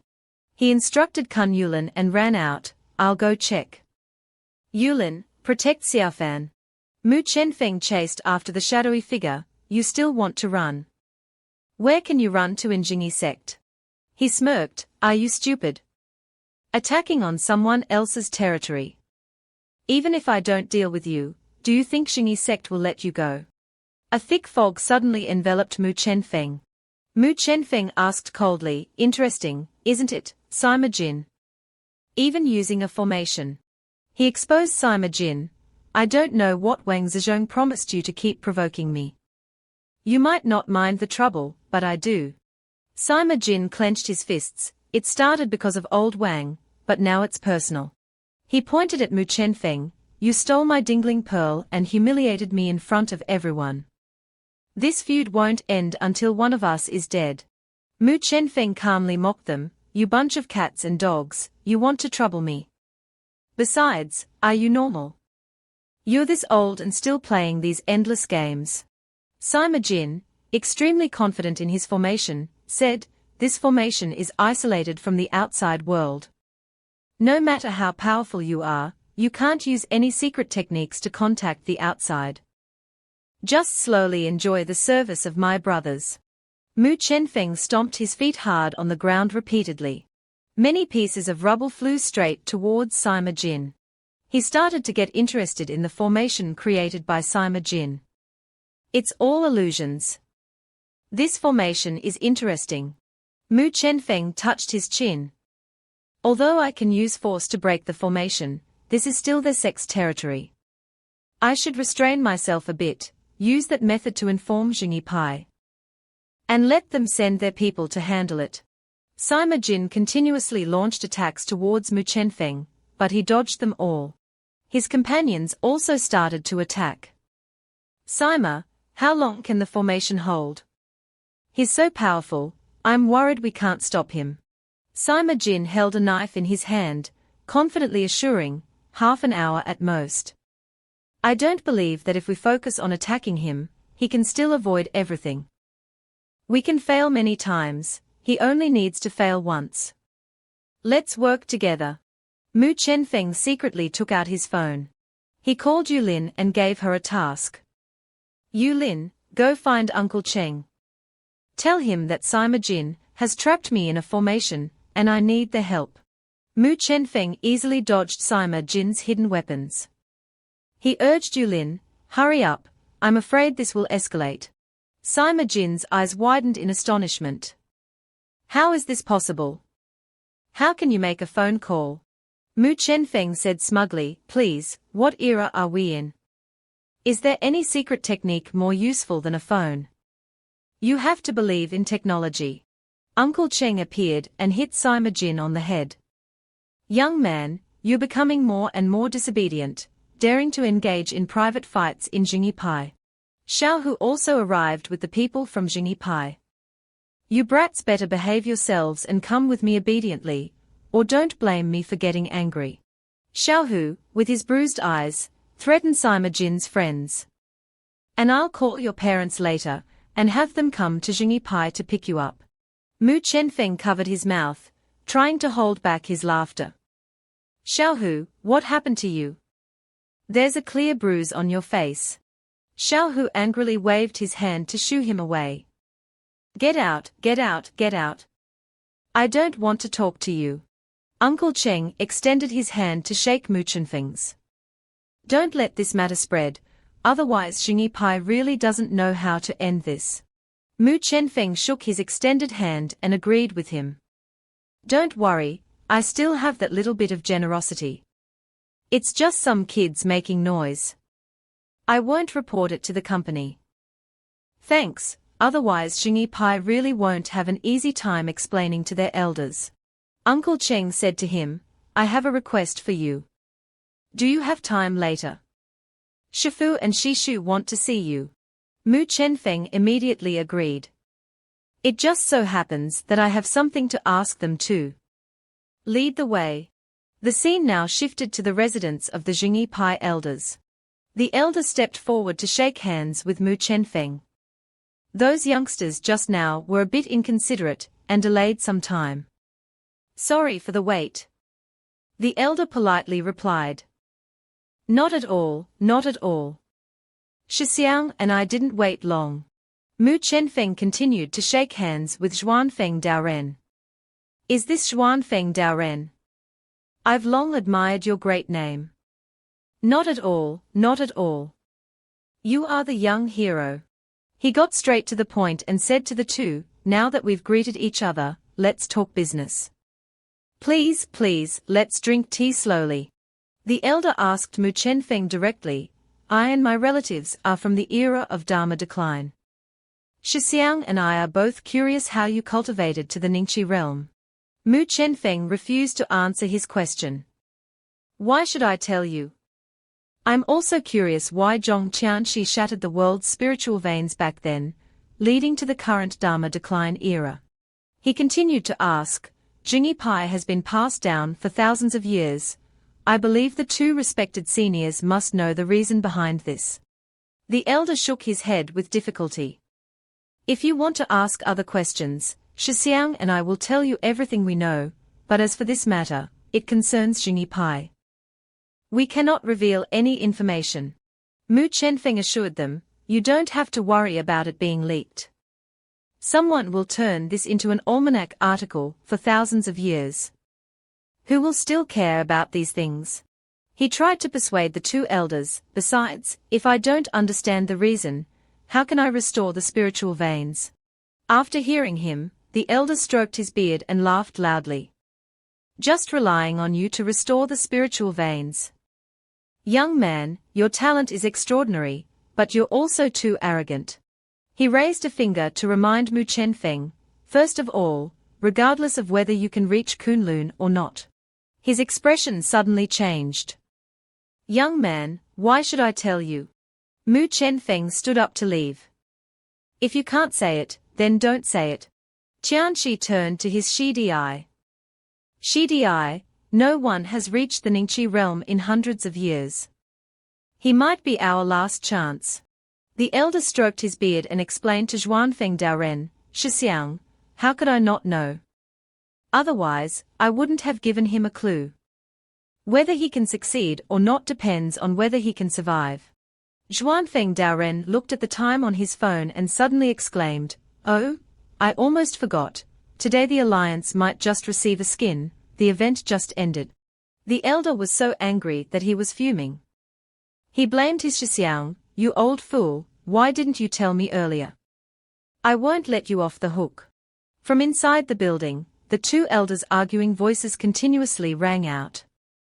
"Shidi, it's just a skin, it's not necessary, not necessary. What do you know? It's an exclusive epic skin. I've been waiting for more than half a month. Let me teach you a lesson, Shidi, you're playing for real, watch my ice and fire double heaven." The elder angrily shouted, "Venomous dragon drill." Zhuanfeng Daoren smiled smugly. "You didn't hit me, Shidi, be careful, jade tree root grip." Mu Chenfeng walked while thinking, the world's spiritual veins originate from Kunlun, where does all the root cause come from? But I feel that things are not that simple. A trip to Kunlun Mountain may only be the first step in restoring the spiritual veins. At this time, Yulin hurriedly ran over. "Young master, Miss Wu has something urgent to discuss with you." The night sky was beautiful, clear, and the moon was shining everywhere. Mu Chenfeng looked at Wu Xiaoshu playing games on the bed and asked, "Why did you call me over so urgently?" Wu Xiaofan angrily questioned him, "I'm also frustrated. I'm also a golden woman, I have the looks and the figure, the people pursuing me could line up from Beiyang to Japan. Why do you have several women around you?" Mu Chenfeng waved his hand to signal her. "If you want to know why, come here." Wu Xiaofan, despite her anger, obediently walked closer. "What, now you want to please me? HMPH, it's too late." Mu Chenfeng raised his hand and flicked Wu Xiaofan's forehead hard. Wu Xiaofan pointed at him and scolded, "I'm giving you face. Try that again." Mu Chenfeng calmed her down. Don't rush, don't rush. Look again." Mu Chenfeng turned to flick Yulin's forehead. Yulin smiled and asked, "Young master, what are you doing?" He used his hand to block Wu Xiaofan, who was about to rush forward in a rage. "Don't make a fuss, let's talk business first." Yulin covered her mouth and laughed. "Miss Wu, keep going, you're almost there with young master." Damn it, Mu Chenfeng, I'll risk my life with you." Wu Xiaofan calmed down and informed Mu Chenfeng, "My dad just called me. He's outside the mountain now and wants to see us. Anyway, it's time to directly enter Jingi Pai." Mu Chenfeng suddenly exclaimed, "I almost forgot." He and Wu Xiaofan turned to go out. Mu Chenfeng instructed Yulin, "Xiaofan and I are going. Yulin, you wait for me in the mountain." Mu Chenfeng carried Wu Xiaofan and jumped down the mountain using the wooden poles. A group of black-cloaked people were hiding here. One of them angrily cursed, "Mu Chenfeng, you're everywhere." He gritted his teeth and continued, "Mu Chenfeng has repeatedly antagonized us, so on Zhuanfeng Jiaozhu's birthday, let's just deal with him together." Mu Ju coldly warned him, "If you're not afraid of death, you can go right now." The warned person hurriedly explained in fear, "I was just saying." After speaking, he immediately left. "Jiaozhu, I'll go prepare first. When the time comes, we'll attack from inside and outside the mountain, guaranteeing Jingi Pai will suffer a blow." Mu Ju smiled. He, I'm brewing a huge conspiracy. On Long Guo's birthday, all the experts will be here. You guys want him dead, but how can I get what I want without big bait like you? A quiet night in the inner mountain disciples' quarters. Ling Chen was lying in his room, chatting with Xiao Hu. "After fighting Mu Chenfeng, I realized that there are such geniuses in the world." He sarcastically said, "If someone had endured the hardship, even if they were inferior to him, perhaps they would have reached the threshold by now." Xiao Hu, beside him, unhappily said, "Shixiang, if you want to praise someone, just praise them. You don't have to step on me, do you?" Ling Chen advised Xiao Hu, "To let you know shame and then courage, as long as you don't waste your beautiful youth." But to be honest, Mu Chenfeng came to our company as an intern. I always feel that something big will happen on Shifu's birthday this time. Xiao Hu disbelievingly retorted, impossible, on our territory, who would dare to cause trouble? I think his company just sent him as a representative, nothing more. Ling Chen immediately continued, Shitty, have you forgotten the incident a year ago, when the Bai Lian Jiaozhu infiltrated Jingi Pai at night? Xiao Hu also pondered in his mind. I remember Shifu and Shishu joining forces to severely injure him. In the end, it was Shitty who held the line and sent people to take him to the company. The past quickly unfolded. 200 years ago, during the heyday of Bai Lian Jiao, they deceived the people to cause chaos. Shifu couldn't stand it and went down the mountain to eradicate them. Since then, Bai Lian Jiao has been unable to cause any more trouble, not even a ripple. Besides the fact that there were many parties suppressing them at that time, there was also the reason that Shizu brought back a magical artifact from Bai Lian Jiao. It is said that activating it with Bai Lian Jiao's cultivation technique will unleash immense power. Xiao Hu walked to Ling Chen's side and curiously asked, I didn't expect there to be such information about Bai Lian Jiao's decline. Shixiang, what is that magical artifact? Why have I never heard of it during my years on the mountain? Shizu is truly amazing, single-handedly suppressing Bai Lian Jiao. Just thinking about it is exciting.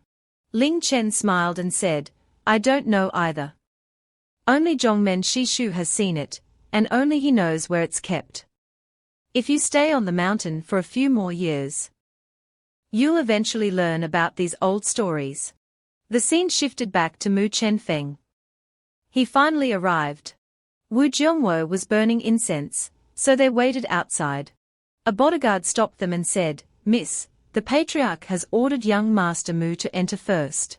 Mu Chenfeng turned around and said, All right, Xiaofan, wait for me. Xiaofan cheered him on from behind. Go on, try your best to pass. As he entered, Wu Jiongwo said, You're here, let's bow together. But Mu Chenfeng arrogantly said, No, he can't handle my bow. Wu Jiongwo also said, the first of the younger generation in Longguo, a company intern, and also the chairman of Mu Corporation, you are an outstanding person and worthy of Xiaofan. But you are still too young. Mu Chenfeng replied without hesitation, young people should have the demeanor of young people. If everyone has the same mindset as you elders, what's the point? Wu Jiongwo stood up, and someone immediately brought out tables and chairs. He said, I've spoken with your father on the phone. As a father, I respect Xiaofan's choice. But let me ask you a question. He frowned and continued, what will you use to bring happiness to Xiaofan? Chenfeng smiled and replied, Uncle, asking me this question shows that you don't understand Xiaofan. You think Xiaofan needs to rely on someone else's son. Wu Jiongwo slowly continued, because I understand, I don't object to you two being together. But I still have one request. I want you to leave the company. After all, as a father, I don't want my daughter to constantly worry about you. Drink your tea. Mu Chenfeng picked up the teacup and said, Uncle, saying that shows you don't understand me. I have my own things to do at the company. Moreover, the Mu family needs this company's background. He emphasized again, with the Wu family, you don't need the company. Moreover, let's be clear, I'm not giving advice, but informing you.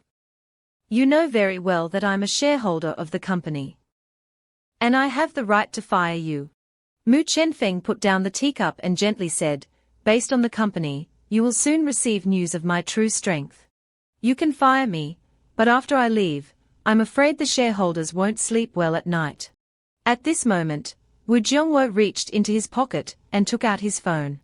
When he received the message on his phone, his face turned ugly. Mu Chenfeng's true strength is Yantian. He tried to remain calm and said, you do have strength, but in that case, I'll have to think carefully about you and Xiaofan. Uncle, do you still want me to comply? Wu Jiongwo continued, leave Xiaofan, and in return, I will cooperate with Mu Corporation. Otherwise, I will use all my power to suppress Mu Corporation. Mu Chenfeng simply replied, I advise you to stop, otherwise you'll see that no one in Longguo can stop me. Finally, let me say it again, it's not that I want to be with Xiaofan, but she's clinging to me. Moreover, we've never been together. Chatting with uncle late at night makes me a little unhappy. I'll go back first. As he left, someone suddenly stopped him. Mr. Wu hasn't spoken. Who allowed you to leave? I've long heard that you are the youngest Grand Sect Master in Longguo, but in front of me, you can only be tied up. However, that bodyguard was caught off guard by Mu Chenfeng's sudden kick. He immediately flew back and crashed into the nearby wall. Mu Chenfeng warned, if it weren't for uncle's sake, you'd be dead. Just a Huqian expert, daring to act recklessly in front of me. Uncle, you better control your people. Xiaofan heard the loud noise, so when Mu Chenfeng came out, she worriedly asked, what's wrong? Why did you start fighting? Mu Chenfeng smiled and reassured her, it's nothing. Your dad told me not to pester you, but clearly, you're the one clinging to me. Tell me, is this my fault? Xiaofan immediately became angry after hearing this. That old man. I'll go find him. But Mu Chenfeng quickly stopped her. Don't. It's just a matter between us kids, not worth it. Inside the inner mountain, a competition was taking place between two old men. The elder was injured at this point, but still very arrogant. Shixiang, you're half a step into the Ningqi realm, but it's not easy to gain an advantage over Shidi. Qianqi snorted coldly and said, if it weren't for the sake of our shared sect, you would have been crippled long ago. Suddenly, there were rustling sounds outside the door, accompanied by black shadows quickly flitting past. Qianqi noticed the anomaly and immediately said, Shidi, let's stop for now. Some restless youngsters have just arrived, just in time. Let me go deal with them. Qianqi stroked his beard and said, you're already 100 years old, yet still as impetuous as a child. If you got rid of this trait, you would have entered the Ningqi realm long ago. He bent down to pick up the teapot as he spoke. Don't rush the children's matters. Let the children handle them. What are we old men doing getting involved? The elder nodded in agreement after hearing this. That's right. I wonder if they are here for our Jingi pie or for Mu Chenfeng. Qianqi picked up the teapot and drank. Who knows? Let Mu Chenfeng worry about it. Actually, company work isn't easy to come by, and there's still some left. After all, it's our sect, I'm still worried. The elder said with some heartache, these rare tea leaves are nearly 100 years old, and you've ruined them all. Good Shixiang, leave some for me. But Qianqi smashed the teapot immediately afterward. Qianqi and the elder started bickering again. What are you looking at me for? What if I look at you? The black-cloaked people outside observed them throughout the entire process. Shixiang, watch my black tiger dig's heart move. You old scoundrel, you dare use such a sneaky move on me? I won't let you off the hook. Take my soul entering finger too. Mu Chen was delighted to hear this. Unexpectedly, Jingi Pai's Zhongmen and elders are still fighting in the middle of the night. Jiaozhu, these two masters are just calling out the names of their moves, they don't seem very serious. Mu Chen became a bit annoyed after hearing this. What do you know? These two have reached the Yuantong realm. Every move contains the essence of martial arts. If we can learn even a little bit, it will be very beneficial. The person was stunned after hearing this. Is there a need to be so mystical? It's often used in clubs. I don't see anything particularly special about the essence of martial arts. Mu Chen turned around and said, leave two people here to secretly observe. The rest follow me and try not to attract attention from others. Someone asked, Jiaozhu, if we encounter an emergency, can we improvise? Mu Chen immediately replied, yes, if we've already revealed ourselves no. I don't want him to appear in front of me again. Otherwise, I'll kill him. After Mu Chen left, the person went over and asked, "Old Hu, just waiting like this isn't the way to go. I'm thinking of preparing in advance." Hu Lai quickly refused, "Our mission is only to secretly observe. If we ruin Jiaozhu's plans, he won't spare you." The person immediately said, "What's there to be afraid of? Don't forget, you still have Big Hu above you. If he takes action, there won't be any difficulties. I'm thinking, we secretly intercept Mu Chenfeng outside the mountain and prevent him from ruining things. After Jiaozhu succeeds, he will definitely give us credit. Then, when you return to Dongbei and meet the Ming family, won't you have a chance to show your skills? Or are you saying, Old Hu, that you're afraid?" Provoked, Hu Lai angrily stood up. "Don't boast, fourth brother. Would I be afraid? If I was afraid, I wouldn't have personally attacked that beast back then." Hu Lai was so angry he was fuming. If it weren't for Grandma, Hu Shin not knowing her worth, the position of Hu family's young master wouldn't have fallen into the hands of that little beast. HMPH, Hu Qianlong, Big Hu has taken action. Even if he can't capture Mu Chenfeng, he can make him run around the mountain for a few days. Just like that, they quickly went to wait for Mu Chenfeng's arrival. When he met Mu Chenfeng, Hu Lai smiled slyly and cast a spell. "Please welcome Big Hu Qianlong to the stage." Big Hu appeared, somewhat annoyed, and asked, "Disturbing my sleep in the middle of the night? If it's not important, don't blame me for eating your heart." Hu Lai's soul quickly said, "Big Hu, we've encountered someone we can't deal with. We can only ask you to take action." After entering Hu Lai's body, Big Hu immediately activated his heavenly eye. When he saw the aura around Mu Chenfeng, he was stunned. "This person." Big Hu turned and shouted at Hu Lai, making him tremble. "You brat, you want to harm this young master." "Big Hu, I didn't want to directly confront him, I just wanted to make him wander around the mountain for a while." After careful consideration, Big Hu immediately said, "All right, in 2 days, bring me 10 roast chickens, 10 fried dough sticks, and a case of Maotai." "All right. I'll definitely offer them in the hall for you." As Big Hu set up the formation, Hu Lai thought with heartache, "Oh my God, Big Hu's demands are making my already poor blood even poorer." Xiaofan was still angry at her father for what happened earlier. "Dad is really something, using his old-fashioned thinking to interfere with me. Understand a little. After all, your intentions are good." Suddenly, Mu Chenfeng stopped. Xiaofan immediately asked, "Why aren't we moving?" He asked, "Xiaofan, have you noticed that we've been going in circles? The road from the main hall to the broken bridge gate only takes about 20 minutes, but we've been walking for almost an hour and haven't arrived yet." Xiaofan fearfully grabbed Mu Chenfeng's arm. "Have we encountered the legendary ghost wall?"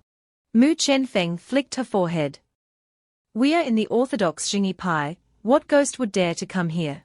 He pondered and said, "This is not the power of a formation.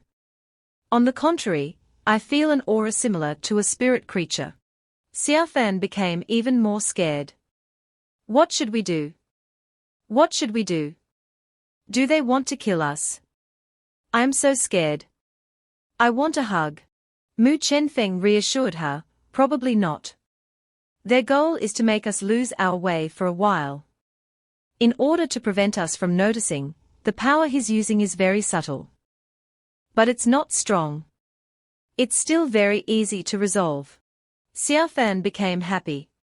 "Then we just need to contact Uncle Cheng and the others, right?" Mu Chenfeng immediately had an idea. "The Immortal map has been opened, please enter your destination." Xiaofan praised him after hearing this. "You're amazing. Others encountering this would invite a master to think of a way to break it. You're great, just taking out your phone for navigation." He looked at his phone and said, "Why bother when there's a more convenient way? Sometimes you can trust science. The road ahead, please turn left." Mu Chenfeng waved his hand and said, "I told you, you girl, be serious." Xiaofan became even more outrageous, climbing directly onto his back. "No, I won't. No matter what, I'll cling to you for life. Mu Chenfeng had no choice but to carry Xiaofan on his back while looking for the way. He analyzed as he walked. This secret technique confuses one's senses. The method is somewhat similar to mystical arts. Suddenly, Xiaofan spotted a figure flash by. She quickly told Mu Chenfeng, "Look. Catch him and bring him back to the company. Making me walk so much. I have to skin him alive." Mu Chenfeng angrily scolded, "Your killing intent is heavier than mine. No matter what his background is, he can't jump around in Jingi Pai for long. Let's just watch the show." "But I'm really angry." Hu Lai was running in a hurry at this moment. "Big Hu, why don't we think of another way?" He heard Big Hu angrily shout, "Think of another way, my ass. This young master is no match for him. He's discovered me. Young master, I'm getting out of here." Big Hu quickly left Hu Lai's body. "Kid, I'm going first. Don't forget, you caused me such a big problem today." Sima Jin was also running for his life at this moment. "If it weren't for using the formation to cling to those watching me, I wouldn't have escaped so easily. I have to hide. By the time Mom gets here, I won't be able to get out of bed for at least half a year." Sima Jin and Hu Lai, both running away, suddenly bumped into each other. Sima Jin coldly asked, "Who are you, where are you from, and where are you going?"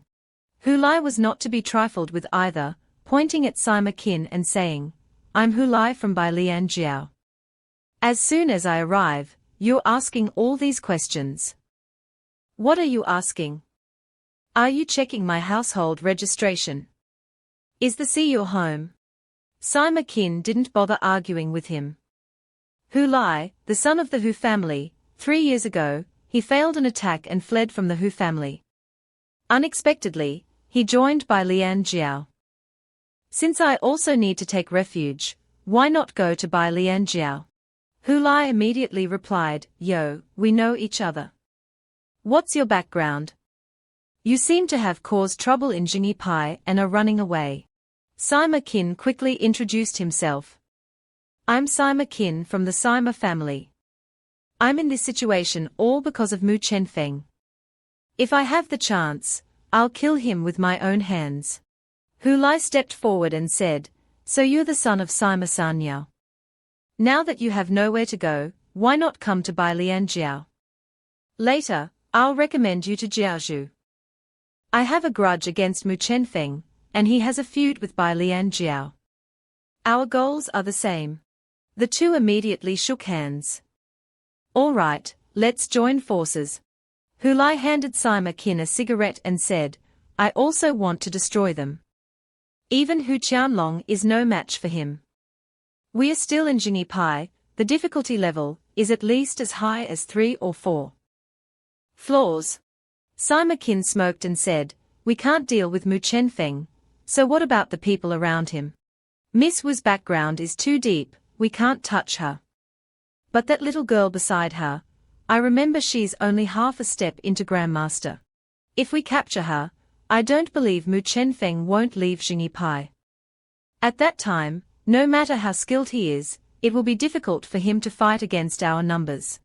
The scene quickly shifted back to Mu Chenfeng and Xiaofan.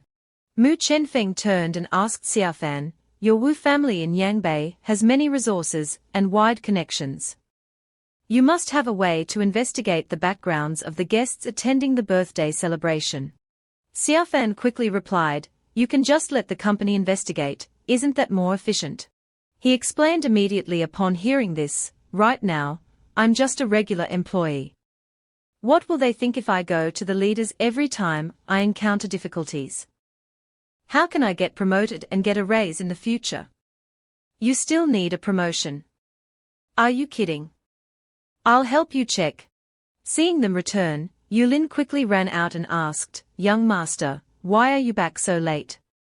Did Wu Tongxi bully you again?" Mu Chenfeng quickly reassured her, "No, we encountered some trouble on the way." After saying that, he turned and left. "You two rest, I'll go back to my room." The outdoor scene was now pitch black. In the room, Xiaofan lay on the bed and asked, Yulin, do you like that bastard? Yulin shyly replied, I'm just young master's servant, how could I have such thoughts? Xiaofan saw her shyness and immediately teased her, little girl, are you still pretending in front of me? How could I not see your little intentions? Xiaofan suddenly became serious. But, I'm warning you, Mu Qinfeng's status is there, not every girl can stay by his side forever. If you really like him, keep it to yourself for now. Wait until I no longer like him, then tell him. Yulin hesitated after hearing this. Miss Wu, too. Suddenly, at this moment, a knife flew into their room. Yulin immediately shouted, careful. Yulin immediately helped Xiaofan dodge. She quickly said to Xiaofan, Miss Wu, I don't know anything about the opponent. I'll find a way to give you time to find young master. It must be those people who just attacked us. You must be careful. After their discussion, Kun Yulin carried Xiaofan and quickly ran outside. At the same time, Sima Jin was already waiting there. Kun Yulin quickly said, go quickly, I'll handle the others. Sima Jin raised his hand and cast a spell. He said with a cunning smile, you still want to run while I'm here. Formation, activate. A formation quickly appeared around Kun Yulin and the others. If it weren't for you, how could I have fallen into this situation? If I can't live, none of you can either. Before leaving, Xiaofan reminded, you must be careful. No matter what happens, protect yourself. Kun Yulin, holding her weapon tightly, frowned and said, Sima Jin, you're going further and further down the wrong path. I'm not as strong as young master. I can't forcefully break the formation. I can only deal with you first. Sima Jin said contemptuously, since I was young, I've always done whatever I want. No one can control me except my mother. As soon as he finished speaking, the formation intensified. Kun Yulin ran towards him and shouted angrily, you can't escape. Young master showed mercy to Jingi Pai and didn't take you back to the company, but now I will. After she finished, a brick hit Sima Jin directly in the face, causing him to scream in pain. Sima Jin, holding his bleeding face, said, you dare hit me? Besides my mother, not even my father dares to hit me. Kun Yulin didn't say much, and just kicked him in the face. Today, you'll learn that besides your mother, I can also control you. Anyone who makes mistakes should be punished. However, at that moment, Hulai attacked Kun Yulin from behind. Young lady, you're too careless. After being hit by his energy, she quickly fainted and fell to the ground. After completing the task, Hu Diajia left Hulai's body and said, Kid, you've disturbed my sleep twice tonight. I want double the previous conditions. Sima Jin stood up, wiping the blood from his head, and smiled slyly. Such a beautiful girl, I want her to wear black stockings so I can enjoy her thoroughly. Hulai helped Kun Yulin up and said, you can have whatever weird fetish you want.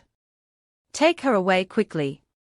Then, you can force her to wear fishnet stockings as you please. If we don't leave now, we won't make it.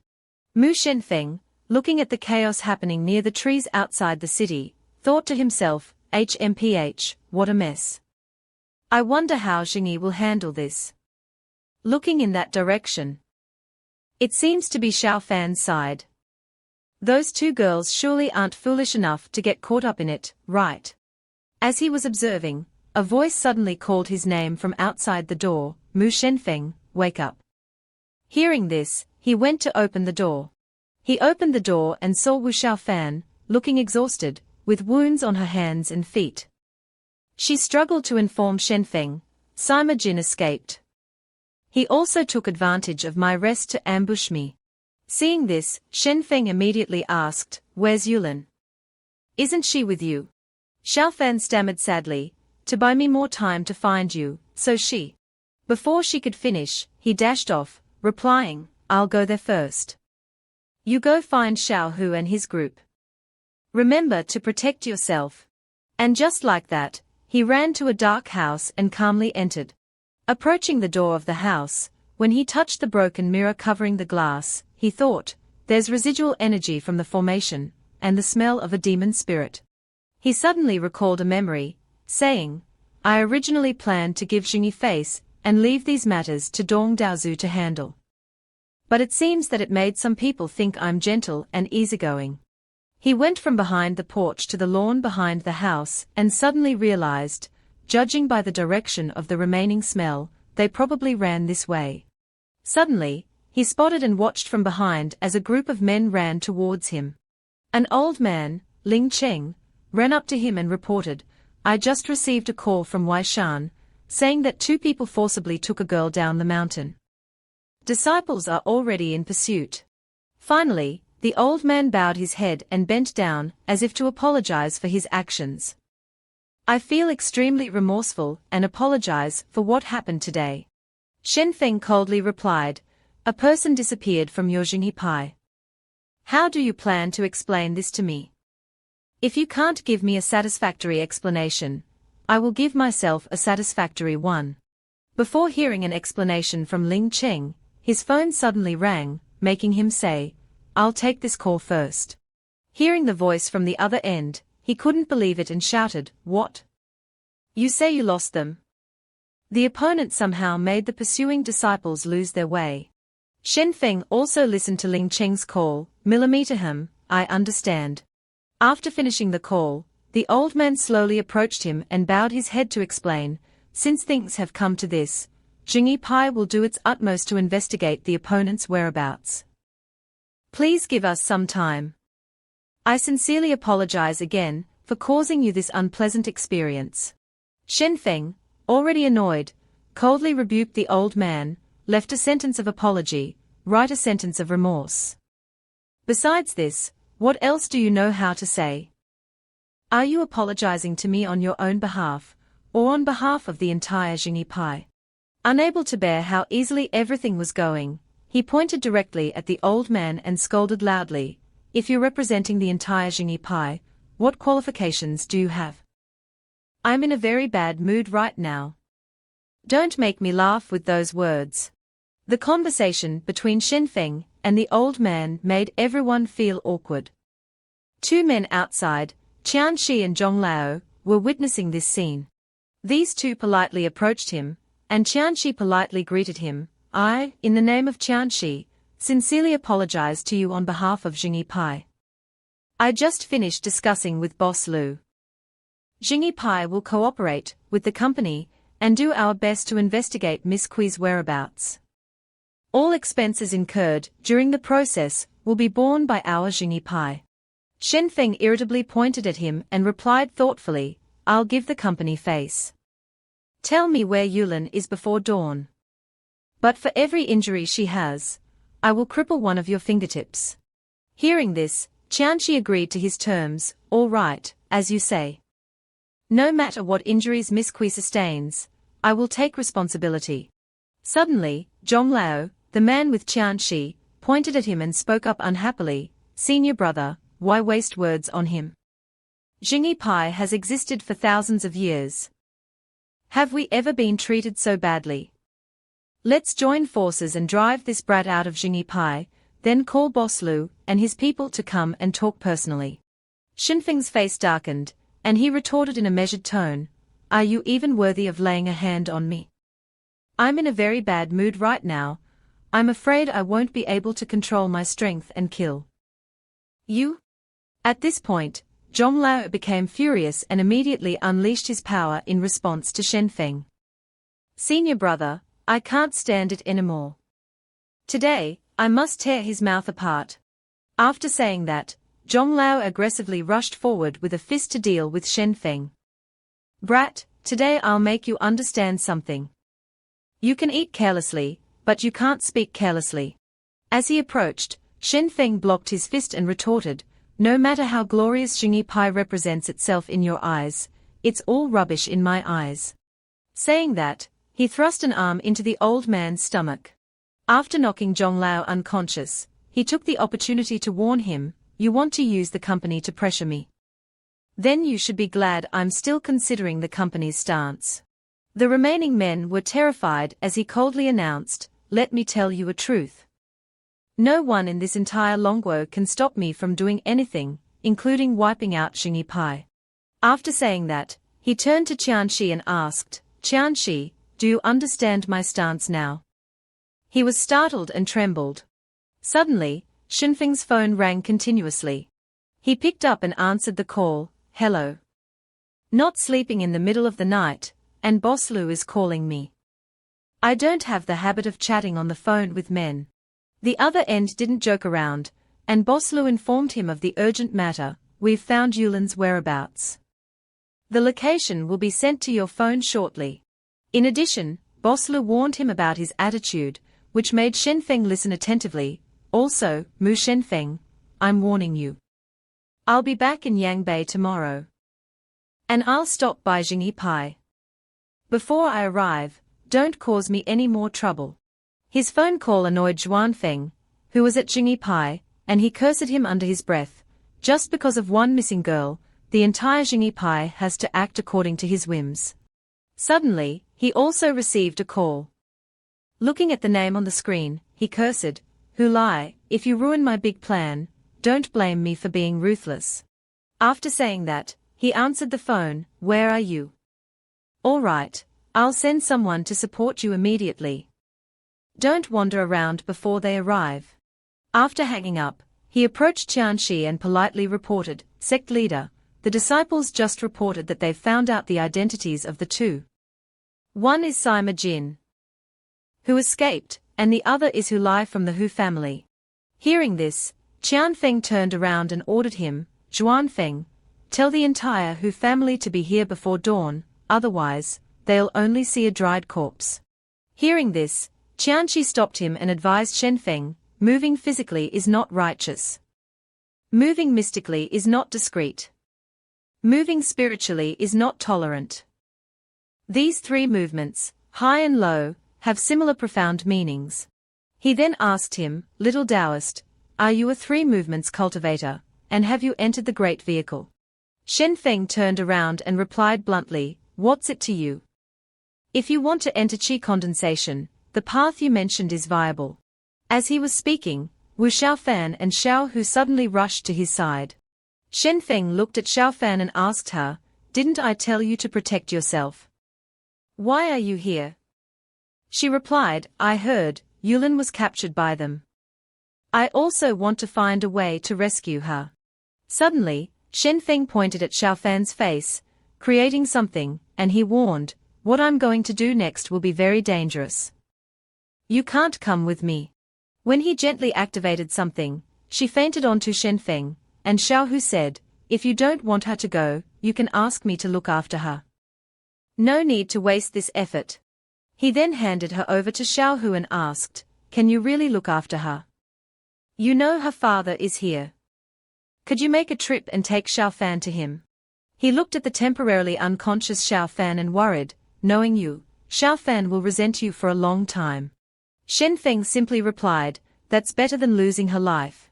After discussing, Shen Feng pointed and ordered everyone in Jingi Pai, someone, quickly call the two families. Also, bring a chair to the bridge gate for me. I'll wait there for the people from the Hu and Sima families.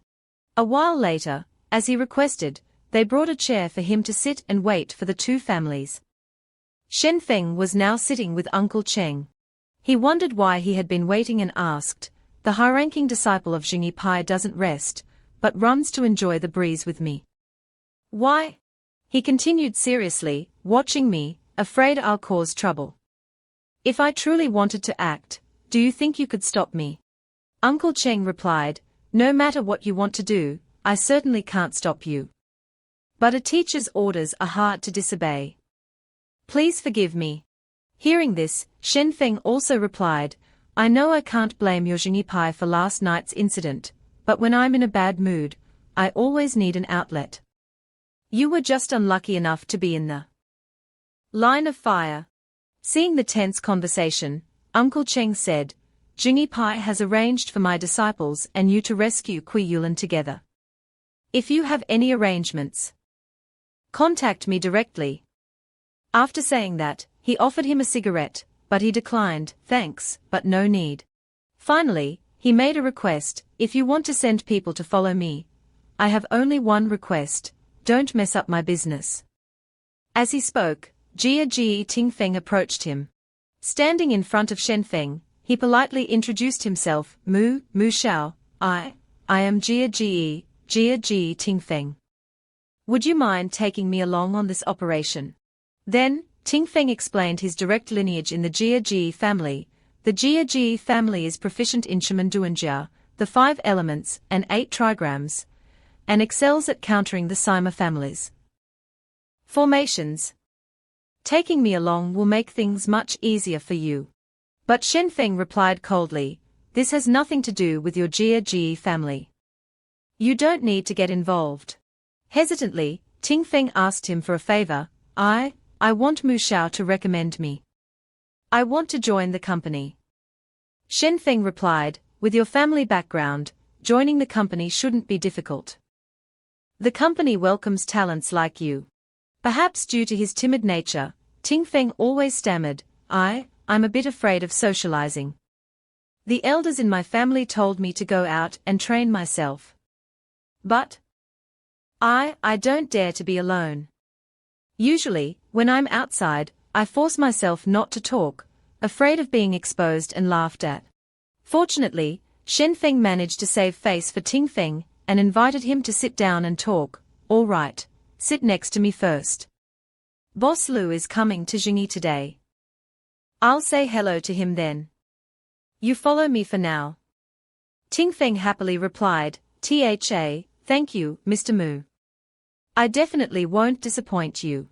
While the two were talking, a woman was standing on the other side of the mountain, looking at them.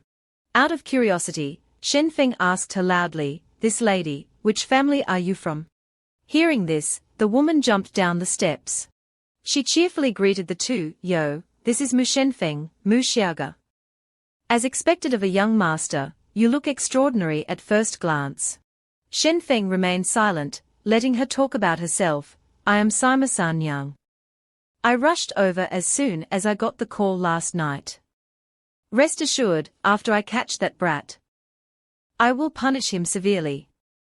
He won't be able to get out of bed for 2 or 3 years. Suddenly, Shen Fang asked her, who told you to pick him up? Are you taking him back on your own accord, or did the company say so? Wait over there. Sanyang politely replied, yes. Mu Xiaoga is right. My bastard deserves punishment for his mistakes. Everything should be done according to the company's rules. His father and I have no objections. Suddenly, a loud stomp caught their attention. It was an old man who made Shen Fang ask curiously, so, you're from the Hu family? Indeed, he was the head of the Hu family, Hu Zhen. He replied, Hu Zhen, head of the Hu family. Brat, you used the company's name to summon me here. Such great prestige. Shen Fang crossed his arms and sat down sternly, replying to him, big words. Now, I officially announce on behalf of the company that there will be an inspection in 1 month. Before the inspection is over, no one is allowed to enter or leave the Hu family without permission. You can call and inform them to prepare well. Suddenly, Hu Zhen's inner energy flared up, and behind him, the image of a large fox appeared, glowing brightly, using chicken feathers as an arrow, based on what? 1 sentence from you and you want to investigate my Hu family. Which company rule did the Hu family break? I had tea with Director Zhao at the Yangbei headquarters last night. Shen Fang then stood up, frowning, and replied, my rules are the rules. If you're not convinced, you can try to change my decision, or let the spirit behind you come and test how deep my waters are. With its entire cultivation. Seeing him so angry, Sanyang patted his shoulder to calm him down. Mu Xiaoga, we are all here to resolve the trouble caused by the little ones in our families. The most important thing now is to catch those brats first, and then talk about the rest slowly. Don't you agree? He didn't reply, just turned away and shoved Hu Zhen hard, saying, I'll personally visit the Hu family in half a month. Be prepared to accept my inspection. He left like that. making Ting Feng call after him, Mu, Mr. Mu, wait for me. After Shen Feng and Ting Feng left, Uncle Cheng called the other end of the line and announced, Xiaohu, call our brothers and sisters. We are about to depart. Sima Jin was strolling back home in the bustling city alley. Upon entering the house and seeing Hu Lai lighting a cigarette, he asked, how's that girl? Is she behaving? Hu Lai stood up and replied, Hu Daju Feng's strength has left her body completely limp. Hu Lai approached Sima Jin, patted his shoulder, and said, you can do whatever you want with her. I'll be out for a couple of hours. Enjoy yourself. This statement startled Sima Jin. Sima Jin stammered in fear, as he never had such intentions. Hu Ji, it's really not what you think. Hu Lai laughed and replied, ha ha ha, Lao Ji is experienced, I understand. Walking towards the door, he informed Sima Jin, I've notified the sect leader. The Balian sect's experts are on their way. Make the most of it. A moment later, Sima Jin approached the room where Kun Yulan was held captive. He gently opened the door, carrying a basket. Sitting on the bed, she spoke with resentment, you bastards. When young master arrives, none of you will escape. Sima Jin revealed his perverted side, smiling sinisterly, if we dare to capture you, we are not afraid of Mu Shen Feng coming. If he dares to come, he won't be able to leave. You won't escape either, because there's no escape route for you. Suddenly, he threw the basket, revealing a seductive outfit. He teased, change into this. It's time for our fun. He turned and walked out, ordering her to change with a vicious tone, if I come back and you're still like this, I'll use the most cruel methods in the world to slowly torture you. Think it over. After he left, Yulan burst into tears, holding back her sobs. She wished, young master, no matter what happens, I must persevere until young master saves me. So, if he really wants this, I absolutely cannot let him have his way. A while later, she changed as he wished. While checking her attire, the door suddenly burst open. Sima Jin looked ridiculous at that moment, as his attire was far from what she had imagined. Yulan instinctively yelled, get out, pervert. Sima Jin approached with an obscene voice, he, baby, I'm here. Yulan cried and pleaded, AAA, get out, pervert, leave me alone. Suddenly, he slumped to the ground, holding out a leather whip, please instruct me thoroughly, master. She was surprised by this. Before she could respond, a kick burst the door open, startling both of them. They looked up.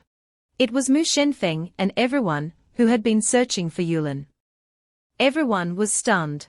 Shen Feng asked awkwardly, Lin Wu, or should we have come in half an hour? The others started taking pictures with their phones.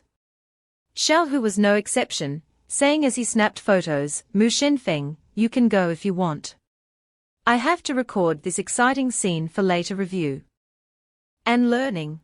Yulan's wish had come true. She rushed over and hugged him, crying, young master, you're here. Meanwhile, Sima Jin sat trembling in a corner, as a furious San Yang was about to deal with him. He stammered, Mother, why are you here?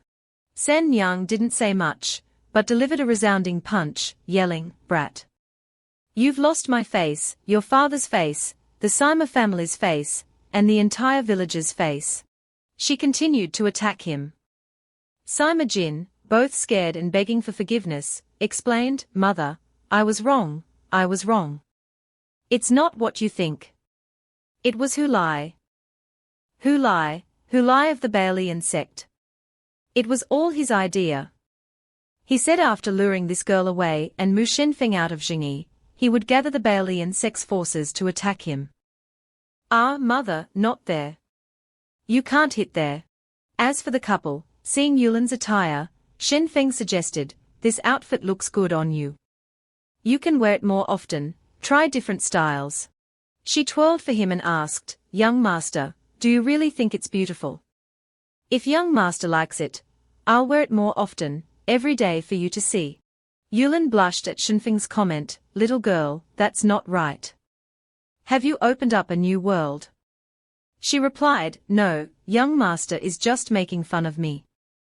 If you keep doing that, I won't wear it anymore. He stepped closer and gently rubbed his hand against her nose. No, no, no, Yulin, keep it up. It's beautiful, very alluring. San Yang dragged Sima Jin by the ear to Shen Fang and said, Mu Xiaoga, I've dealt with this brat. We are country folk and don't like beating around the bush. Since he didn't cause any major trouble, can I take him back? Sima Jin winced as San Yang scolded, he's still young. If he has a record in the company, his life is ruined. Standing before Shen Fang, Sima Jin hid fearfully behind San Yang. Shen Fang said, the company has its rules. He's almost 20. Adults must take responsibility for their actions. I can't control this matter. San Yang cried and knelt at Shen Fang's feet, begging, Mu Xiaoga, he's still a child.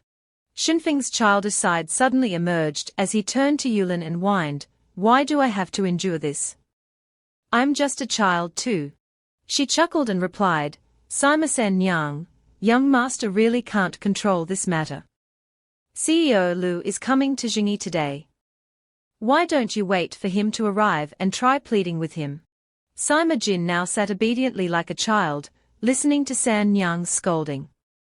It's all your fault, you little rascal. If it weren't for you, I wouldn't have to lose face like this. Wait till we get home, I'll deal with you. Sima Jin stammered, I'm sorry, mother, I was wrong. After apologizing to San Yang, he approached Shen Fang respectfully, bowing deeply, I'm sorry, Mr. Mu. I've caused trouble for the company. I'm sorry, Miss Kui, I shouldn't have done that to you.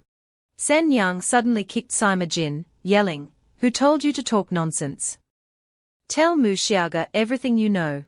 Sitting before everyone like an obedient puppy, Sima Jin explained, I kept bothering Mu Xiaoga, mainly because Wang Zizhong of the Wang family in Suzhou asked me to make the call. Wang Zizhong promised me money and a night with the top geisha of Huguo. Bruised and battered, he continued, Mr. Mu, you know what happened afterwards at Jingi. After escaping, he encountered Hu Lai, who has now joined the Baolian sect. During my interactions with him, I sensed that the Baolian sect seems to have some plans for Jingi, but I don't know the specifics. He looked up at Shen Fang, Mr. Mu, does this count as atonement? Shen Fang replied, whether or not it does, the company will assess your information. If it's valuable, the company will acknowledge it. Shen Fang began questioning, where did Hu Lai go? He replied, I don't know. He told me he wanted some private time with Miss Kui and left. I guess it's almost time for him to return. At that moment, on a company rooftop, Hu Hongli and Lee Sisi welcomed Lu Sheng. CEO Lu, the tracking device has been installed on Lee Sisi, but is it too risky to let her out? He replied, based on current intelligence, what the Baolian sect is planning at Jingi is related to that item. Besides Lee Sisi, who in the company understands that item better? Hongli, watching Sisi getting ready, said, CEO Lu, Lee Sisi is the saintess of the Baolian sect after all. Taking a helicopter with her is quite dangerous for you. He crossed his arms, discussing the matter. We've negotiated the terms. As long as she cooperates with the company, she can stay by Mu Shenfeng's side and have appropriate freedom. Lee Sisi smiled, adding, moreover, with Mu Shenfeng around, she can't do anything too extreme. Isn't that right, Saintess? Lu Sheng agreed. She smiled and continued, it's not easy to regain my freedom. How could I do anything foolish? She boarded the helicopter and urged Lu Sheng, time is running out, CEO Lu. Let's depart. Don't you still have to go to Yangbei? With time running short, he considered Hongli, arrange for some cleaners to go to Jingi and handle the final cleanup. The company still has some matters to deal with. Don't put everything on Mu Shenfeng's shoulders. After they boarded the helicopter, he made a call, informing the other end, currently, all cleaners in Juzhou, except those on duty, are to suspend their leave and go to Jingi.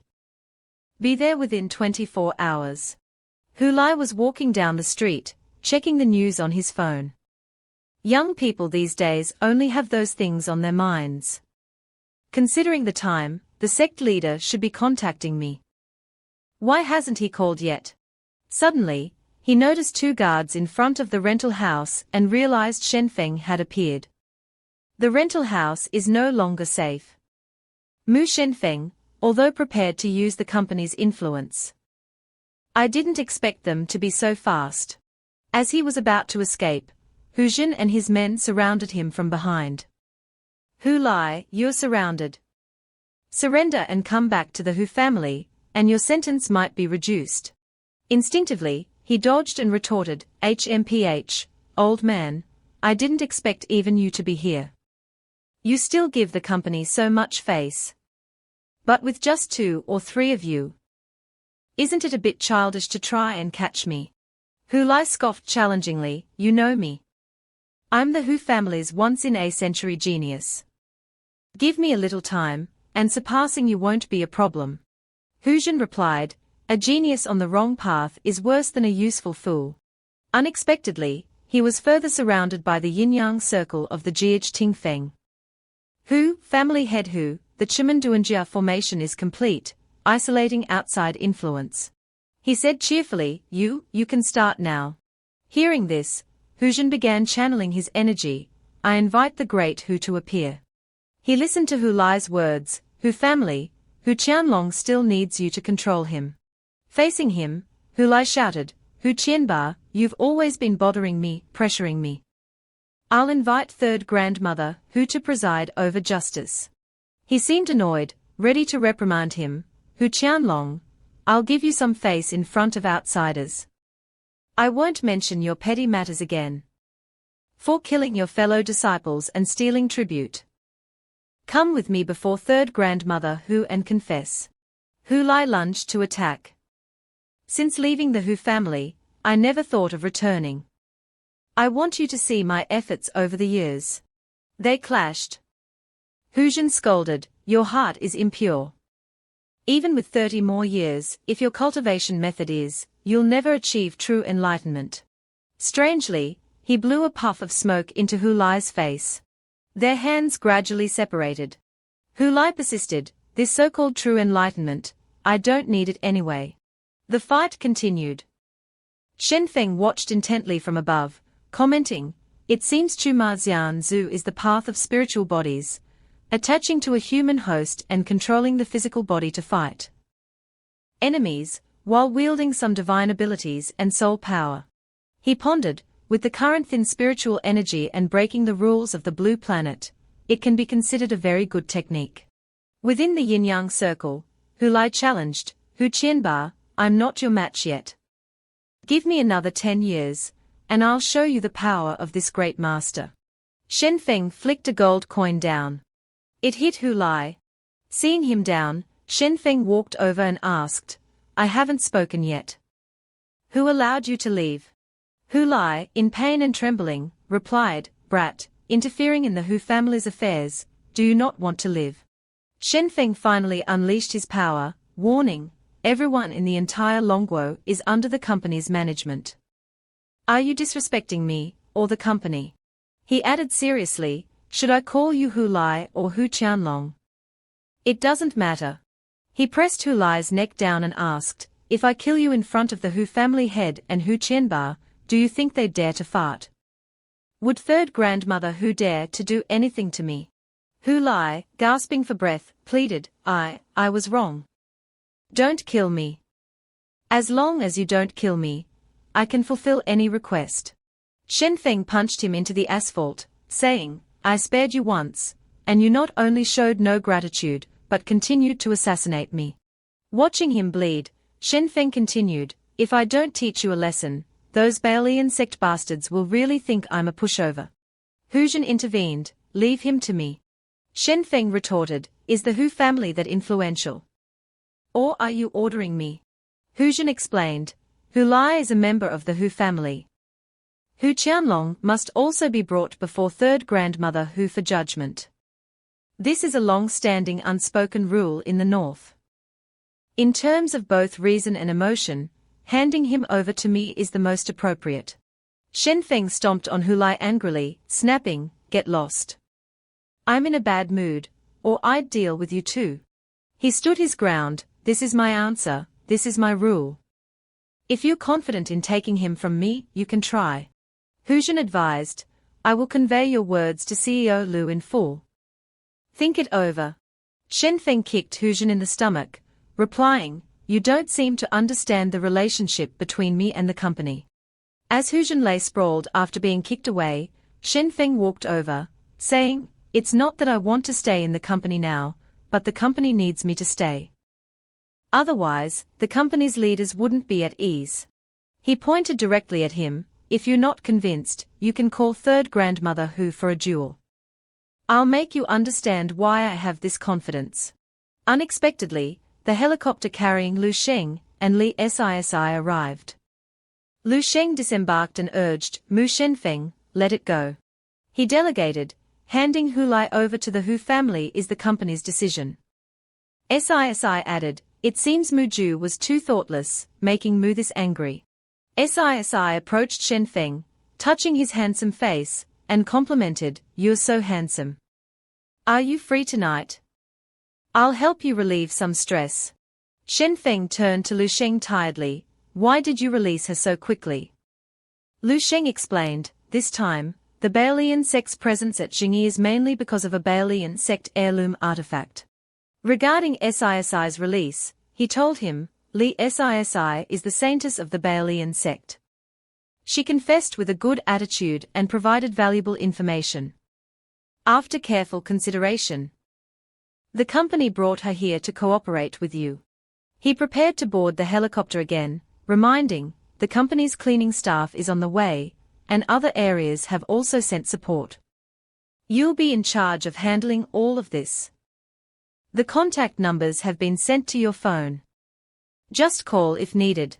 Sisi reminded, "CEO Lu, don't forget our agreement." Lu Sheng, sitting in the cabin, replied, "As long as you guarantee that the Baolian sect will not violate company regulations in the future and regularly provide talent to the company, I can ensure a stable position for the Baolian sect in Juzhou. I still have to go to Yangbei for a meeting. From now on, stay by Mu Shenfeng's side." Lee Sisi smiled sweetly, "Mr. Mu, we'll be colleagues from now on." Shen Feng kicked Hulai aside and ordered Hujin, "Take him away. After I've finished dealing with matters at Jingi, I'll pay a surprise visit to the Hu family."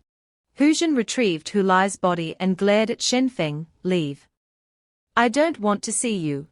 After he left, Shen Feng began questioning, "Miss Lee Sisi, tell me about the artifact."